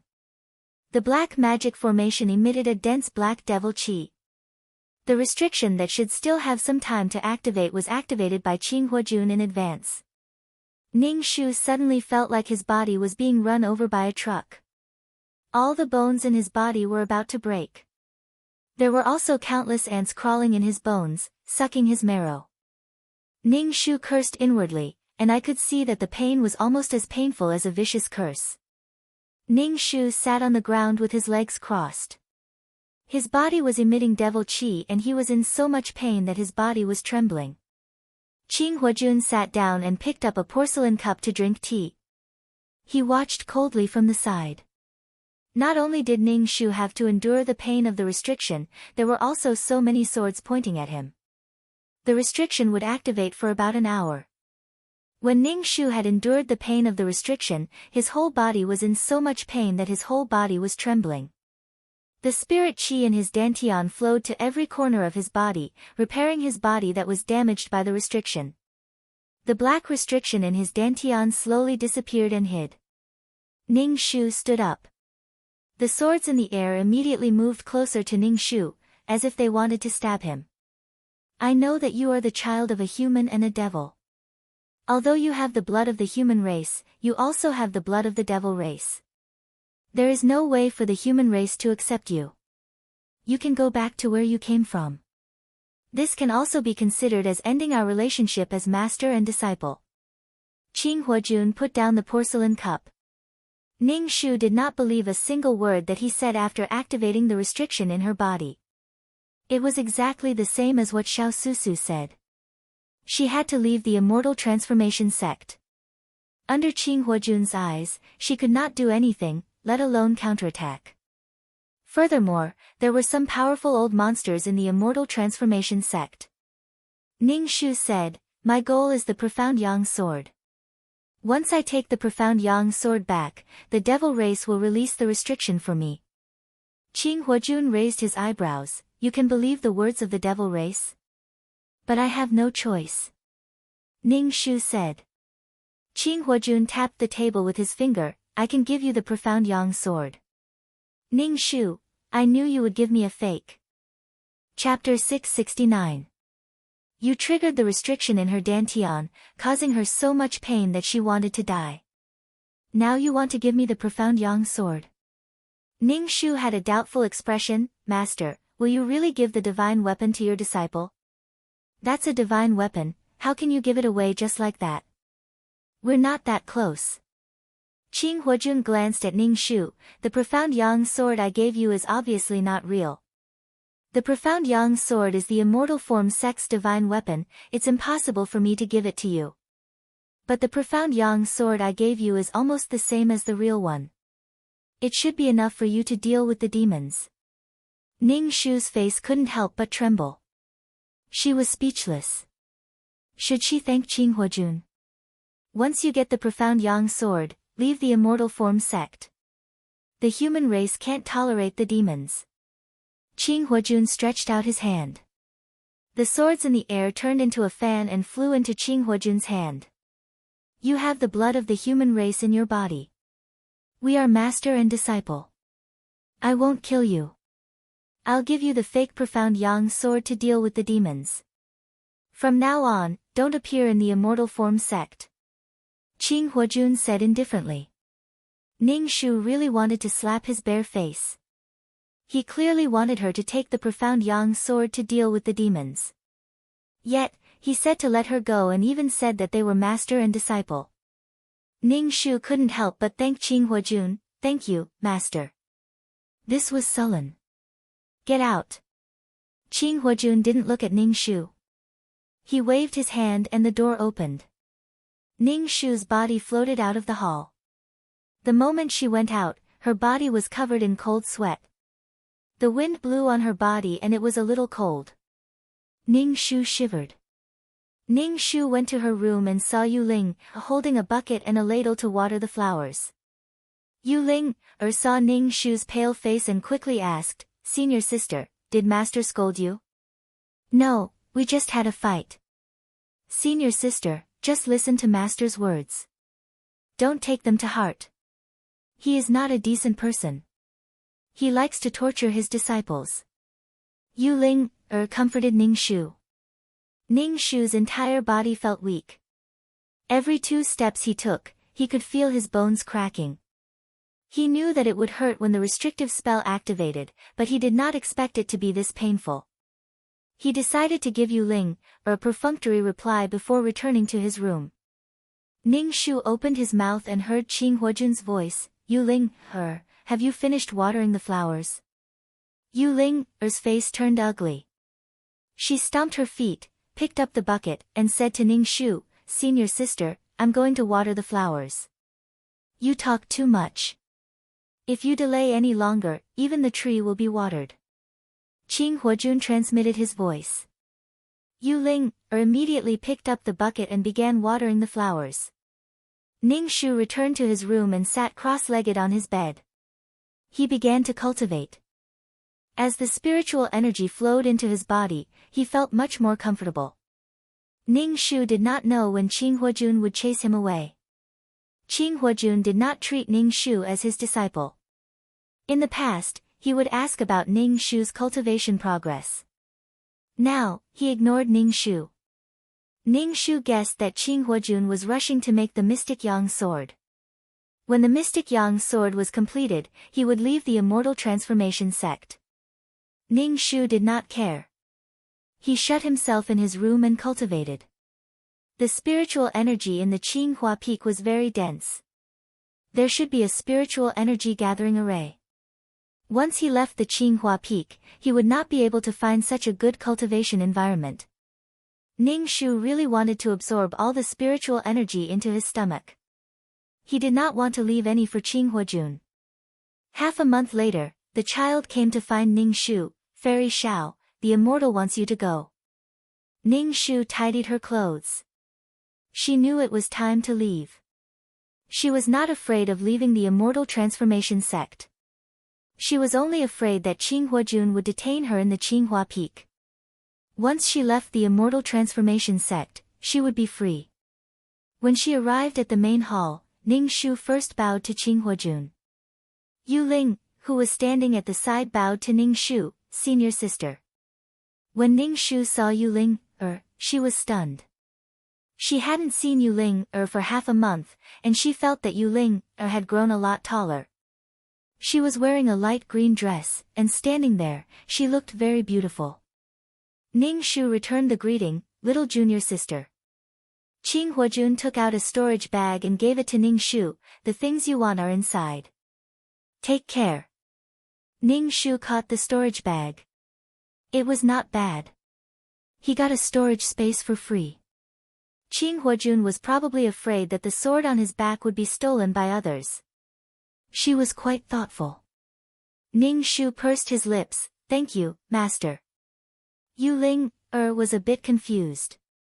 Seeing the storage space in Ning Shu's hand, she pouted and said, Master is biased.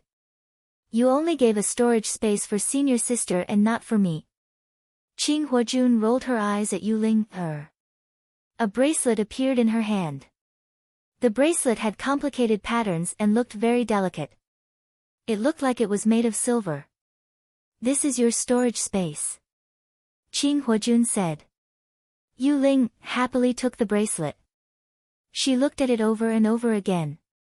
When she wore it on her wrist, it made her slender wrist look even better. This needs to be refined. It's not yours just to wear it. Qinghua saw that Yu Ling, liked the bracelet. She smiled. Why are you so stupid? Ning Shu looked at his ragged bag and then looked at Yu Ling's bracelet. He really wanted to throw this bag at Qinghua face. There would be no harm if there was no comparison. Alright, it's good to get a storage space for free. It's better if it's old. It won't attract attention. Ning Shu hung the storage space bag on his waist and bowed to Qinghua. Disciple thanks master. I will definitely repay master in the future. Qinghua didn't care. She just nodded with an indifferent expression. Ning Shu said, Disciple will leave now. Senior sister, where are you going? Yu Ling, asked curiously. Qinghua coughed. I asked her to do something. I see. Yu Ling said to Ning Shu, Senior sister, be careful. Come back soon. Ning Shu said, Thank you. It's time to cultivate. What are you doing here? Qinghua sent Yu Ling away. Yu Ling curled her lips and said, Disciple will leave now. She didn't know what her master wanted to say to her senior sister. Yu Ling felt that the atmosphere between her master and her senior sister was very strange. She walked very slowly. She wanted to know what the two wanted. Qinghua waved her hand and sent Yu Ling out. She then closed the door. Yu Ling stood at the door. She felt a bit uncomfortable. What did she want to do? Why did she have to close the door? Ning Shu looked on silently. Qinghua really doted on Yu Ling. She left all the good things for Yu Ling. She was very considerate of Yu Ling. She was very considerate of Yu Ling. Yu Ling was a dual spirit root holder, but her talent was not outstanding. Qinghua spent a lot of effort to find heavenly materials and earthly treasures to refine Yu Ling's bones and marrow, allowing Yu Ling to become a single spirit root holder. But Yu Ling was a person who was slow in love. She always felt that her master liked to tease her. She always found all kinds of things to torture her. When Yu Ling grew up and became stronger, the two of them became Tao companions. The little white rabbit was eaten by the old fox. Chapter 670. Who placed this restriction on you? Qinghua asked Ning Shu. It was my father. Ning Shu said. Give the fake profound yang sword to a higher level demon and let him remove the restriction on you. Then leave the demon race. If you stay with the demon race, you will be devoured sooner or later. Qinghua said calmly. Not only did the demon race need to devour the essence of humans, but they would also devour their own race to strengthen themselves. When Ning Shu heard Qing Huojun telling him to choose a higher-level demon race, it was obvious that he wanted to plot against a higher-level demon race. Ning Shu nodded and said, "Disciple will remember." Qing Huojun waved his hand indifferently, "Go, don't come back." Ning Shu bowed, "Disciple will take his leave." "Wait." Qing Huojun called out to Ning Shu. Ning Shu's heart skipped a beat. He didn't want anything else to happen. He forced himself to calm down and asked Qing Huojun, "Master, is there anything else? Can disciple stay?" Qing Huojun's expression cracked. "You have demonic energy in your body, how can you stay in the immortal transformation sect? Let me ask you, what cultivation method do you cultivate?" "Damn, he wants my peerless martial art." Ning Shu said, "Disciple cultivates the earth element cultivation method master gave me." Qing Huojun sneered, "Do you think I don't know what an earth element cultivation method looks like?" Ning Shu pursed his lips and knelt down to Qing Huojun. "Disciple cultivates the demon race cultivation method. As long as master is willing to let disciple stay, disciple is willing to give up the cultivation method." Qing Huojun's expression was indifferent. It was impossible to tell what he was thinking. He waved his hand, "Go." Ning Shu's face was filled with disappointment. He climbed up from the ground and left the hall, Qing Huojun, and the immortal transformation sect. Ning Shu raised her middle finger in the direction of Qinghua Peak. "Once I'm strong enough, I'll definitely come back to beat you up. I'll press my hand on your head and then scrupulously charge my qi into your dantian to take a look." However, after leaving the immortal form sect, Ning Shu suddenly didn't know where to go. Naturally, she couldn't return to the demon race. Her current strength was far inferior to that cheap demon father of hers. Xiao Susu's father was a demon general, which was equivalent to the soul formation stage of the human race, which was the same level as Qing Huojun.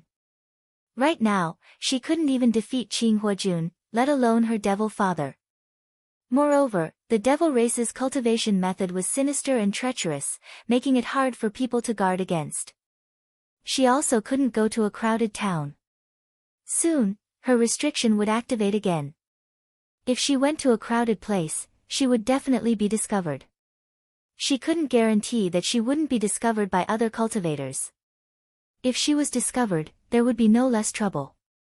They would definitely chase after her and shout to kill her. At this moment, Ning Shu truly felt that there was no place for him in this vast world. "Forget it, I'll just go to a place with fewer people." Moreover, the further away from the immortal form sect, the better. Ning Shu planned to fight for territory with the demonic beasts and slowly cultivate. Ning Shu went to the mystic spiritual mountain range, which was known as one of the 5 great danger zones. It was an endless forest with all kinds of demonic beasts resting in it. Although it was dangerous, it was favored by cultivators. There were many demonic beasts here. If they needed to concoct pills or craft magic tools, they would come here to find materials. Ning Shu found the direction and ran quickly towards the mystic spiritual mountain range. Meanwhile, in the main hall of Qinghua Peak, Qing Huojun's heart tightened. Cultivators were able to communicate with the heavens and earth. They were able to sense danger and had a bad feeling. Qing Huojun regretted letting them go. He had never seen any devil who practiced this kind of cultivation method. Qing Huojun instantly left the main hall and went out of the immortal form sect. He chased in the direction of the demon race. After flying for a long time, he still didn't see Ning Shu. Qing Huojun felt even worse. He regretted letting him go. With his strength, he wouldn't be able to run very fast. Qing Huojun chased for such a long time. He stood in the air and looked around. In the end, he gave up. She didn't even return to the demon race. Qing Huojun was speechless. He had always been the one tricking others. He didn't expect that he would be tricked one day. He just didn't know if that person would bring the mystic Yang sword back to the demon race. Qing Huojun turned and returned to the immortal form sect. However, he still felt uncomfortable in his heart. Ning Shu ran further and further away from the demon race. She felt that it was safer, so she slowed down. When she was hungry, Ning Shu took out a fasting pill to eat. She cultivated as she walked. Indeed, the spiritual energy outside couldn't be compared to Qinghua Peak. However, when she cultivated, the spiritual energy would gather around her. The effect was not bad. Until now, Ning Shu still didn't know why her cultivation speed was so fast. This made her feel terrified. Everything had a reason. Nothing happened for no reason. Ning Shu tried to let herself fly. However, she couldn't fly in the air. She could only walk on her 2 feet. Occasionally, she would encounter demonic beasts. Ning Shu would directly clench her fists and fight the demonic beasts head-on. Her strength was so great that she could directly kill the demonic beasts. She was bare-handed. However, when she was lazy, she would release the coiling dragon energy in her dantian. The coiling dragon's body would start to turn yellow. It would roar and rush out to fight with the demonic beasts. If she encountered a weaker demonic beast, the coiling dragon would directly crush the demonic beast with its claws. Ning Shu was covered in blood. Ning Shu was dumbfounded. This was too powerful. However, the coiling dragon energy couldn't last more than a few moves in front of Qinghuajun. It was obvious that these demonic beasts, who only knew how to cultivate and had low intelligence, were too weak. Ning Shu would also keep any treasures she encountered. These were all resources. When she passed by a town, she could exchange them for spirit stones. However, Ning Shu felt that she kept on encountering treasures. These treasures were getting more and more precious. Although they were guarded by demonic beasts, she could still kill the demonic beasts and take the treasures into her pocket. Ning Shu's heart was about to break down. She wasn't the main character. Even the bird eggs she picked up were phoenix eggs. She was just cannon fodder. How could she encounter so many treasures? Could it be that she was giving away treasures to others? Until Ning Shu encountered something. She completely cried. A few grains of star sand were placed in the middle of the road. Star sand. Star sand. This was what the silver-haired man needed. Ning Shu estimated that she would have to do a lot of missions to encounter this. However, she didn't expect to encounter it so quickly. Ning Shu suspected that she was dreaming. Ning Shu casually walked towards the star sand and stepped on it with her foot. She looked left and right and wondered if someone had deliberately thrown it away. Ning Shu wiped her tears and picked up the star sand. She told 2333 to keep it. Since she encountered it, there was no need to let it go. 2333, I almost peed myself. What's going on? Ning Shu asked 2333 in her heart. She was really dumbfounded. 2333 was also dumbfounded. Let me check for you. Ning Shu was terrified. What the hell was going on? This was the treatment that only the main character would receive. Xiao Susu was a very pitiful existence. Why was it that when it came to her, her cultivation was like cheating? It was too unreal. There was no such thing as a free gift in the world. There must be a conspiracy. Chapter 671. 2333 went to check what was going on. Ning Shu had been waiting. He was leaning against a tree, and there was a red fruit hanging on the tree. Ning Shu rolled his eyes. The water cloud fruit that could cleanse one's muscles and marrow. Ning Shu didn't want to pick it. He sat down and saw a blade of grass shaking in front of him. It looked like a ginseng. Ning Shu closed his eyes and asked, "How's the investigation going?" 2333 said, "I've checked. This world is very normal. The other mission takers didn't encounter a situation like yours." Good things jumped into his arms. Ning Shu, so tired. Ning Shu stood up and patted the dust on his butt. He was too lazy to take the water cloud fruit on his head and the ginseng on the ground. He would leave them for the fated ones. The storage space that Qing Huajun gave her could no longer hold anything. It meant that she was not fated with these things. How many years did it take for these treasures to form? She had already gotten so much. She couldn't take any more. Also, Ning Shu felt very strange. The situation was very strange. What if it was a trap? I can't be greedy. Not only did he have a cheat to increase his cultivation speed, but he could also get good things wherever he went. This was the treatment of a main character. When was it her turn? Ning Shu was too lazy to fight monsters. He didn't even look at the good things that he saw. When he reached the small town, he used some things to exchange for spirit stones and bought some clothes. After walking for a long time, Ning Shu finally arrived at the Mystic Spirit Mountain Range. From afar, the Mystic Spirit Mountain Range seemed to be shrouded in smoke. There was a small town not far from the Mystic Spirit Mountain Range. This small town was very prosperous. Ning Shu hadn't eaten hot food for a long time. He was about to go to the restaurant to eat something. There were all kinds of demonic beast meat in the restaurant. They used all kinds of cooking methods to make the demonic beast meat delicious. Also, the demonic beast meat contained spiritual energy that could nourish and strengthen the cultivator's body. In this world, the big fish ate the small fish.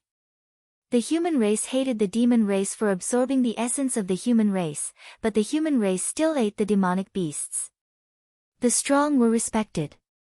Only the strong could control their own fate and not become a stepping stone for others. Ning Shu walked into the restaurant, ordered some dishes, and waited for the waiter to serve them. There were many cultivators in the restaurant, but Ning Shu did not look around. Instead, he wantonly sized up the others. The world of cultivation was cruel. Some cultivators had very strange tempers. Perhaps a look or a sentence could cause a fight. If you have anything good on you, just wait to be killed and robbed.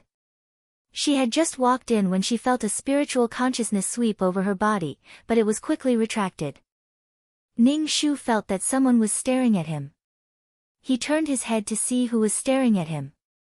When he saw this person, Ning Shu was stunned. This person had a head of dark green hair and wore green clothes. He sat on the bench and looked at Ning Shu. His eyes were slightly blue and glittering. She was good-looking, but her aesthetic sense was a little abnormal. She had green hair and wore green clothes. It was a little hot to the eyes. The problem was that this person was obviously not a human. The demon race was also not like him. Could it be that he was a demonic beast in human form? Since when did demonic beasts have such an IQ? Weren't demonic beasts ignorant and stupid? How could they live among humans? There was a demonic beast sitting here, but these cultivators actually ignored him and did not attack him. No one sat around him. Obviously, they did not want to get close to him. Ning Shu saw that this person kept staring at her, unable to take his eyes off her. She felt bitter in her heart. Only the female lead could attract a handsome man. Could it be that by adding 6 points to charm, she could immediately attract the attention of handsome men? Then why did she add so many attribute points to wisdom, but her IQ did not increase by leaps and bounds? Ning Shu touched her storage space. Could it be that he saw that she had a lot of treasures in her bag? Wanted to kill her and steal her treasures? When the dishes were served, Ning Shu picked up the chopsticks to eat. He felt that this person's gaze was still staring at him. Look at your sister. Ning Shu cursed in his heart. Out of the corner of his eye, he saw that the person was actually walking towards him. Ning Shu, get lost, get lost. This demonic beast man sat opposite Ning Shu. Seeing that Ning Shu had ordered a table full of fish and meat, he said, "You like to eat meat?" His voice was very pleasant and gentle. Just by listening to his voice, one would not think that this person was a manic demonic beast. Could it be that he was a hairdresser and his hair was dyed? Ning Shu's hair stood on end. He felt that the person opposite him was very strong. He did not speak. Do you want to drink? The demonic beast man took out a water bag. Ning Shu, were they close? Not close. Are you trying to hit on me? Ning Shu really wanted to kick this person in front of him. Was his charm that strong? Anyway, everything was not normal. Everything was not normal. Then you want to drink. The man took the water bag and filled Ning Shu's cup with water. Ning Shu looked at him sideways and did not speak. Drink. The man smiled slightly. If it wasn't for his green hair, Ning Shu would have thought that he was a gentle and refined scholar. He had a poetic charm, but he had a more indifferent and distant temperament than a scholar. He was neither arrogant nor impatient. Ning Shu was a little doubtful. Was this person really a demonic beast? But this was aesthetic. One should not hit a smiling face. Ning Shu picked up the teacup and smelled it. There was a salty and wet smell. Could it be poisonous? Ning Shu glanced at this man. He had an elegant smile on his face. Ning Shu took a sip and his face turned green. He looked at him and asked, "This is salt water?" The man said, "To be precise, it's seawater." Ning Shu, what a weirdo. Drinking seawater. I'm Qing Yu. What's your name? Qing Yu asked Ning Shu. Ning Shu said, Xiao Susu. Qing Yu frowned and asked, "Is that your real name?" Yes. Ning Shu nodded. Ning Shu drank a mouthful of seawater. He couldn't spit it out in front of Qing Yu. He felt that he was going to die, so he kept drinking water.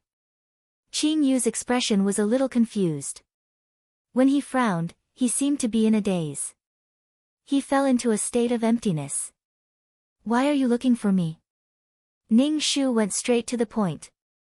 Qing Yu came back to his senses and smiled. He asked, "Where are you going?" "I'll go with you." Pooh, cough cough cough. Ning Shu choked on his tears. He was very shocked. Ning Shu's face twitched. When did she have the charm to make people fall in love at first sight? And Qing Yu didn't have any feelings for her at all. Why did he want to follow him? Why?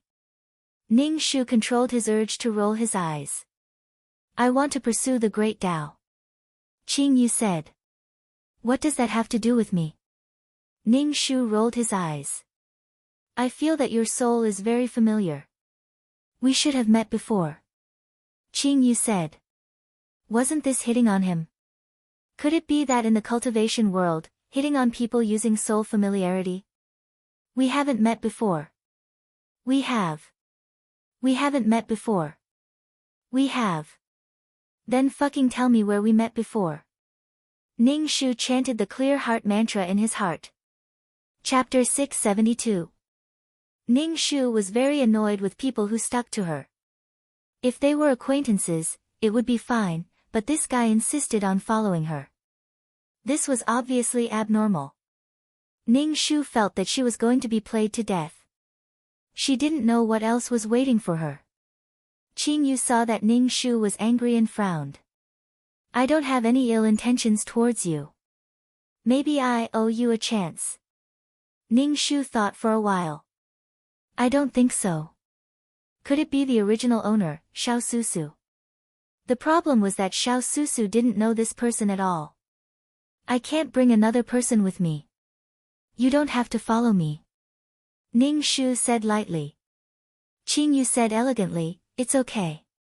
You don't have to take care of me. Ning Shu, what to do? She had come here happily to have a good meal, but she met such a person. Ning Shu looked at his dark green hair and asked, You were born with this hair? Qing Yu nodded. My transformation is like this. Transformation. He was indeed a demon beast. What kind of demon are you? Ning Shu asked. Qing Yu looked at Ning Shu. Guess. Ning Shu, haha, you are a demon beast. Why didn't they attack you? Ning Shu asked Qing Yu softly. Qing Yu glanced at the people in the hall. They don't dare. Ning Shu gave him a thumbs up. That was so domineering. Ning Shu finished all the dishes on the table and prepared to find an inn to rest. Ning Shu walked out of the inn. Qing Yu followed and asked, "Where are you going now?" "I'm looking for a place to stay." "Actually, you don't have to follow me. We don't know each other. Thank you for treating me to the seawater." Ning Shu saw that he didn't have any ill intentions and his attitude became gentler. "If you like it, I'll treat you to it," Qing Yu said. "Ning Shu, a gentleman doesn't take what others like." Ning Shu quickly rejected. When Qing Yu looked at people, his eyes shone. He was calm and intelligent. Qing Yu really didn't look like a demon beast. "You are different from other demon beasts." He didn't look like a demonic beast, but more like a human. "I have a place to stay here," Qing Yu said. "Since we are traveling together, you can stay at my place," Qing Yu said. Ning Shu was a little embarrassed. "Sorry to trouble you." "It's no trouble." Ning Shu, "No, I won't." Ning Shu felt that there was something fishy going on because it was all too sudden and he was even treating her nicely. "What are you worried about?" Qing Yu asked. "Because we've never met before. We're strangers. I don't want to trouble you." Ning Shu looked at Qing Yu. "I think you've got the wrong person." Qing Yu said indifferently, "I can feel it myself. Maybe you don't remember. Our souls have intersected." Qing Yu said, "You don't have to worry. I haven't been able to break through the great Tao all this while. Perhaps it's because I have karma with you." Ning Shu, speak human language. He felt that his intelligence was even lower than a demonic beast's, as if he was mentally retarded. Ning Shu sighed and followed Qing Yu to his place. It was a big house. "You have such a big house." Ning Shu saw that there were servants in the house. When the servants saw Qing Yu, he bowed and shouted, "Lord Qing, arrange a room for her." Qing Yu ordered. The butler arranged a room for Ning Shu beside Qing Yu's. Ning Shu also felt drunk. Ning Shu felt that the spiritual energy in the house was very dense. He sat on the bed and started to cultivate. The spiritual energy around Ning Shu rushed over. After cultivating for a long time, Ning Shu opened his eyes and looked inside his dantian. He realized that the energy in his dantian had turned into a golden dragon. It was very lifelike, like a real dragon. When it came into contact with Ning Shu's consciousness, the dragon even touched Ning Shu's consciousness. Ning Shu was a little surprised. He felt that this thing had its own consciousness. There was a knock on the door. Ning Shu got off the bed and opened the door. Qing Yu was standing at the door. "Are you done with your cultivation?" "It's time for dinner," Qing Yu said. Ning Shu followed Qing Yu to the living room. There was a table full of dishes, and they were all meat. Ning Shu sat down and ate the dishes on the table. Qing Yu raised his eyebrows. "Don't you immortal cultivators avoid being involved in the mortal world?" Immortals are humans too. Didn't humans live for their mouths?" Qing Yu drank the seawater and nodded. "That's true." Ning Shu felt disillusioned every time he saw Qing Yu drinking seawater. "You're a demonic beast in the sea?" "Yes." "What's your true form?" Ning Shu asked. Qing Yu tilted his head. "Guess." Ning Shu couldn't be bothered to ask. It was up to him to say or not. Immediately, Ning Shu's body stiffened. Because the restriction in his dantian was slowly emerging. The restriction was activated. Instantly, his body felt like it was about to explode. Ning Shu hurriedly sat cross-legged on the ground, enduring the pain. Demonic qi was emitting from his body. Qing Yu formed a barrier that covered the entire house, preventing others from discovering the demonic qi on Ning Shu's body. Ning Shu cursed the bastard who placed the restriction in his heart. "Fuck, just you wait."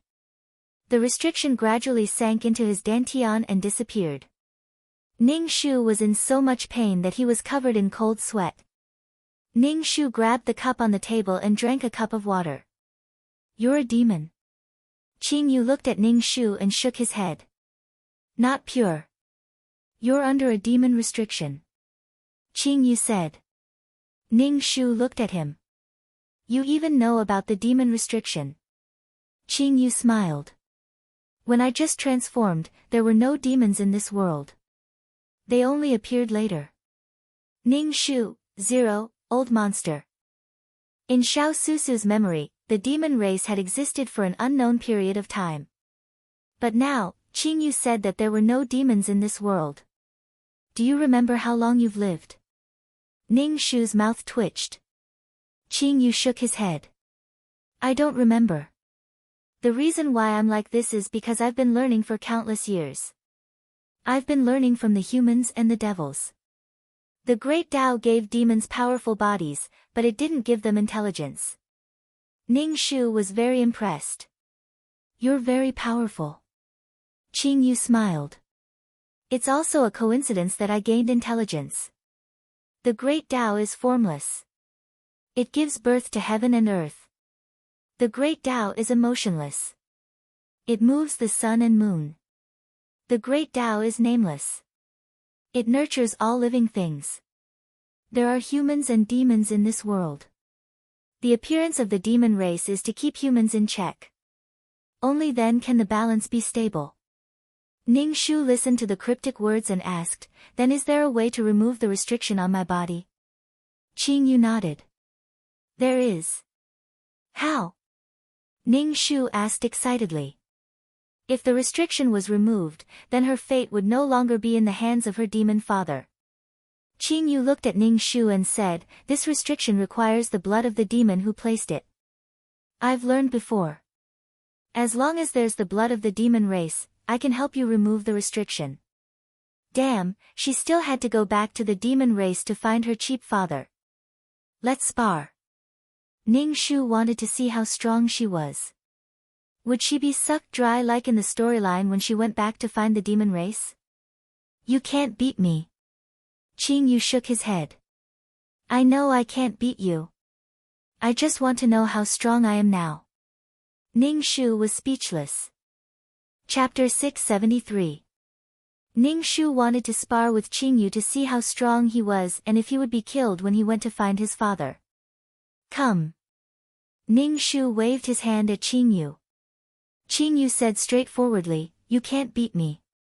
Ning Shu released her inner strength, and a golden coiling dragon roared out, rushing towards Qing Yu. When it saw Qing Yu, its roar immediately weakened. Qing Yu looked at the dragon seriously and was a little surprised. This thing is starting to have its own consciousness. Ning Shu felt the same. He felt that the golden dragon had a consciousness and said to Qing Yu, then do you know why? I feel that the aura is very familiar. I wasn't sure it was you before, but now I am sure. Qing Yu nodded and said. He reached out and grabbed the golden dragon in his hand. The golden dragon was swimming in his palm. Fuck, we are fighting right now. Ning Shu moved his mind and retracted the golden dragon back into his dantian. Qing Yu said, your cultivation technique is not bad. That's why the golden dragon has a little consciousness. When he first got the ultimate martial arts technique, he thought it was just a low-level martial arts technique. But he had been using it until now. In a world full of spiritual energy, he could show off his power. Let's do it. Ning Shu raised her chin slightly and threw a punch at Qing Yu. Qing Yu stood still and waved his hand. Like he was swatting a mosquito, he swatted Ning Shu away. Ning Shu hit the wall and his organs hurt.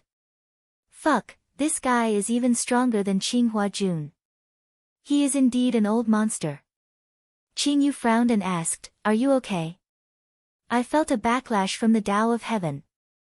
Ning Shu, why does he always say things that I don't understand? I feel like I am retarded. When I attacked you, I actually felt a backlash from the Tao of Heaven. Qing Yu frowned. Who are you? Ning Shu pondered over Qing Yu's words. What do you mean? Make it simple. In other words, you are the person chosen by the heavenly Tao. Qing Yu glanced at Ning Shu. Ordinary people can't sense the loss of providence, but I can. Ning Shu nodded. You mean, I'm the main character? When did she become the main character? You must be kidding me. In any case, Ning Shu felt that the whole world was full of bugs, which made her very terrified. Ning Shu wanted to quickly complete the mission and leave. Damn, he couldn't stay in this world. It was too messy. What do you think of my current strength? Ning Shu asked. Qing Yu said cautiously, I estimate that the strength of the Aurus Core stage is about the same. She was in the Golden Core realm, and Qing Huojun was in the Soul Formation realm. Compared to her, there was a huge gap between them. At that time, when he fought against Qing Huojun, he was even weaker than now. No wonder he was trampled so badly. An Aurus Core stage cultivator definitely wouldn't be able to fight against Devil General Father. It would be better to wait until his cultivation level increased. This restriction had to be removed, because the Demon Father could destroy her with a single thought. Are you going back to the demon race? Qing Yu asked. Ning Shu waved his hand. I'm too weak now. I'll go back when I'm stronger. But your restriction will activate every once in a while. Qing Yu raised his eyebrows. Ning Shu didn't mind. It's okay. This restriction would activate every once in a while, so the pain wouldn't last long. Being cursed was the most painful. It would hurt all the time, and it would only get more and more painful. In comparison, the restriction was so gentle. I can help you. Qing Yu said. One who is unaccountably solicitous is hiding evil intentions. He had never made a living, but he gave her a place to rest and helped her. There must be a reason. Why? I feel like you've got the wrong person. We don't know each other. Ning Shu looked at Qing Yu. Unless you tell me why, I can't accept your help. People needed to help each other. But Qing Yu was someone who didn't know how strong he was. He was very confused when he suddenly acted like this. The two of them weren't on the same level. Have you ever seen a person being polite to an ant that could be easily squashed to death with one hand? Qing Yu smiled. Ning Shu stretched out his hand. Ning Shu instantly clutched his chest. What are you doing? I'm telling you, don't mess around. Qing Yu grabbed Ning Shu's collar and pulled her up. Their surroundings suddenly became blurry. Ning Shu felt dizzy and wanted to vomit. Ning Shu rubbed her head and looked around in confusion. They were no longer in Qing Yu's house. They were standing in front of a black city wall. There were people coming and going around. The men were handsome, the women beautiful and enchanting. Seeing these people, Ning Shu thought of a word. Demon race. The demon race was good at bewitching people. Don't think that just because the demon race looked fierce and evil, they were better looking than humans. What flowed under their attractive skin was evil black juice. The demon race didn't have the concept of right and wrong. There was no distinction between good and evil. They didn't have the etiquette and shame of humans. What they believed in was strength. Ning Shu felt like she was carsick. It was so disgusting that she wanted to die. How did she end up in the demon race's territory? Ning Shu silently chanted the clear heart incantation and felt much better. When the surrounding demons saw Ning Shu, they looked at her as if she was food. Their noses twitched, and their eyes were filled with disdain. Clearly, they had smelled that Ning Shu was a mixed blood. But when the demons looked at Qing Yu, they were moved and vigilant. Damn it! If she was weak, she didn't have the right to speak. She was brought here without saying anything. Ning Shu felt very guilty. She didn't have the strength to fight against her demon father. Ning Shu said to Qing Yu, why didn't you tell me? At least let me be mentally prepared. Why do you keep delaying? You'd rather suffer the pain of the restriction than solve the problem? Qing Yu looked at Ning Shu disapprovingly. I can't procrastinate. Ning Shu sighed, it's because I'm not strong enough. When I'm strong enough, the pain of the restriction will be nothing. I said I can help you. Qing Yu looked at Ning Shu and said sincerely, I can help you. Ning Shu smiled and nodded, okay, then help me. No matter why you're helping me, thank you. Qing Yu nodded and created a barrier around Ning Shu. Ning Shu looked at Qing Yu's chanting. He really didn't look like a demon. Ning Shu stayed in the barrier and waited for Qing Yu to come back. She sat cross-legged in the barrier and cultivated. The spiritual energy entered her body and was swallowed by the golden dragon in her dantian. Ning Shu looked inwardly at the coiling dragon swimming in his dantian and wondered if it would become a real dragon one day. But it was very far away. She was still very weak now. She needed to cultivate her qi gene to grow. Also, she could only cultivate a golden dragon in a plane with abundant spiritual energy. How good would it be if she could cultivate a golden dragon in her soul state? Not long later, Qing Yu came back.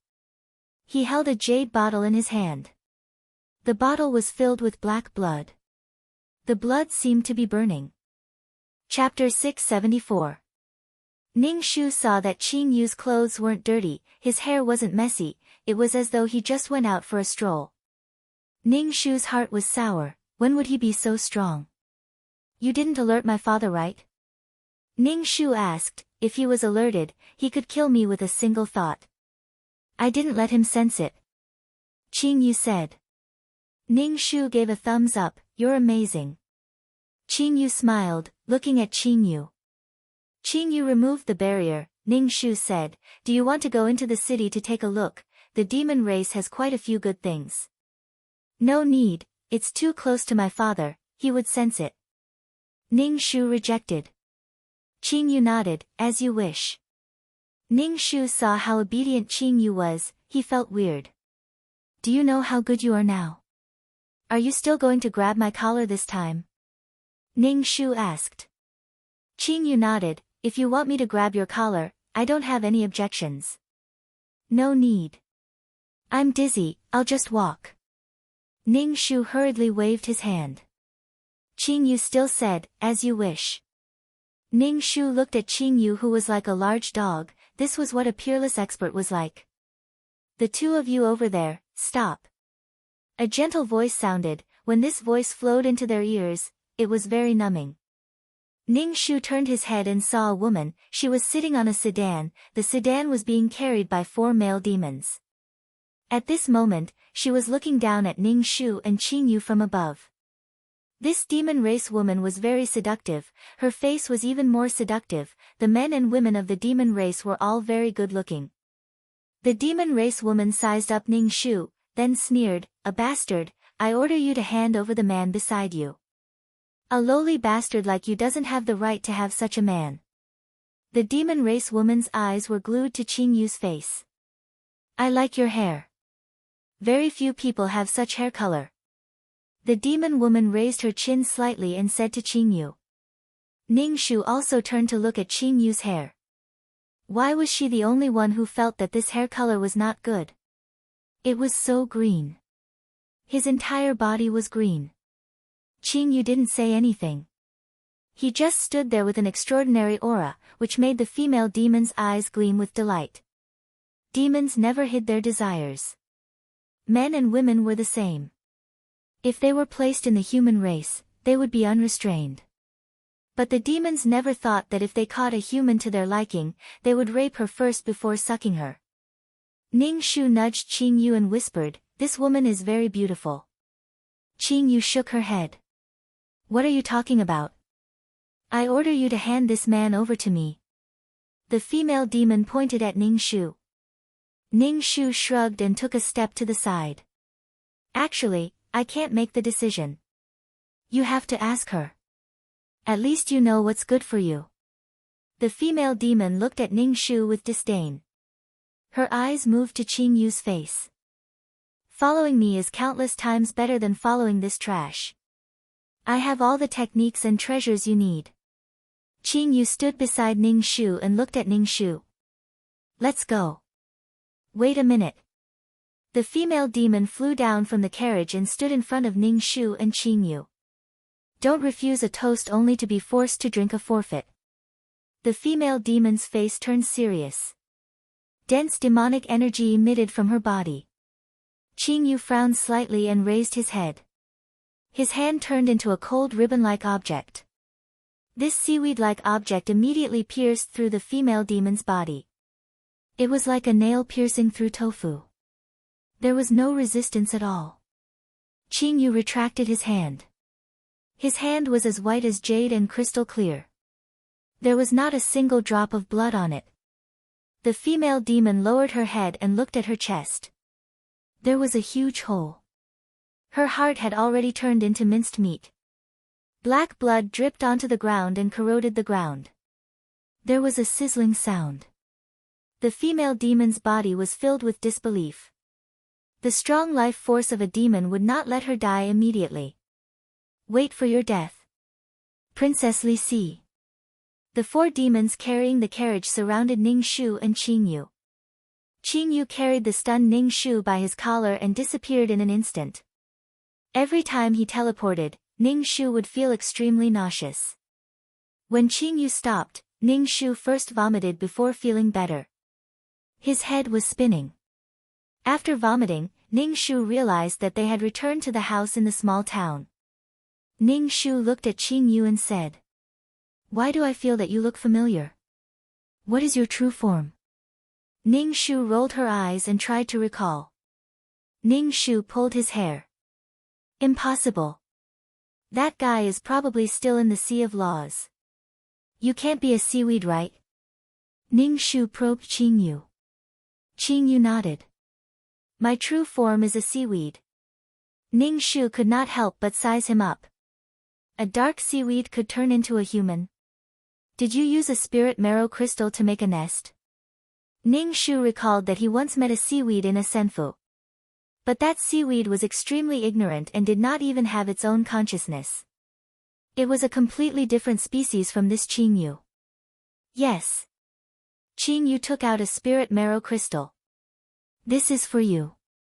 Ning Shu was speechless. "I don't want your spirit marrow crystal." Ning Shu clapped his hands happily. "Why didn't you say that you were a seaweed earlier? Why are you here?" "I have always been in this world," Qingyu said. Ning Shu held his head and called 2333. "Oh my god. This plane can't be that senfu from back then, right? Wasn't it on the verge of collapse? How did it become a mid-level plane? How did it become a mid-level plane in such a short time?" Ning Shu felt that he was so useless. Even a plane was better than him. 2333 was stunned for a moment and said, "The flow of time is different. It doesn't seem like a long time to you. Maybe this plane has already been here for a few 100 million years. Damn it. If that's the case, then this plane recognizes you. That explains everything that happened before," 2333 said. Ning Shu squinted. "How does that plane know it's me?" 2333 said, "You forgot. When you were on the way to the Sea of Law, you thought you were in a soul state. Holding the plane in your hand would definitely have some of your soul's aura." Ning Shu sighed and wiped the cold sweat off his head. She was so scared that she could not sleep every day. She did not expect this to be the reason. To be able to evolve into a mid-level plane was also an opportunity for this plane. Giving you some benefits can be considered as settling the karma. 2333 said. You should be doing missions in this plane smoothly. You did not waste a lot of my energy to send it back to the Sea of Law. I was wondering why I couldn't find the reason. 2333 finally defended his incompetence. Ning Shu, hee, what are you thinking about? Qingyu saw Ning Shu in a daze and asked. Ning Shu came back to his senses and looked at Qingyu. Oh my, how long has it been since we last met? You've grown up. Qingyu, I might be much older than you. Qingyu said. Ning Shu thought about it and agreed. Qingyu was about the same age as this plane. Chapter 675. Is it okay for you to attack the devil with your true body? Ning Shu asked. The blood of the devil was very corrosive and poisonous. Qingyu looked at his hand and said, I just wanted to see if I could resist the corrosion of the devil's blood. Ning Shu nodded. How's the result of the experiment? I see that your hand is fine. It's okay. Qing Yu nodded. Ning Shu said sincerely, I want to ask you to help me remove the restriction. Qing Yu nodded and took out a jade bottle. He opened the bottle and white smoke came out. The devil's blood in the bottle was boiling. She didn't know what material this jade-like bottle was made of. It could actually resist the corrosion of the devil's blood. Qing Yu put his finger into the bottle and said, I will draw a spiritual array on your forehead later. It will hurt a little. Bear with it. Ning Shu was stunned and said, with my finger? Everything else will be corroded by the blood. Qing Yu said casually. Ning Shu was a little touched. Thank you.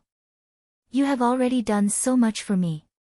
In the plains she had been to, she had met one or two because her soul helped her and not because of the person who asked her to help. The school doctor uncle was one of them. Qing Yu was another. Ning Shu was grateful for Qing Yu's help. No matter what, I have to thank you. Qing Yu smiled. It's okay. Qing Yu's finger was stained with black blood. He made a seal and touched Ning Shu's forehead with his finger. When the devil's blood touched her skin, it was abnormally hot. Ning Shu felt that her skin was about to be cooked. It was probably because of the devil's blood in her body. She only felt the heat and nothing else. The spiritual array on her forehead disappeared into her skin and turned into countless sharp swords. They went straight to her dantian and the restriction in her dantian appeared. Perhaps because it felt threatened, the restriction emitted a thick devil qi. Ning Shu felt incomparable pain. The two sides fought in her body, causing her dantian to be in a mess. Her dantian seemed to be about to collapse. Qing Yu was still drawing formations continuously, causing Ning Shu so much pain that he wanted to bang his head against the wall. After an unknown period of time, a gotcha sound rang out as the restriction was broken. Ning Shu instantly felt as though his soul was about to be sublimated. That kind of carefree feeling made Ning Shu want to roar to the sky. Without the restriction, nothing could control her. Ning Shu shook Qing Yu's hands to express his gratitude. Thank you, Hai Dai. Qing Yu retracted his hand. I'm fine. Please call me Qing Yu. Qing Yu said very seriously. Alright, Hai. Qing Yue. Without the restriction, Ning Shu was so happy that he ate 2 more bowls of rice that night. Qing Yu drank the seawater and saw Ning Shu's oily face. He couldn't help but say, I still can't understand the human race's appetite.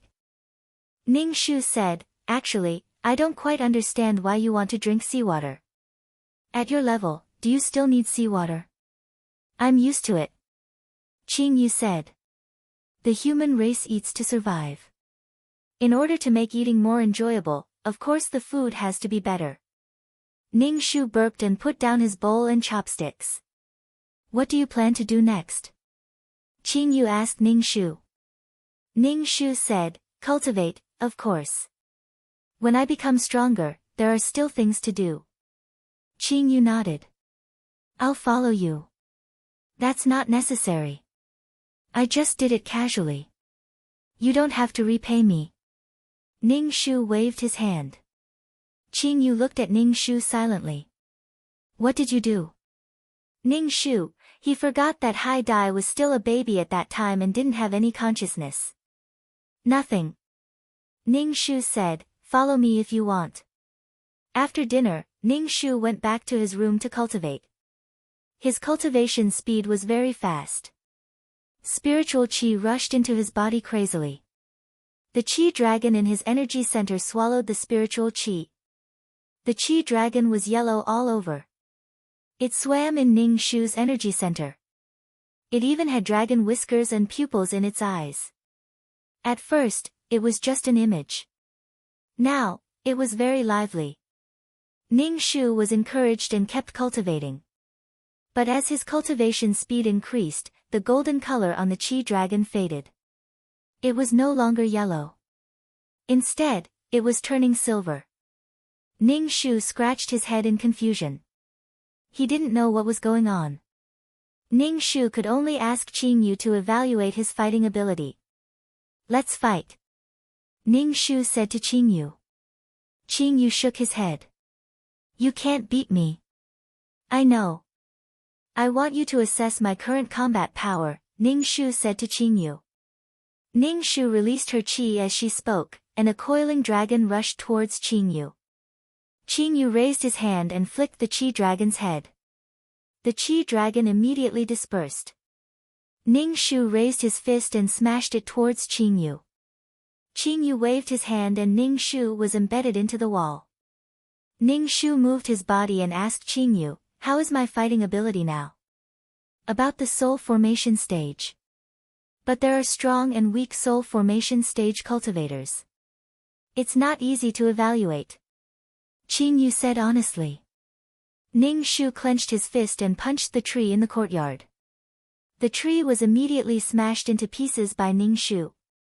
Cultivators could topple mountains and overturn seas. They had all kinds of skills. This was powerful strength. Why did the qi dragon change color again? Ning Shu couldn't understand. It was like a chameleon. I haven't cultivated this technique before. I don't know what's going on. Qing Yu said, maybe the color is too bright and eye-catching. This explanation was easy to understand. But was that really the case?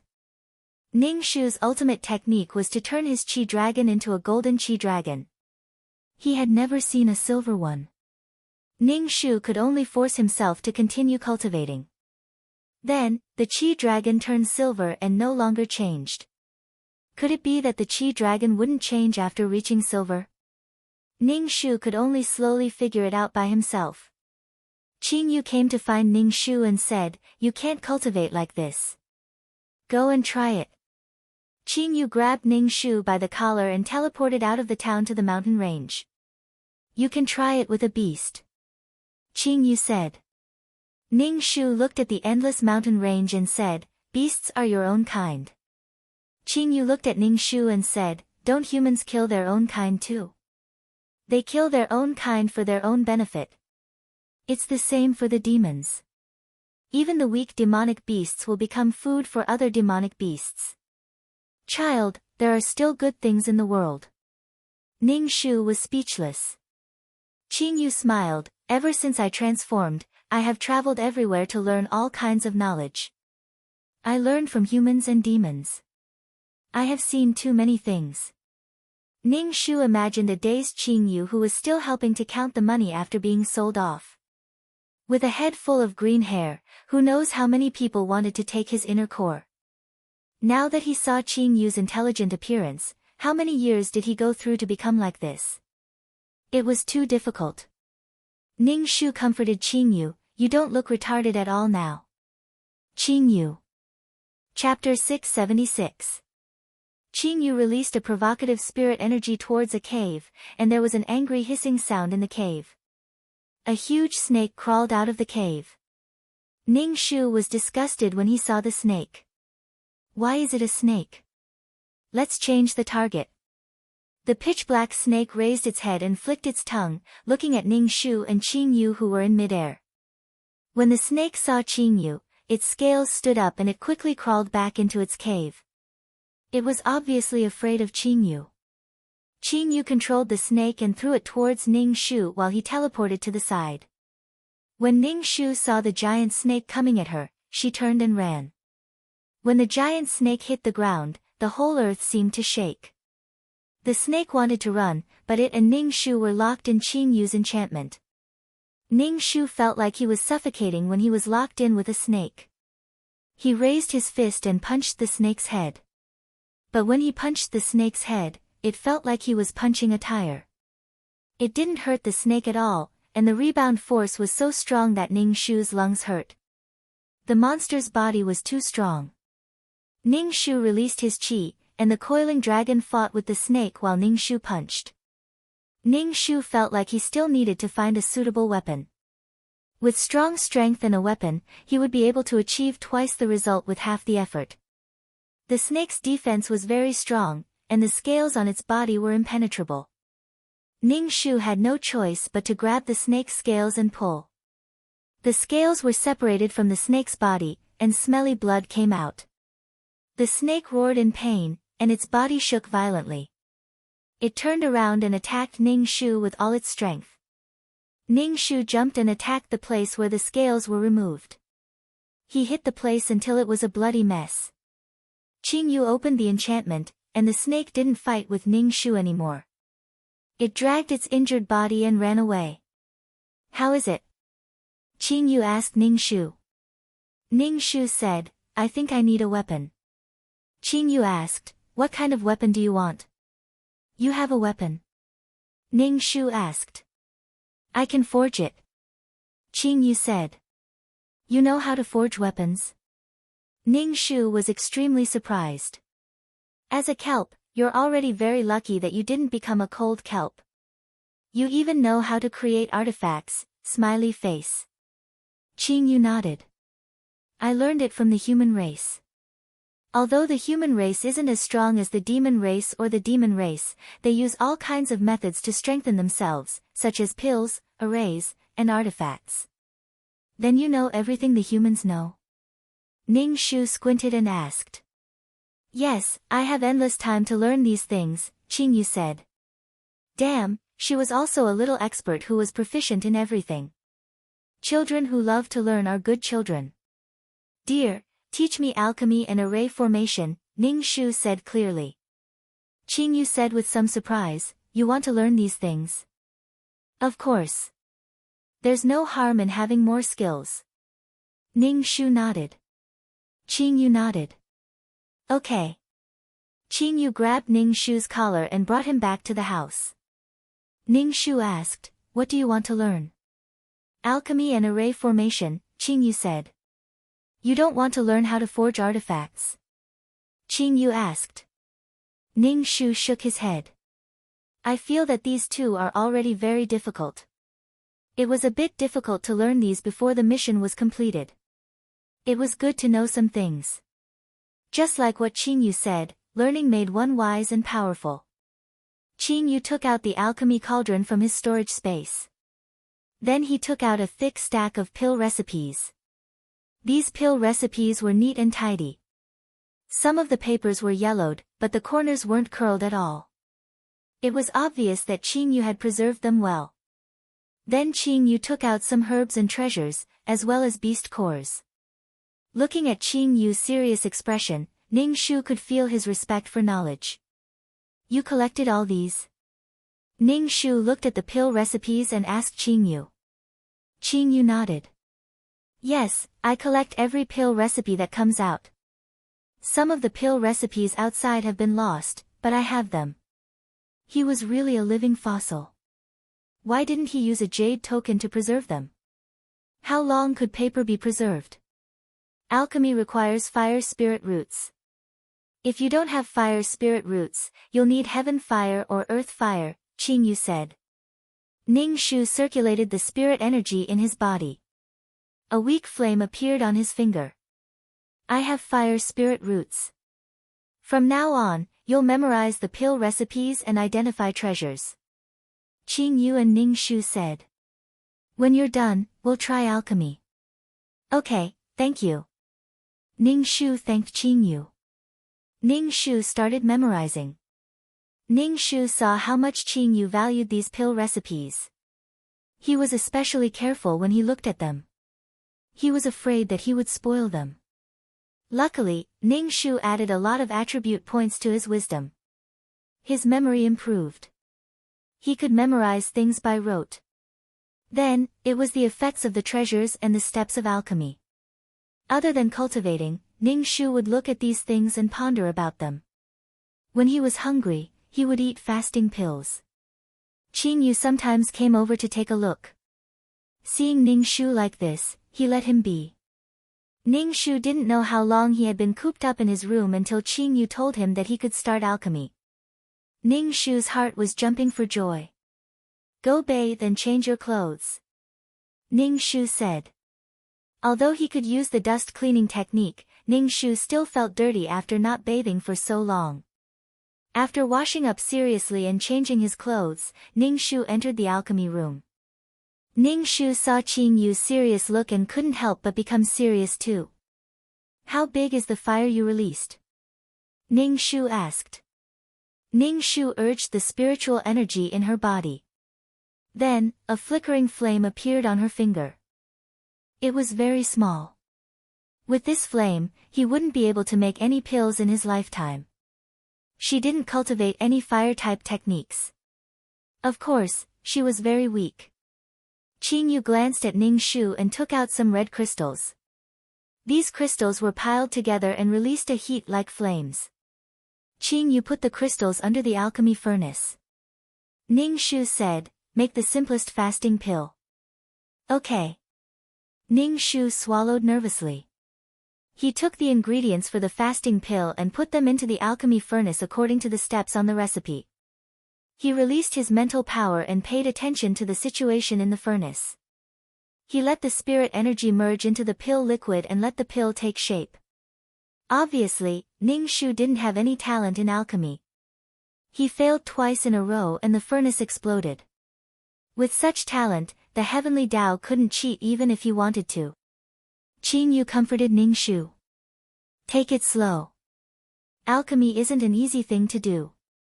Ning Shu nodded and continued to fight with the fasting pill.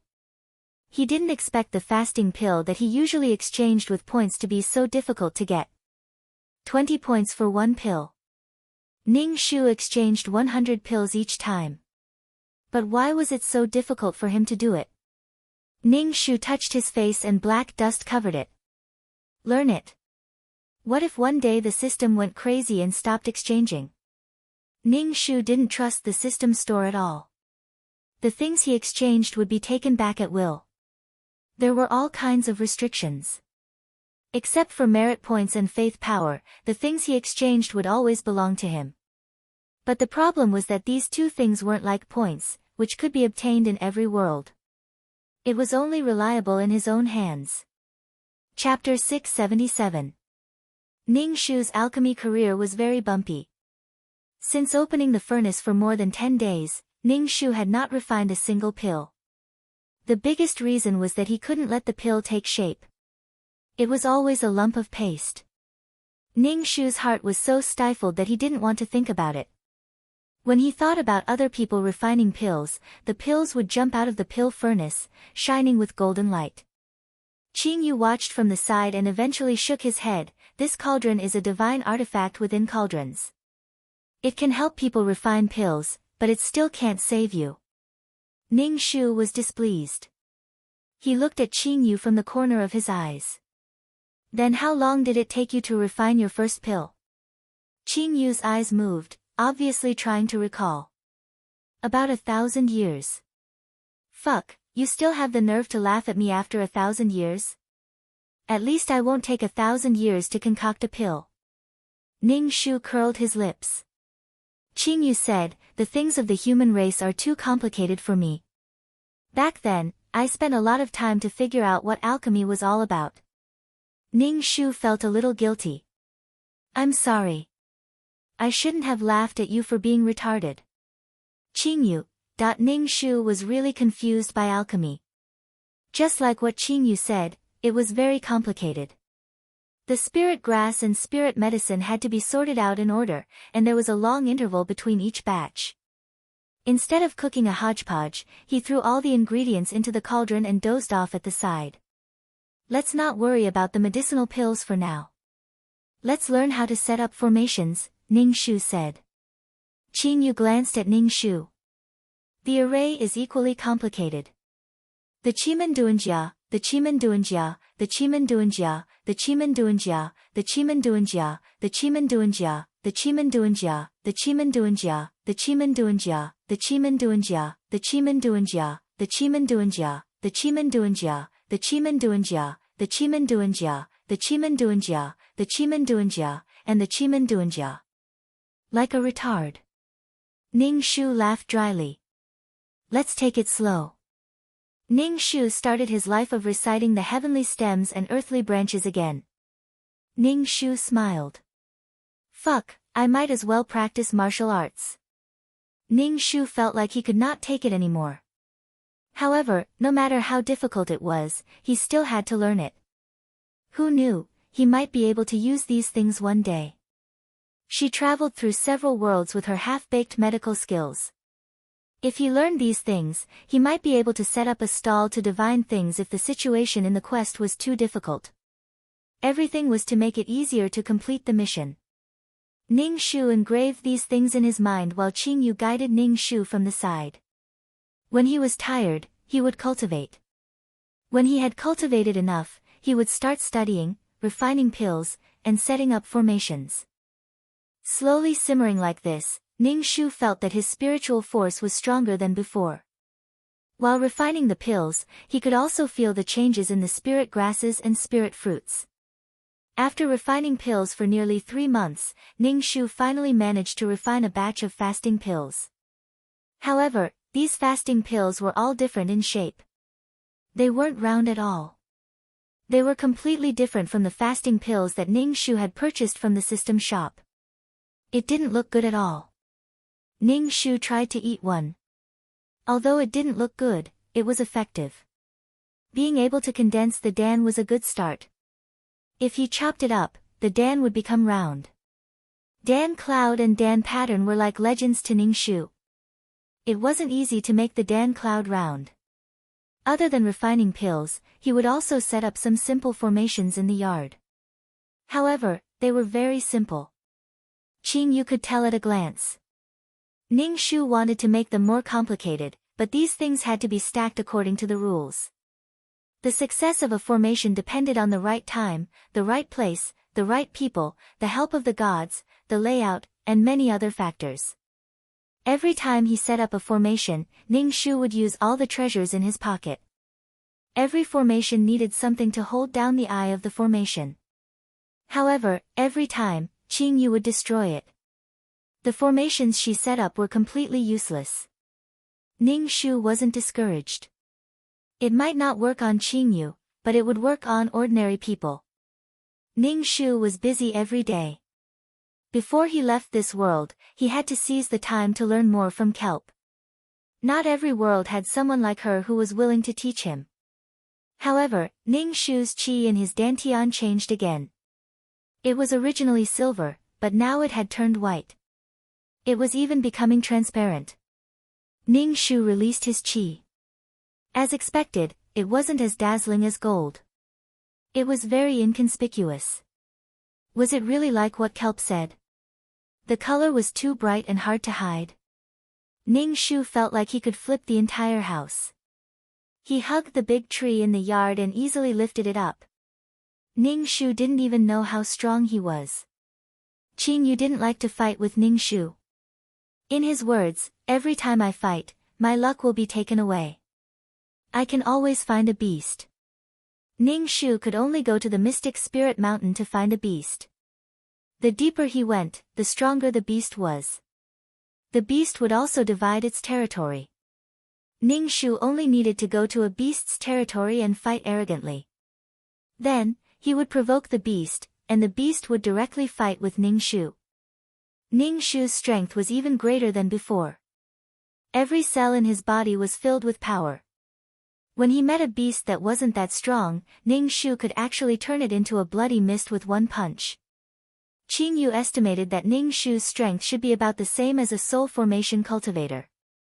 This cultivation speed made Ning Shu feel shocked. She hadn't been in this world for long. Her speed was really like a rocket. Normal people would cultivate to the foundation establishment stage and then charge towards the golden core stage. Only those who could reach the golden core stage could be considered strong. Her rapid progress was truly terrifying. It gave Ning Shu a surreal and unrealistic feeling. She felt as if she was floating. Damn it, he was just a country bumpkin who had never seen the world. Qing Yu asked Ning Shu, "What weapon do you want?" Ning Shu thought about it. With his strength, a sword wasn't suitable for him. He needed a weapon that was powerful and domineering. He needed a weapon that could suppress people the moment he appeared. After listening to Ning Shu's request, Qing Yu looked at him silently. A giant axe. Ning Shu's eyes lit up. She remembered Pan Gu's appearance when he created the world. He nodded. An axe. Qing Yu, I've been in the cultivation world for so many years. I've never seen a woman use an axe. Even men rarely use one. Qing Yu said. Immortal cultivators naturally valued their manners. Not only women, men also had to be graceful and celestial. Qing Yu looked at Ning Shu. He could imagine her holding an axe in his mind. He felt that it was a little painful and stopped imagining. Thank you. Sorry to trouble you. I'll go and find the materials you need. Ning Shu said. Qing Yu shook his head. I have a lot of materials. Then I'll have to trouble you. Ning Shu patted Qing Yu encouragingly. I have faith in you. Qing Yu moved his body and avoided Ning Shu's hand. I'm going into seclusion to forge weapons. Don't run around. Ning Shu nodded. Be careful. He heard that forging weapons was much more dangerous than refining pills. Qing Yu, I don't want to talk to you. Since Qing Yu was in seclusion, Ning Shu would refine pills by himself and practice setting up arrays. Occasionally, he would go and harass the demon beasts in the mountains to test his battle skills. When he became stronger, he would definitely go back and report to Qing Huajun. Otherwise, he would really be letting down his painstaking effort to think for her. Chapter 678. Ning Shu caught a rabbit, skinned it and roasted it on the fire, sprinkled some seasonings, and the smell of the fat was very fragrant. Ning Shu twirled the rabbit stuck on the stick in his hand. Just now, he had a fight with the boss of this territory, a demon beast equivalent to the crossing tribulation stage. Ning Shu fought to a draw with her. Ning Shu suffered some injuries, and the demon beast was also beaten quite badly by Ning Shu.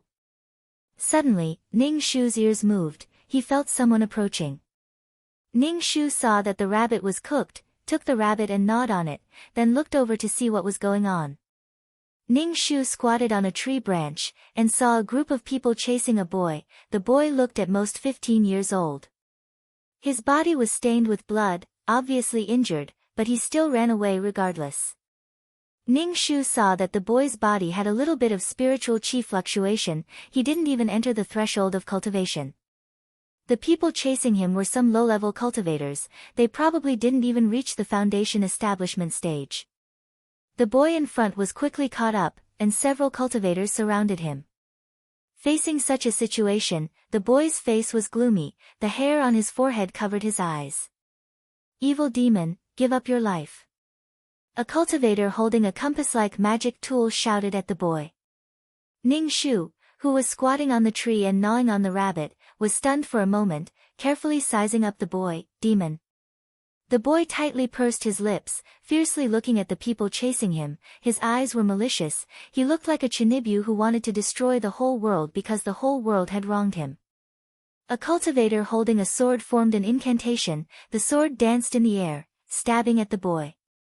The boy wanted to dodge, but several other cultivators restrained him. The boy's face flashed a look of despair. His whole body was emitting demonic qi. He wanted to rely on it to attack these people. But compared to a real demon, the demonic qi on his body was like the difference between the bright moon and a firefly. Ning Shu threw out a bone that was gnawed clean. The bone directly hit the sword that was stabbing at the boy, and was directly sent flying, deeply embedded in the trunk. The sudden situation caused everyone to be shocked. The cultivator looked around and asked, "Who is it that's sneaking around?" The boy exhaled heavily and looked around as well. Ning Shu wiped her greasy hands on the tree trunk and jumped down from the tree. When the few cultivators saw that Ning Shu was a woman, they immediately sneered, "Mind your own business, otherwise we will kill you as well." When the boy saw Ning Shu, he was a little disappointed. He thought that it was some kind of expert, but he didn't expect it to be a girl who wasn't even as tall as him. "Why did you kill him?"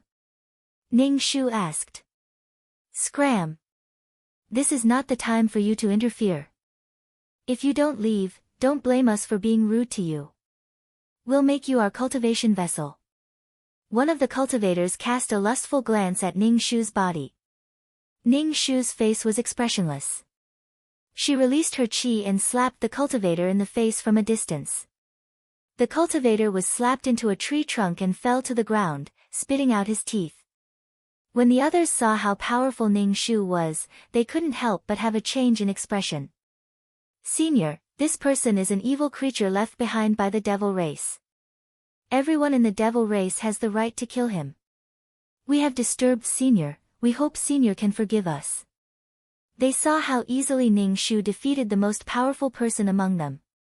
Knowing that they wouldn't be able to get anything out of Ning Shu, they softened their attitude. Ning Shu looked at the boy. The boy and Ning Shu's eyes met. The boy's lips were tightly pursed, and his expression was incomparably gloomy. It was obvious that he was a problematic youth. Seeing Ning Shu looking at the boy, a cultivator immediately said, "Senior, this person is a human devil bastard. His mother was raped by a low-level devil race.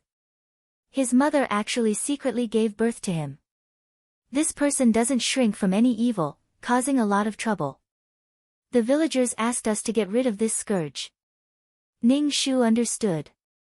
One look and he could tell that this was a devilish child. It was completely understandable that they wanted to kill this devilish child. Hearing the cultivator's words, the boy's expression became even more gloomy. He seemed to hate the world and wished that he could turn into a furnace and merge with this world. Ning Shu grunted and lightly said, "Let me deal with this person." This. The cultivators looked at each other. One of them said with some difficulty, "The villagers asked us to get rid of him.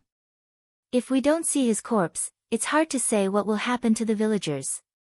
Ning Shu sneered in his heart. Would cultivators care about mortals? Ning Shu lightly said, "You want me to do it? Senior, this person is from the devil race. We must get rid of him." The cultivator said. Ning Shu was impatient. He slapped the cultivator and sent him away. "You, come here," Ning Shu said to the boy. The boy looked left and right. Ning Shu walked over. There was death on both sides. The boy chose to die in Ning Shu's hands. "I will get rid of this person." Ning Shu grabbed the boy by the collar and left. Who would have thought that grabbing someone by the collar would be so satisfying? No wonder Qingyue always liked to grab her collar. The boy struggled violently, wanting to escape from Ning Shu's control. Being grabbed by the collar by a girl who was not even as tall as him, it was simply, his face flushed red. Ning Shu loosened her grip on his collar and asked, "Are you a human demon?" The boy coldly said, "You can kill me or cut me up as you wish. I'm from the devil race. Why don't you think of yourself as a human?"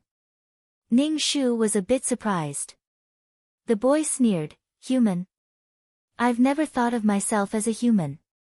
It's just a pity that I'm not from the devil race.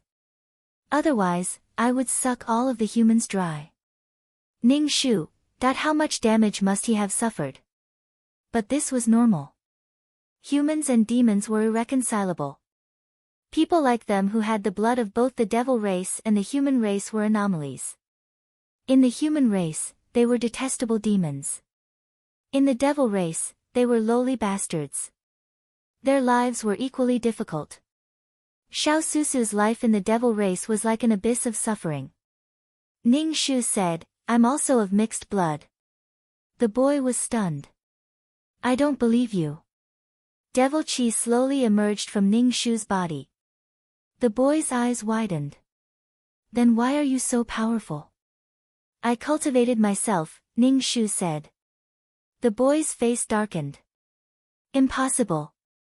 Ning Shu's body slowly floated up. He looked down at him from above. "I'm stronger than you think." The boy raised his head, his eyes trembling. With a thud, Ning Shu knelt down. "Please take me as your disciple. I want to be strong." Ning Shu's face was indifferent. "When you're strong, you can go take revenge on society, right?" The boy didn't understand what "take revenge on society" meant, but he understood the word revenge. He said in a low voice, "They killed my mother." Ning Shu shook his head. "I'm not taking any disciples. Please, I'm willing to do anything." The boy kowtowed to the ground. "I want to be strong, incomparably strong." So strong that no one dares to kill me. Only by being strong could he control his own fate. Chapter 679. Ning Shu didn't take him in as a disciple. This guy looked like he wanted to destroy the world. If he was really powerful, he would probably cause a lot of trouble. He was very cynical and extreme. Ning Shu said, I saved your life because we're the same kind. Stop being so despicable. The boy followed Ning Shu closely and begged, please, please. Ning Shu turned to look at him and asked, do you hate me now? Do you resent me for not teaching you? The boy's eyes flickered, but he didn't say anything. Ning Shu said calmly, you're so resentful over such a small matter. If you become powerful one day, the first person you'll kill will be me. The boy knelt on the ground. I can swear that I won't do that. Ning Shu shook his head and went back to the small town. When he returned to Qing Yu's house, Ning Shu didn't let him in. He knelt at the door, his back straight. Ning Shu couldn't be bothered with him. Since he wanted to kneel, so be it. Ning Shu started to concoct pills and set up a formation. Suddenly, dark clouds gathered in the sky above the house and released a lightning strike on the house. The house was destroyed. Ning Shu's heart tightened. The kelp was still in the house. Ning Shu was about to rush in and pull the kelp out when he saw a giant axe rise into the sky, resisting the lightning strikes. This was a lightning tribulation. The axe was going through a lightning tribulation. Qing Yu came out of the house. He looked very tired. Ning Shu asked, are you okay? Qing Yu shook his head and looked up at the axe. The lightning struck the axe. The axe made a buzzing sound, as if it was trying its best to resist the lightning tribulation. The axe started to shrink and its color became darker. The lightning tribulation started to weaken. When the last lightning struck the axe, the black clouds dissipated and the sky became clear again. Qing Yu reached out and the axe flew into his hand. He then passed it to Ning Shu. Ning Shu held the axe. The axe was very heavy, and Ning Shu felt very good holding it in his hands. Thank you. Ning Shu was very happy. Nurture it in your dantian. It's a divine artifact. Qing Yu looked a little tired. Divine weapon? Ning Shu said in shock, kelp, you can actually refine divine artifacts. Those divine weapons of the cultivation sects are all made by people. Why can't I make divine weapons? Qing Yu said indifferently. What I mean is, your refining skills are so high that it's beyond my expectations. Ning Shu stroked the black axe. It was a very simple axe, but it was a divine weapon. True treasures would conceal their own brilliance, and treasures would conceal themselves. This is too expensive. I'm embarrassed to accept it, Ning Shu said. Then return it to me. Qing Yu stretched out his hand. Ning Shu immediately shook his head. You don't even use axes. This kind of weapon is really bad for your noble and elegant image. The boy kneeling at the gate looked at the sky with his mouth agape. So powerful. Qing Yu's expression changed. He asked, what's the situation at the gate? Oh, a mixed blood human and demon like me. He wanted to be my disciple, but I didn't agree. Ning Shu said indifferently. He let his consciousness enter the axe and let the axe carve into his consciousness. When he completely grasped the axe, Ning Shu felt that the axe was like his own arm. He could use it as he wished, and it could be big or small. Ning Shu placed the axe in his dantian to nurture it. When the axe entered his dantian, the Qi dragon in his dantian seemed to have found a place to rest. Its body coiled around the handle of the axe. The axe resisted it, but the Qi dragon clung tightly to the handle of the axe. The axe couldn't do anything. What's the name of this axe? Ning Shu asked Qing Yu. Qing Yu said, it still doesn't have a name. You can give it one. Ning Shu thought for a bit and said, Panga Heaven Opening Axe, domineering isn't it? As soon as Ning Shu's voice fell, the axe in his dantian moved. Qing Yu nodded his head, as you wish. Having obtained a treasure, Ning Shu was very happy in his heart. Just a moment ago, I saw a divine weapon crossing the tribulation.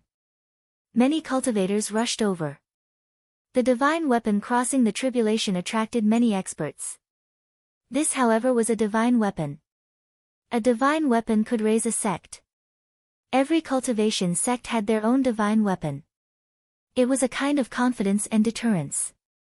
If they could obtain a divine weapon, their strength would advance by leaps and bounds. In Blue Wave's continent, it had been many years since someone refined a divine weapon. After a while, countless experts were floating around Qing Yu's house. Moreover, some people were rushing over. The movement of a divine weapon crossing the tribulation was too big. Everyone was looking at Ning Shu and Qing Yu with a scrutinizing gaze. Did you two see the divine weapon? A white-haired old man said, just a moment ago, I saw the axe flying over here. Ning Shu, speaking as if the axe was his. Oh, it flew over there. Ning Shu casually pointed. The old man's expression immediately became serious. Hand over the divine axe. Ning Shu spat, why should I? Ning Shu looked at these people. He was eager to test his strength. Moreover, he had the heaven-opening axe. He wanted to test how strong this axe was. More and more cultivators rushed over. The house was packed. With so many people, even a mouthful of saliva from each of them could drown Ning Shu and Qing Yu. Qing Yu's expression was indifferent.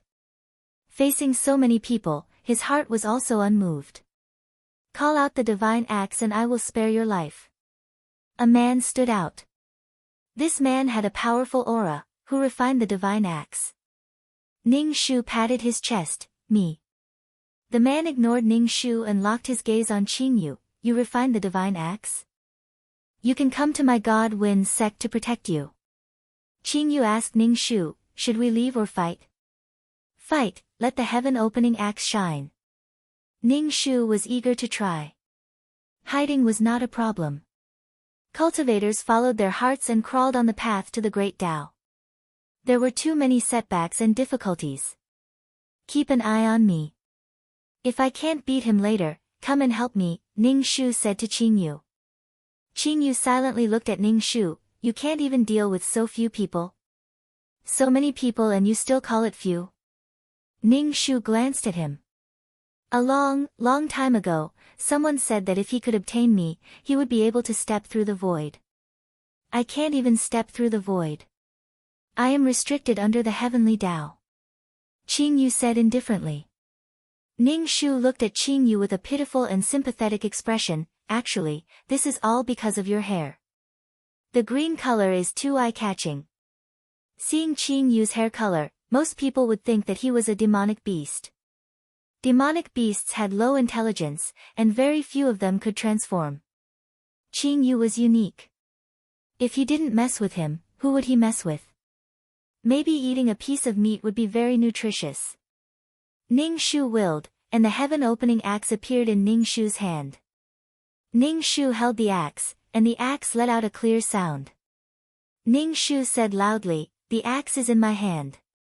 If you have the ability, come and take it. Chapter 680. The sky-splitting axe refined by Qing Yu attracted a lot of covetous eyes. One by one, they stared at the axe in Ning Shu's hand with red eyes, and their breathing became rapid. This was a divine tool. Ning Shu held the axe, his body floated up, and said, the axe in my hand will belong to whoever grabs it. The cultivators couldn't resist the temptation of the divine tool. One of the cultivators pounced on Ning Shu. When the others saw that one of them made the first move, they were afraid that they couldn't get the divine tool, so they also pounced on Ning Shu. However, some people didn't move, they were not anxious at all. Ning Shu circulated his qi, and the axe in Ning Shu's hand slightly trembled.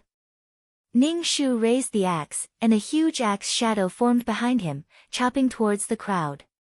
Under the attack of the huge axe shadow, many cultivators vomited blood on the spot and lost their fighting strength. Some cultivators even fainted due to the shock of their divine sense. It was unknown whether they were dead or alive.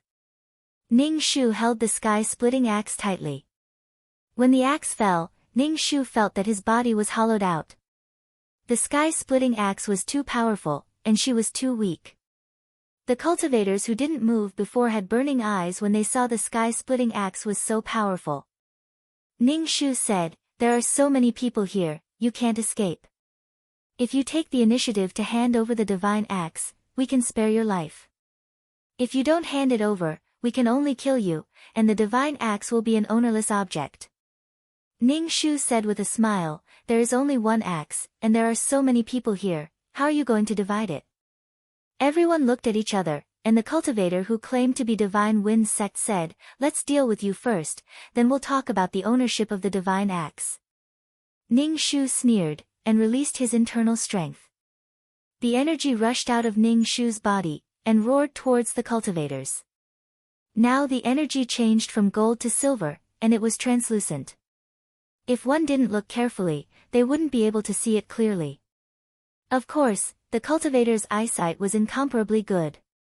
When they saw the coiling dragon, they frowned and defended. They didn't know what kind of technique this was. The chi force tangled with these people. The cultivators with slightly lower cultivation had their arms pinched by the coiling dragon, and their arms were instantly crushed. Everyone worked together to attack the coiling dragon, but their attacks were useless against it. It was as if only Qing Yu could scatter him with a casual flick of his finger. Ordinary cultivators couldn't. Ning Shu swung the heaven-splitting axe and fought with the cultivator from the Divine Wind sect. This fellow was very powerful, even though Ning Shu had the heaven-splitting axe, he didn't cause any harm to him. He had been trying to cut off the connection between Ning Shu and the heaven-opening axe. Every time he saw Ning Shu release a powerful attack with the heaven-opening axe, his eyes became brighter and brighter. Ning Shu had a general understanding of his own strength. He said to Qing Yu, who was standing still with his sleeves fluttering in the wind, "Stop fighting, let's retreat." Qing Yu instantly appeared beside Ning Shu and grabbed Ning Shu's collar. With a thought, Ning Shu sent the coiling dragon energy back to his dantian. "Stop them, they are about to escape." The cultivator from the Divine Wind sect shouted. Ning Shu turned his head and saw the dumbfounded youth standing at the door. He said to Qing Yu, "Bring him along." Qing Yu directly turned his hand into a cold seaweed and wrapped it around the youth. Then, he disappeared in an instant. A group of people wanted to use all kinds of methods to stop them. But in the end, they disappeared in an instant. Even the god artifact was gone. Ning Shu and Qing Yu had already run far away. Qing Yu let go of Ning Shu's collar. Ning Shu supported himself against a tree and vomited. Every time he teleported, it was a torture. The other person directly fainted. Qing Yu frowned and said, "There are still things in that house. I want to go back." Ning Shu thought of the pill formulas and various arrays. There was also the god artifact pill furnace in the house. "You can go," Ning Shu said. Qing Yu disappeared in a flash. Ning Shu saw that there was no one around. There was a fainted person beside him. Ning Shu sat cross-legged on the ground and cultivated. When his body felt better, he stopped cultivating. When he opened his eyes, he saw a pair of burning eyes. Ning Shu rolled his eyes. "What are you looking at me for? I beg you to take me as your disciple." The youth knelt in front of Ning Shu. Ning Shu stood up. He was wondering why Hai Dai was not back yet. Could it be that something happened? The youth saw that Ning Shu was ignoring him. "Master, I beg you to take me as your disciple. I will definitely be filial to Master." Ning Shu frowned. With Hai Dai's teleportation ability, it should be very fast. "Master!" The youth Ning Shu shouted. "Damn, be quiet!" Ning Shu said in annoyance. Qing Yu was not back. Ning Shu was really worried that something would happen to him. With his silly look, he might be fooled. Ning Shu was thinking when Qing Yu came back. Ning Shu asked, "Why were you gone for so long? I thought you had been caught." Qing Yu said, "Something went wrong. Someone took it away. I had to go and get it back." It took me some time.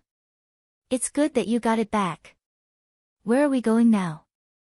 Ning Shu did not know where to go. Master, let's go to my house. The youth hurriedly said. This time, he did not have a gloomy expression on his face. You have a disciple? Qin Yu raised his eyebrows. No, he just called me that. Ning Shu shook his head, he looks like a brat. Master, I beg you.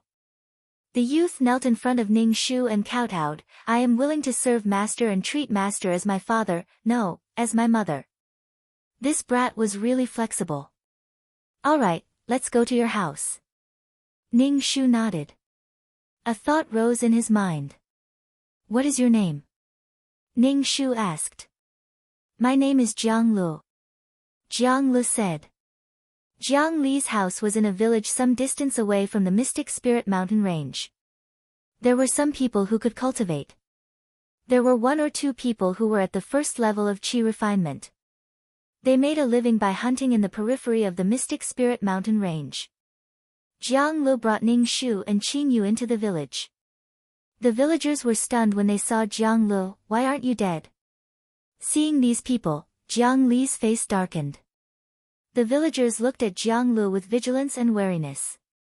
Most of them looked at him with disgust. Especially when they saw that he had brought back 2 people. One of them was actually green-haired. Ning Shu and the group arrived at Jiang Li's house under such gazes. Jiang Li's house was rather shabby. When Jiang Lu opened the door creaked and dust fell. The yard was filled with weeds.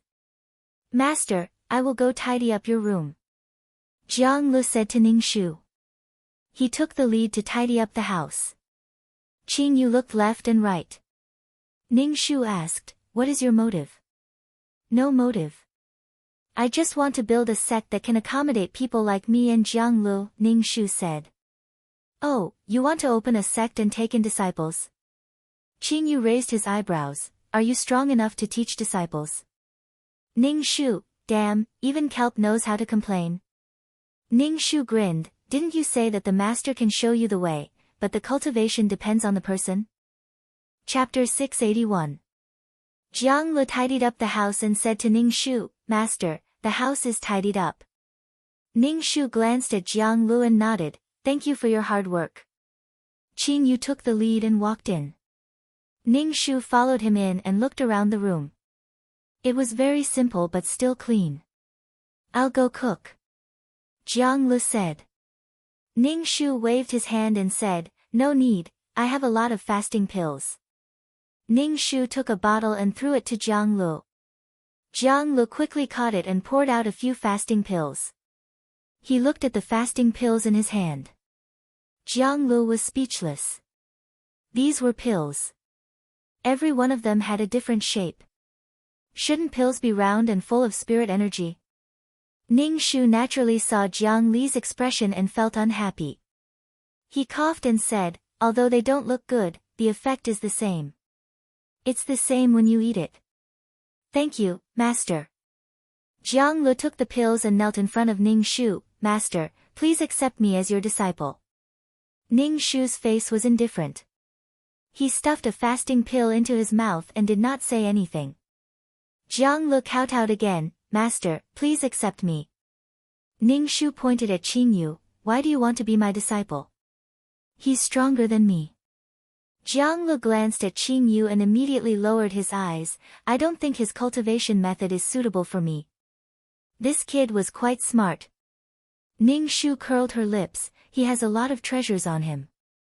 Who knows, he might have a suitable cultivation method for you.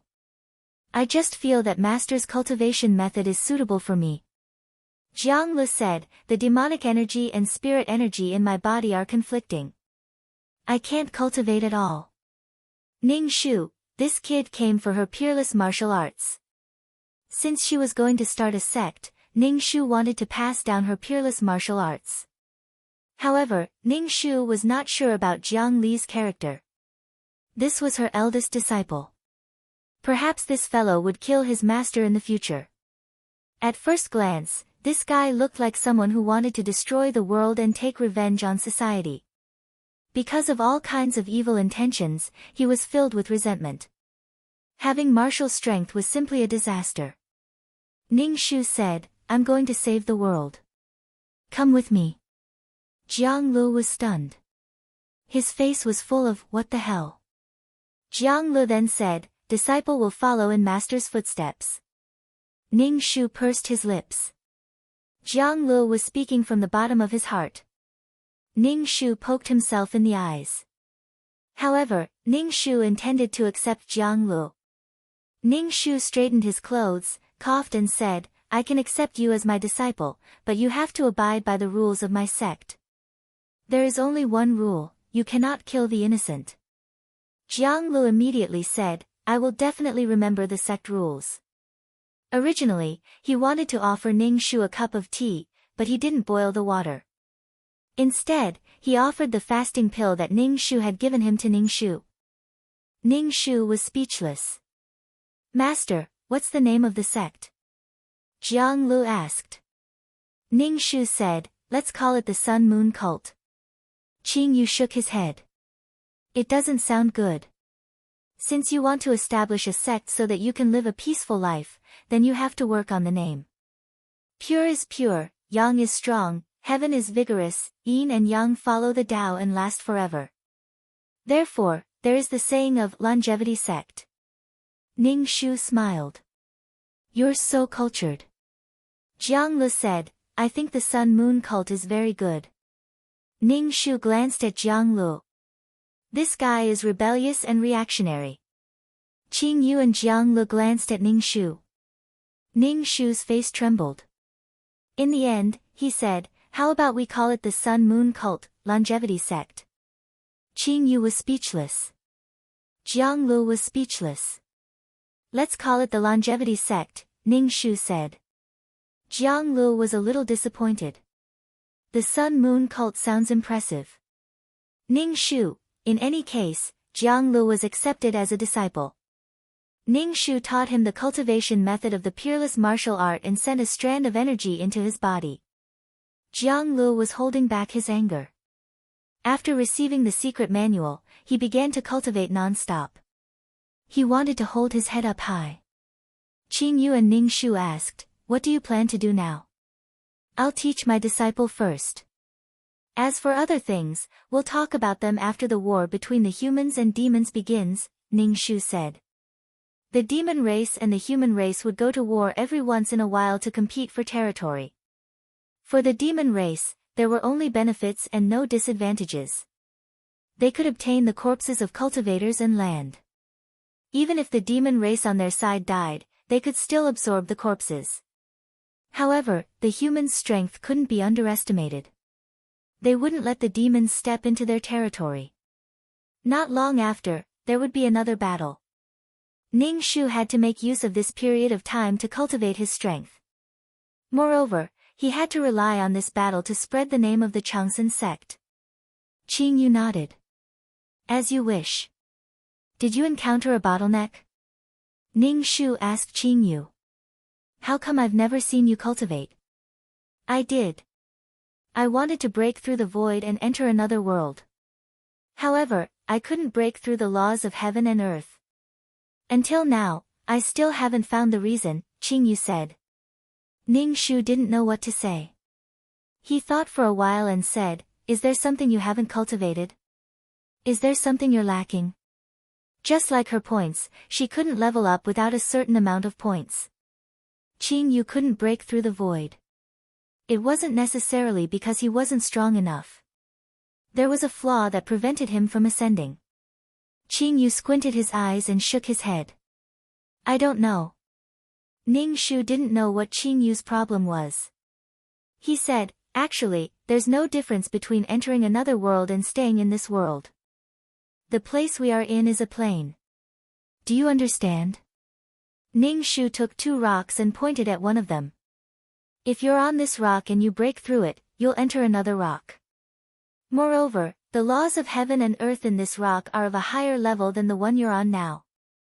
No matter how we break through the void and enter the so-called immortal world, we can't leave the plane to survive. Ning Shu said. Qing Yu looked at Ning Shu.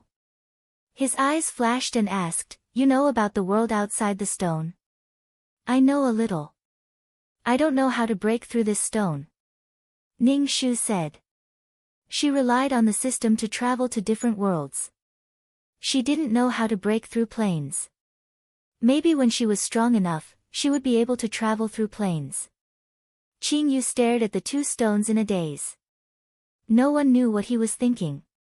Ning Shu didn't care about him. He started cultivating. The spiritual energy of heaven and earth rushed towards Ning Shu's body. Jiang Lu saw this scene from next door and shamelessly stayed at the foot of Ning Shu's bed to cultivate. The spiritual energy in this room was very dense. It formed a misty spiritual energy fog. Ning Shu's ears twitched. He felt someone flying over the house. Qing Yu walked in. Ning Shu said, "They're here." These people really didn't give up. For the sky-splitting axe, they were going to chase the entire cultivation world.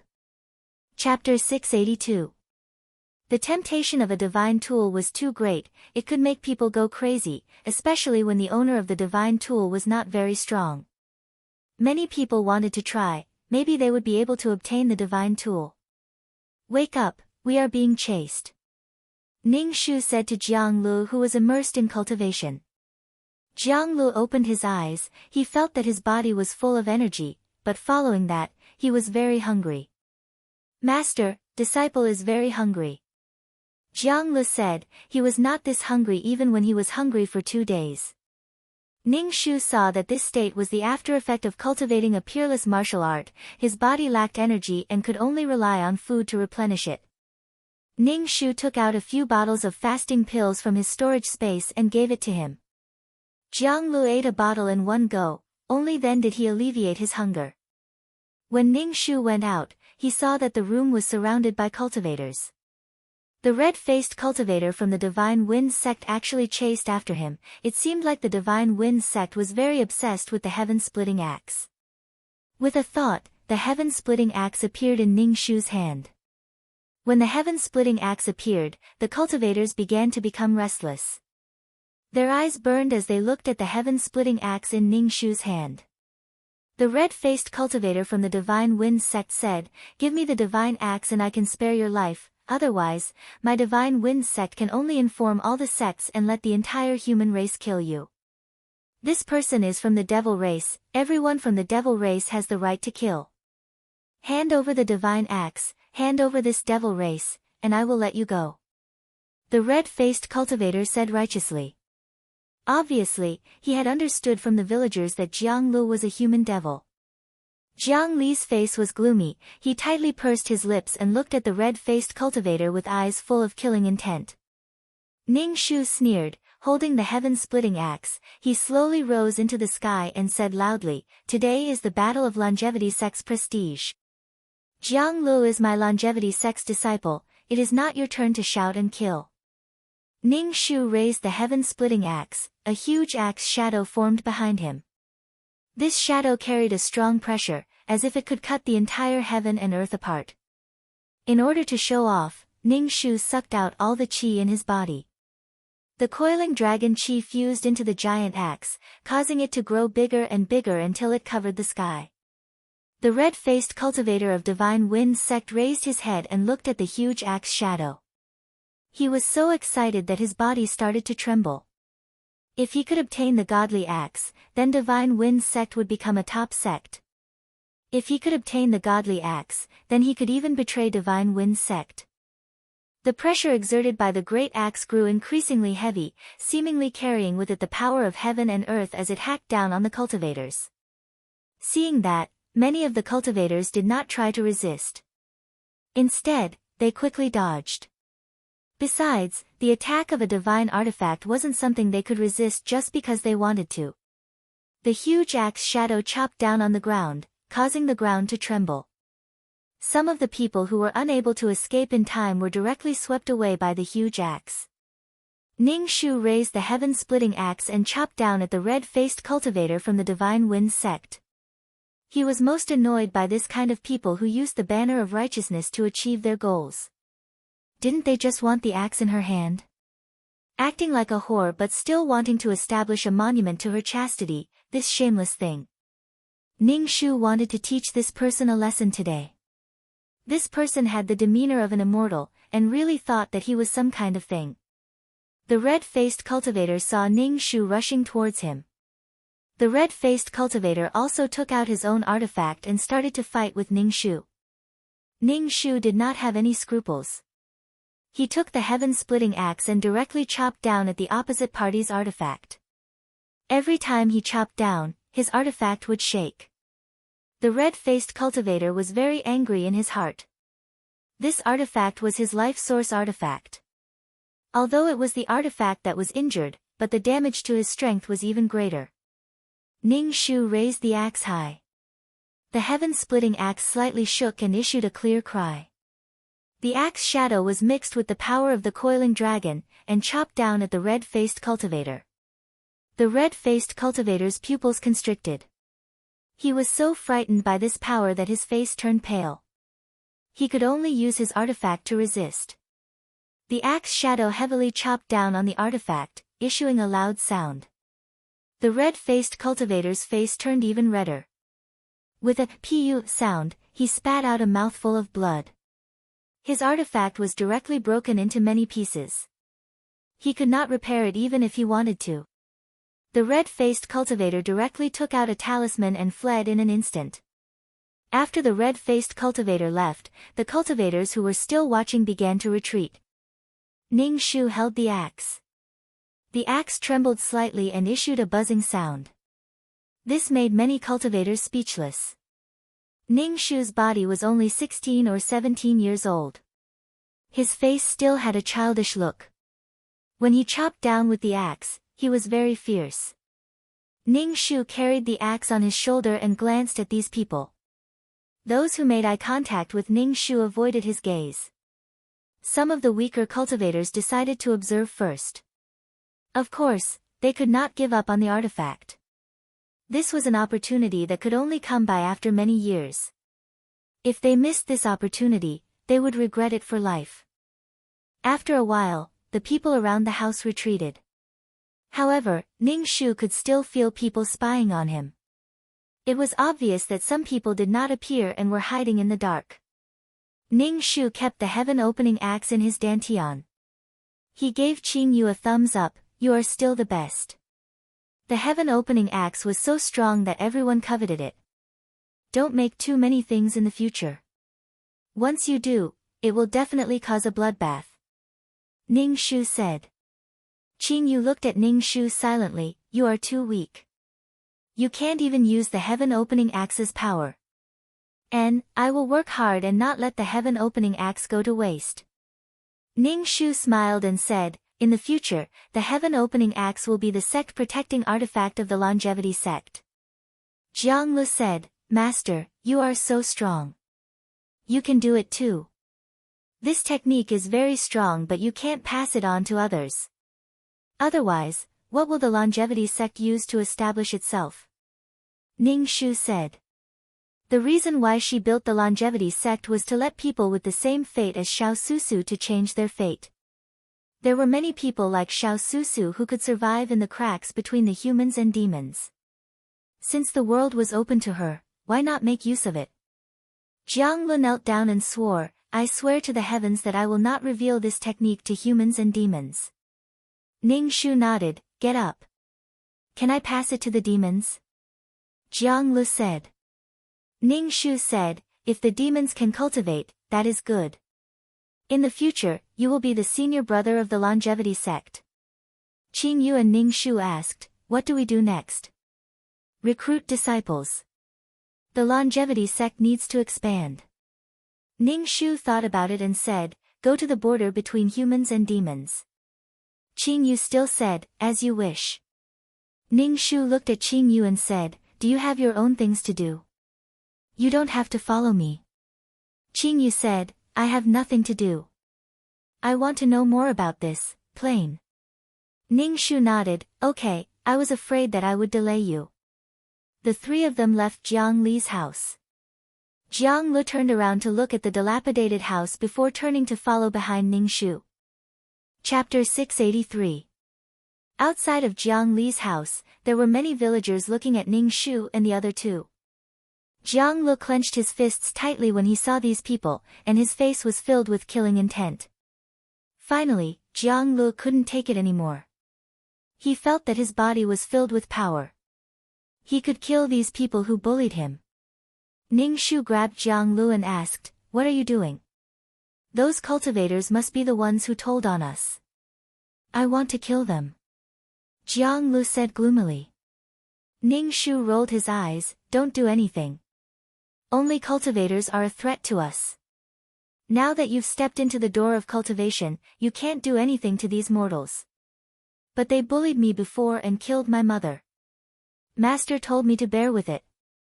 I don't know what's the use of cultivation." Jiang Li's body trembled, and his eyes were red. Demonic qi was coming out of his body. Ning Shu said, "Kill whoever killed your mother.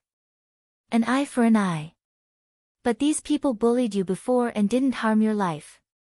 You can teach them a lesson. They are mortals, and if you kill them, you'll only be burdened with karmic fire. Cultivation is against the heavens. You can kill those who deserve to be killed, but killing those who can't resist is no different from them bullying you." Jiang Lu pursed his lips and said, "I'll remember." Ning Shu nodded, "Go, we'll wait for you at the entrance of the village." Ning Shu and Qing Yu walked towards the entrance of the village. Qing Yu looked at Ning Shu and said, "Other cultivators don't care about mortals, but you're different." "There's nothing different. Every time I kill someone, there'll be evil in my body. The resentment will wrap around my body. If I don't have to kill them, I won't kill them. It's hard to kill those who aren't related to me." Ning Shu said, "But if they want to kill me, I can't let them kill me." Qing Yu nodded, "There's a cause and effect." Ning Shu and Qing Yu stood at the entrance of the village and waited for Jiang Lu.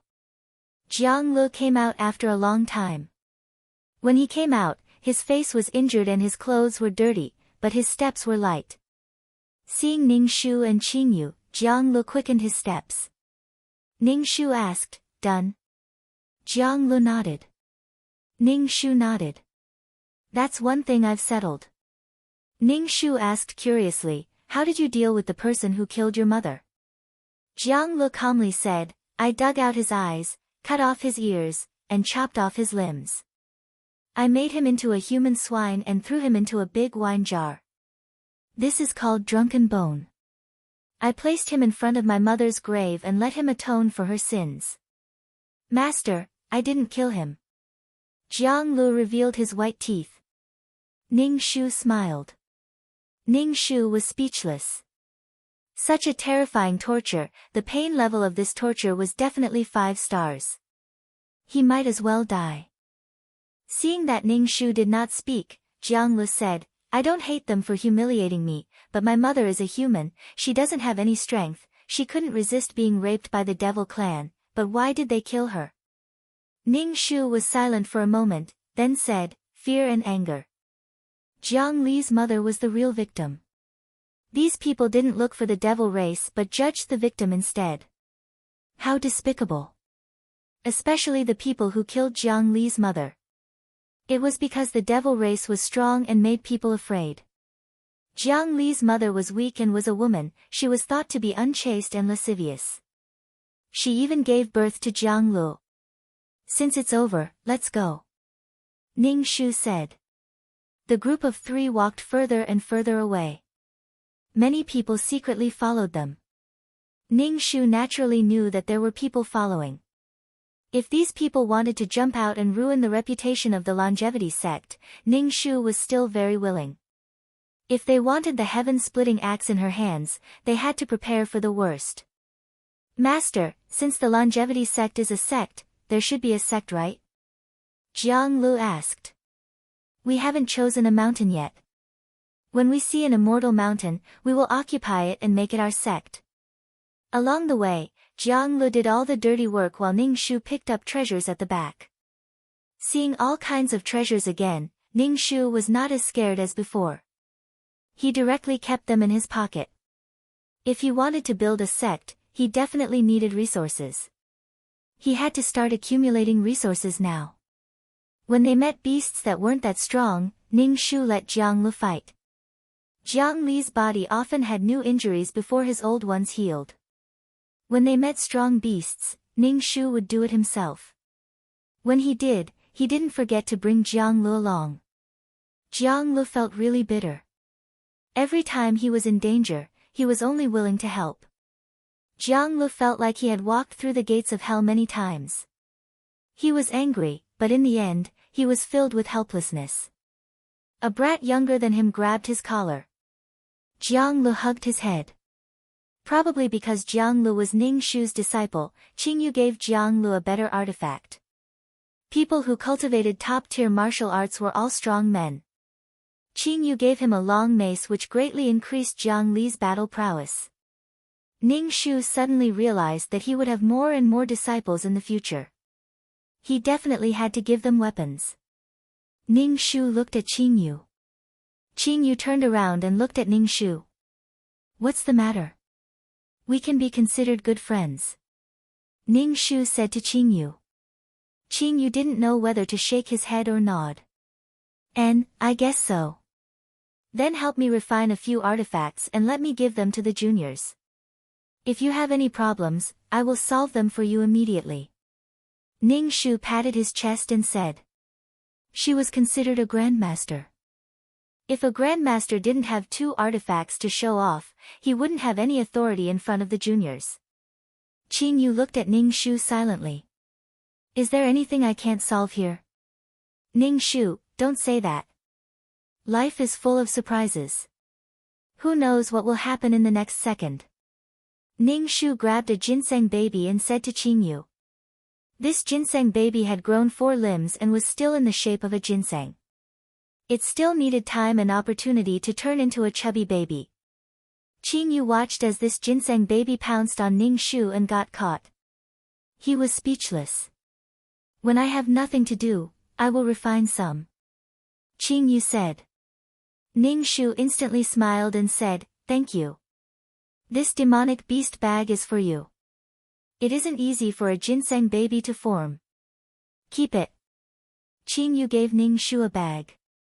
Ning Shu took the bag and stuffed the ginseng baby into it. When he had a mountain in the future, he would keep this little thing in the sect. It looked very impressive.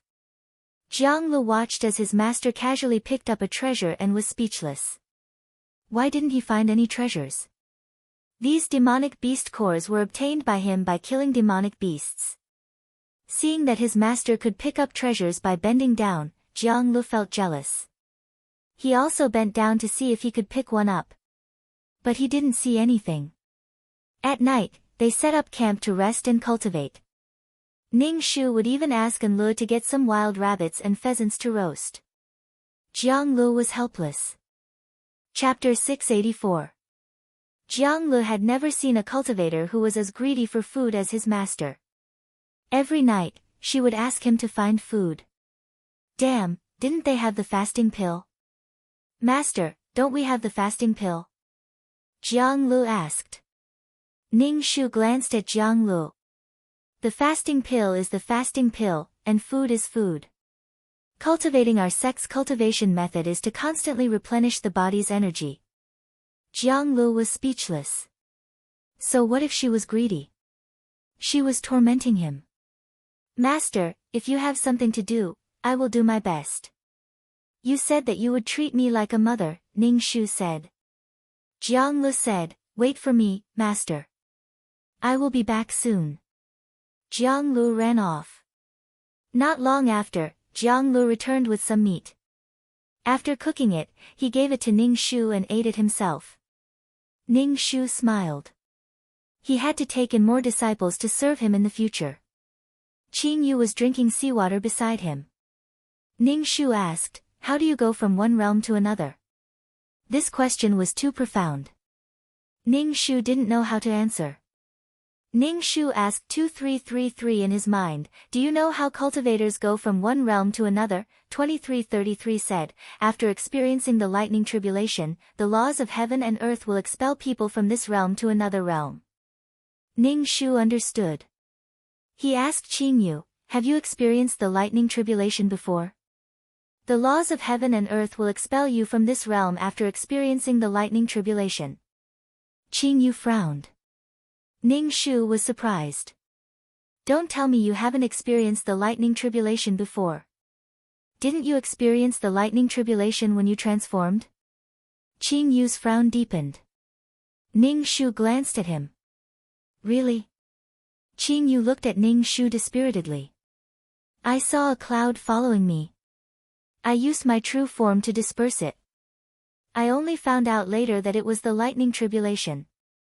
After that, there was no lightning tribulation. Ning Shu was speechless. Ning Shu opened his mouth and patted Qing Yu's shoulder. 2333, you heard him. That's Kelp's situation. Is there any other way to break through? I think he's tired of staying in this world and wants to go out and explore, Ning Shu asked. 2333. 2333 said, there is a space node. Every time I teleport, I locate the space node. That way, I can break through the realm and reach other realms. Spatial node? Ning Shu asked again. In the interstellar plane, it's called a wormhole, from one point to another, 2333 explained. This kind of stuff is really brainwashing. Ning Shu said in a clear voice, can't you teleport every time? What is the basis of your teleportation? From the starting point to the destination, isn't that the law of space? Don't you know? Qing Yu asked. Fuck, if I knew, would I still need you to drag me by the collar and run? Ning Shu said, it's the same for breaking through the plane. You set a point, and the other point is outside the plane. Therefore, the mission now is to find this end point. With your strength, you will definitely break through. Qing Yu was silent, clearly thinking about something. Jiang Lu. Like an idiot. What are these two talking about? So high and mighty. After getting the new hint, Qing Yu fell into his own world. Along the way, Ning Shu and Jiang Lu fought and killed. They were getting closer and closer to their destination, the border between the human and demon races. There were more and more people following behind them, but seeing Ning Shu and Jiang Li's sparks, very few people came out to provoke them. They just silently watched the three of them. Wait for the powerful people of the sect to come first. The border was very chaotic. Humans and demons mixed together. There were also many people with human and demon bloodlines. Ning Shu planned to take in a few disciples that were pleasing to the eye first. At the border, there was a city called Black City. There were many shops here, trading the treasures of the human and demon races. This was a gray area recognized by both the human race and the demon race, and there were many powerful demon race and human race cultivators. Ning Shu's group headed towards Black City. Before they reached Black City, when they passed by the river, they saw a woman holding a wooden basin. There seemed to be a swaddling cloth in the wooden basin. The woman hurriedly put the wooden basin in the river, lifted her skirt and ran. This woman brushed past Ning Shu. Ning Shu saw that her face was very pale, and there were bloodstains on her skirt. It seemed like she had just given birth. She took out her flying sword and ran away in a panic. Not long later, a group of people on flying swords chased after the woman. Ning Shu looked at the wooden basin in the middle of the river and said to Jiang Lu, go and pull that wooden basin back. Master. Jiang Lu was unwilling. Hurry up, it's going to float away. Ning Shu kicked Jiang Lu into the river. Jiang Li's strength was not enough to fly in the air. He could only swim towards the wooden basin. He grabbed it and swam back. Jiang Lu brought the wooden basin in front of Ning Shu. Ning Shu looked at the baby in the swaddling cloth, touched his face and said, it's a human demon. It's a child of humans and demons? Jiang Lu was surprised. Ning Shu untied the swaddling cloth and looked at the baby's lower body to see if it was a boy or a girl. Yes, it was a boy. Ning Shu waved his hand and said, second disciple found it. Qing Yu glanced at Ning Shu. Jiang Li's face twitched. He had a bad premonition and asked, Master, he's a baby. Who will take care of him? Ning Shu looked at Jiang Lu and smiled, "You're the eldest senior brother. Of course, you'll take care of him. Don't tell me you still want me, the master, to take care of him." Jiang Li's face was ashen. He wanted to put the wooden basin back into the river. No, he wanted to throw it into the river and drown it. Being tortured by his master, Ning Shu, was already very painful. Now there was a little one. Jiang Lu wanted to die. "Master, I'm a man. How can I take care of a child? Let's find someone to foster him," Jiang Lu said. Ning Shu looked at him from the corner of his eyes. "This child is a demon. Who will take him in? Even if they can't find out now, they will definitely find out when he grows up. At that time, this child will definitely experience what you've experienced. In any case, your mother is your biological mother. Your adoptive parents will definitely be ruthless enough to kill him." Jiang Lu held the wooden basin and remained silent. Ning Shu took off the baby's swaddling cloth and said to Jiang Lu, "Throw this basin and the swaddling cloth into the river. I think those people will come back to find them." There were still bloodstains on the baby's body. The umbilical cord was just cut. Ning Shu took some clothes from the storage space and wrapped him up before heading towards Black City. Taking in this child was already the limit. Ning Shu found that the woman just now was not weak. The people chasing her were not weak either. Ning Shu did not intend to get involved in this mess. Black City was very big. The overall architectural style was like that of demons. Ning Shu and the other two paid some spirit stones and entered the city. They found an inn and prepared to stay for the night. Ning Shu stuffed the baby into Jiang Li's hands and said, "Take good care of your junior brother." Jiang Lu felt that the baby was hot and wanted to throw it away. "Damn it, this is your disciple. You're the master." Chapter 685. Jiang Lu insisted on staying in the same room as Ning Shu. He would go crazy if he had to face the child alone. Ning Shu listened to him. He asked the waiter for some cooked demon beast milk and fed him. He then took out some cloth from his storage space and cut it into diapers. "Learn from me. Just follow what I do," Ning Shu said to Jiang Lu. Jiang Lu watched as Ning Shu changed the child's diapers. His heart felt stifled. "Shizuan, since you know how to take care of children, junior brother will take care of them for you." Ning Shu laughed coldly and said, "Why? Can't you take care of your junior brother? This is also a form of cultivation." "Jiang Lu, you have a gloomy heart. It's good for you to interact with children more." Jiang Lu smiled.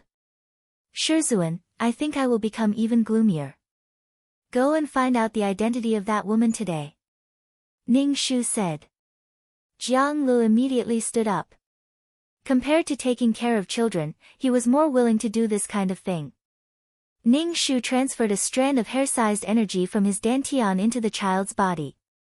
The child drank the demon beast milk and fell asleep. Qing Yu walked in and looked at the child on the bed. "It's not convenient to take care of a child. Since you saw it, it means that it's fate," Ning Shu said. "Anyway, let Jiang Lu take care of him." Qing Yu pursed his lips. "This child is lucky to have met you.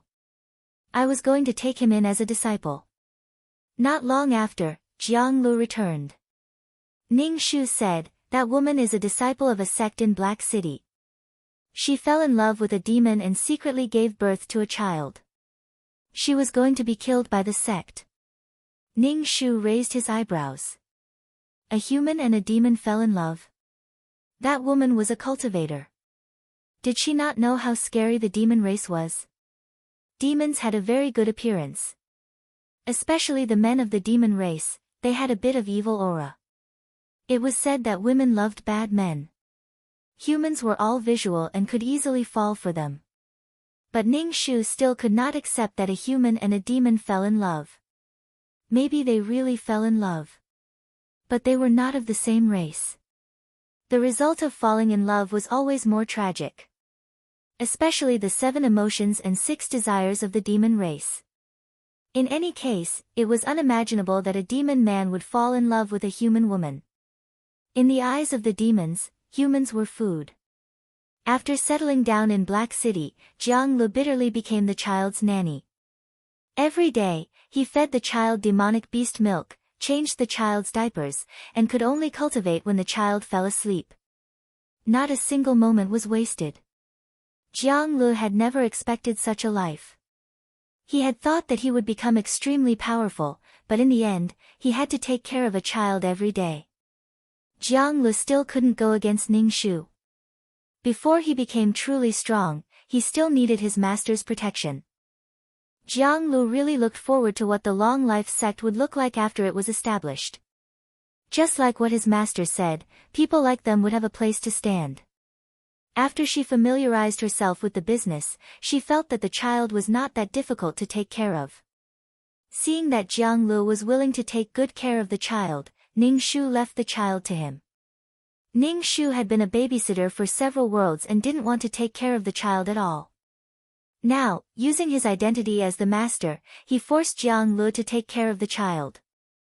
It felt so good. Ning Shu would transfer some energy to the child every few days to make his body stronger. In the future, his cultivation would be twice the result with half the effort. This child's mother was dead. She was killed by the sect and couldn't even enter the ancestral hall. Ning Shu didn't feel that the woman was pitiful. She was blinded by a little bit. Since she did something, she had to pay the price. Was it because of the demon race's beauty? What kind of fate would this child have after giving birth to a child that couldn't be born in this world? Ning Shu was more concerned about Jiang Li's cultivation progress.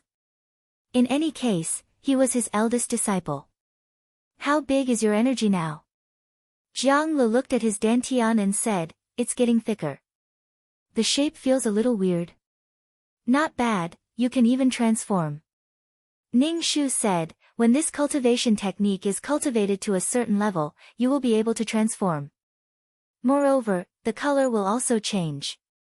You don't need to care about other things. Just absorb more spiritual energy.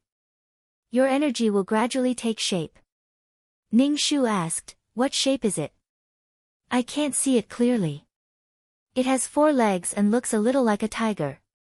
Jiang Lu said. "Tiger?" Ning Shu raised his eyebrows. Could it be that everyone's energy transformation was different? She was a dragon. Ning Shu thought that everyone's cultivation was a dragon. He could slowly verify it in the future. Ning Shu said with a smile, "Cultivate well and take good care of junior brother." Jiang Lu nodded. "This disciple understands. Good child." Ning Shu said with gratification. Jiang Lu was a little speechless. This girl wasn't as old as him and wasn't as tall as him. In front of him, she acted like an elder. Ning Shu would sometimes go out to find out where demonic humans were and see if he could accept them. As the first batch of disciples of the sect, Ning Shu still hoped that these disciples would have a good character. Some demonic humans were already inclined towards the demon race and inherited more of the demon race's characteristics. Jiang Lu was feeding the child demon milk when he saw that his master had brought back a girl. He sighed in relief. As long as it wasn't a baby, he would accept anyone. Qing Yu glanced at Ning Shu. "You found another disciple?" Ning Shu said with a smile, "My third disciple is called Li Shulan." Jiang Lu looked at the girl. She was about 15 years old. Her body was very graceful and her face was pretty and white. Li Shulan bowed to Jiang Lu. "Eldest senior brother." Jiang Lu returned the greeting. "Little junior sister." Ning Shu explained, "Her mother is a demon and her father is a human." Jiang Lu was a little surprised. Most demonic humans had a human mother and a demon father. This girl was the opposite. This made Jiang Lu a little wary. Little junior sister's mother is willing to part with little junior sister? Li Shulan pursed her lips. She was good at reading people and could see that Jiang Lu was a little repulsed by her. She lowered her head and said, "My mother gave me to cultivator Hong Tuesday." This Hong Tu was a strong martial artist from Black City. This man's biggest characteristic was that he was lustful. He was so lustful that he didn't care about anything. He played with human women, demon women, and demonic women. Ning Shu also saw that Li Shulan was being sent to Hong Tu's residence and brought her over. Jiang Lu, so it's master. Did we offend a strong martial artist from Black City again? Jiang Lu said speechlessly. So many people wanted to snatch their sect's divine weapon. Now, they offended someone in Black City again. They couldn't stay in Black City anymore. Li Shulan knelt in front of Ning Shu. Her forehead knocked on the ground, making thumping sounds. Master, please don't chase me away. I'm willing to do anything. Please, my mother will kill me when I go back. Ning Shu didn't mind. He said, if you can't stay in this place, then go somewhere else. Ning Shu said to Li Shulan, who was kneeling on the ground, get up. Since I brought you away, I must be responsible for you. Call me master and I will do my best to protect you. Thank you, master. Chapter 686. Ning Shu snatched someone else's beauty, so he would naturally be in trouble. Black City's Hung Tu came to the inn and directly floated in the air, roaring, who is so bold to touch my people? Hearing Hung Tu's voice, Li Shulan's body trembled. She looked pitifully at Ning Shu and said, Master, please don't hand me over to him. He will definitely kill me. There were countless women who had been defiled by Hung Tuesday. Hung Tu was a powerful cultivator, and there were plenty of women who were willing to hook up with him. However, this Hung Tu had a strange hobby, and that was collecting. As long as he was tired of playing with a woman, he would cut off a part of her body as a souvenir. If they were lucky, it might be their hair or nails. If they were unlucky, it might be their fingers, eyes, nose, ears, and even their breasts. The women who wanted to get close to Hung Tu all wanted to be protected. However, they might not even be alive now, so what protection was there to talk about? No one wanted to be missing an ear or an eye. Ning Shu opened the inn's window and saw Hung Tu's gloomy face. Moreover, there were many people surrounding the inn, and it seemed like they wanted to take advantage of the situation. Someone in the crowd shouted, it was sect leader Chang Men who did it. She even has a divine artifact. When Hung Tu heard about the divine artifact, his eyes lit up. His voice became louder as he roared, who is the Changmen sect leader? Stand out obediently. Otherwise, I will slaughter your entire Changmen sect and turn your sect into short-lived ghosts. Hung Tu had never heard of any Changmen sect. It was probably some small sect that wanted to destroy the entire sect. Ning Shu originally wanted to retreat. There were women and children in this house, and it was not convenient to drag them along. However, now that he was being so arrogant, he had to go. Otherwise, the Changmen sect would not be able to establish their dominance. Everyone wanted the divine artifact in his hands. Why didn't he see these cultivators running to the Immortal Transformation sect's entrance to ask for the Black Yang sword? Ning Shu said to Qingyu, help me take care of my 3 disciples. I will go and fight. Qingyu nodded. Ning Shu pushed the door open and hung in the air, facing Hung Tu from a distance. When Hung Tu saw that Ning Shu was a woman, a lustful look immediately appeared in his eyes. As if he was giving alms, he said, hand over the divine artifact, and I can let you be my woman. Otherwise, you may die a terrible death. Ning Shu smiled. What if I don't? Then I can only capture you alive and rape you before killing you. What's yours will naturally be mine. Hung Tu said matter-of-factly, what sect? It's actually a woman who's the sect leader. Are there no men in the sect? Ning Shu's mind moved, and the sky-opening axe appeared in his hand. Ning Shu blew on the sharp edge of the axe and said coldly, the godly axe is in my hands. If you have the ability, come and take it. When Hung Tu saw the axe, he was excited and looked down on Ning Shu completely. He opened his arms and tried to snatch the axe from Ning Shu's hand. Ning Shu circulated his chi and swung it at Hung Tu's lower body. The axe shadow mixed with the power of the coiling dragon energy hit Hung Tu's lower body heavily. Hong Tu's expression instantly froze. He lowered his head and looked at his lower body that was dripping with blood. Then, he let out a heart-wrenching cry and fell to the ground from mid-air. Hong Tu, who fell to the ground, covered his lower body. His face was pale. Even if he had great strength, he was just like an ordinary man now. His face was twisted with pain and shock. No one dared to approach him. Some of the men even covered their lower bodies. It was painful to look at. Ning Shu saw that there were many cultivators flying over from not far away. He shouted to Qing Yu in the house, "Kelp, run now."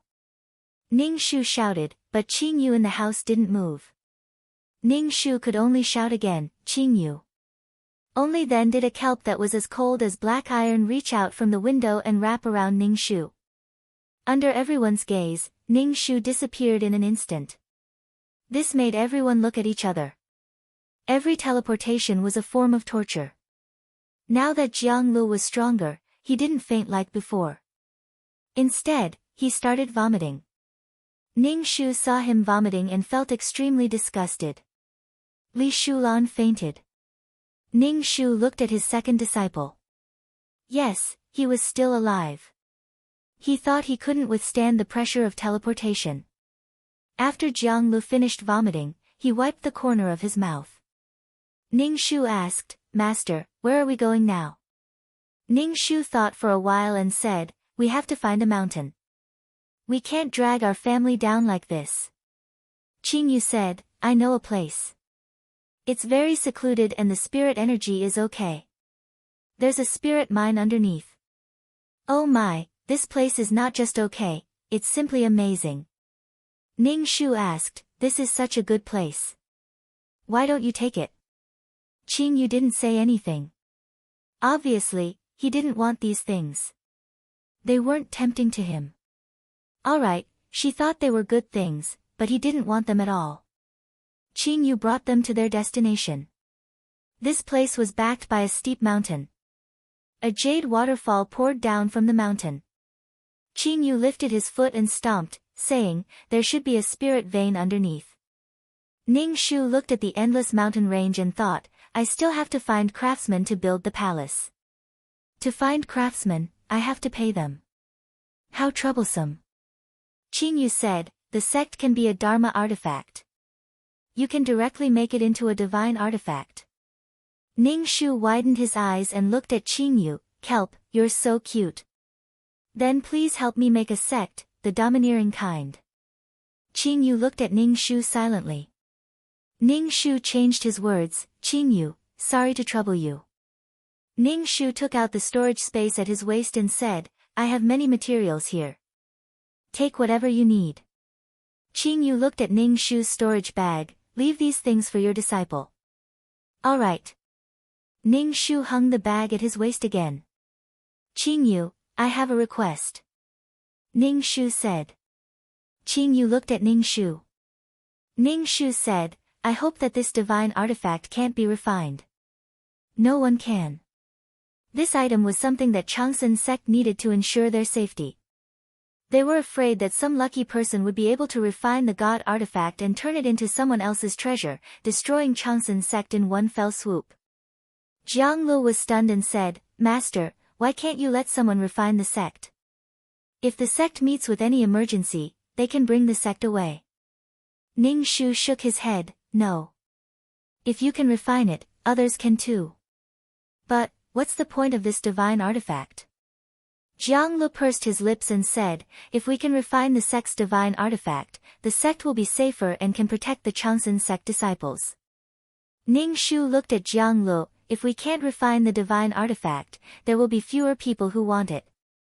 This was a place that Ning Shu wanted the Changsun sect disciples to live peacefully. It wasn't a divine artifact that belonged to someone.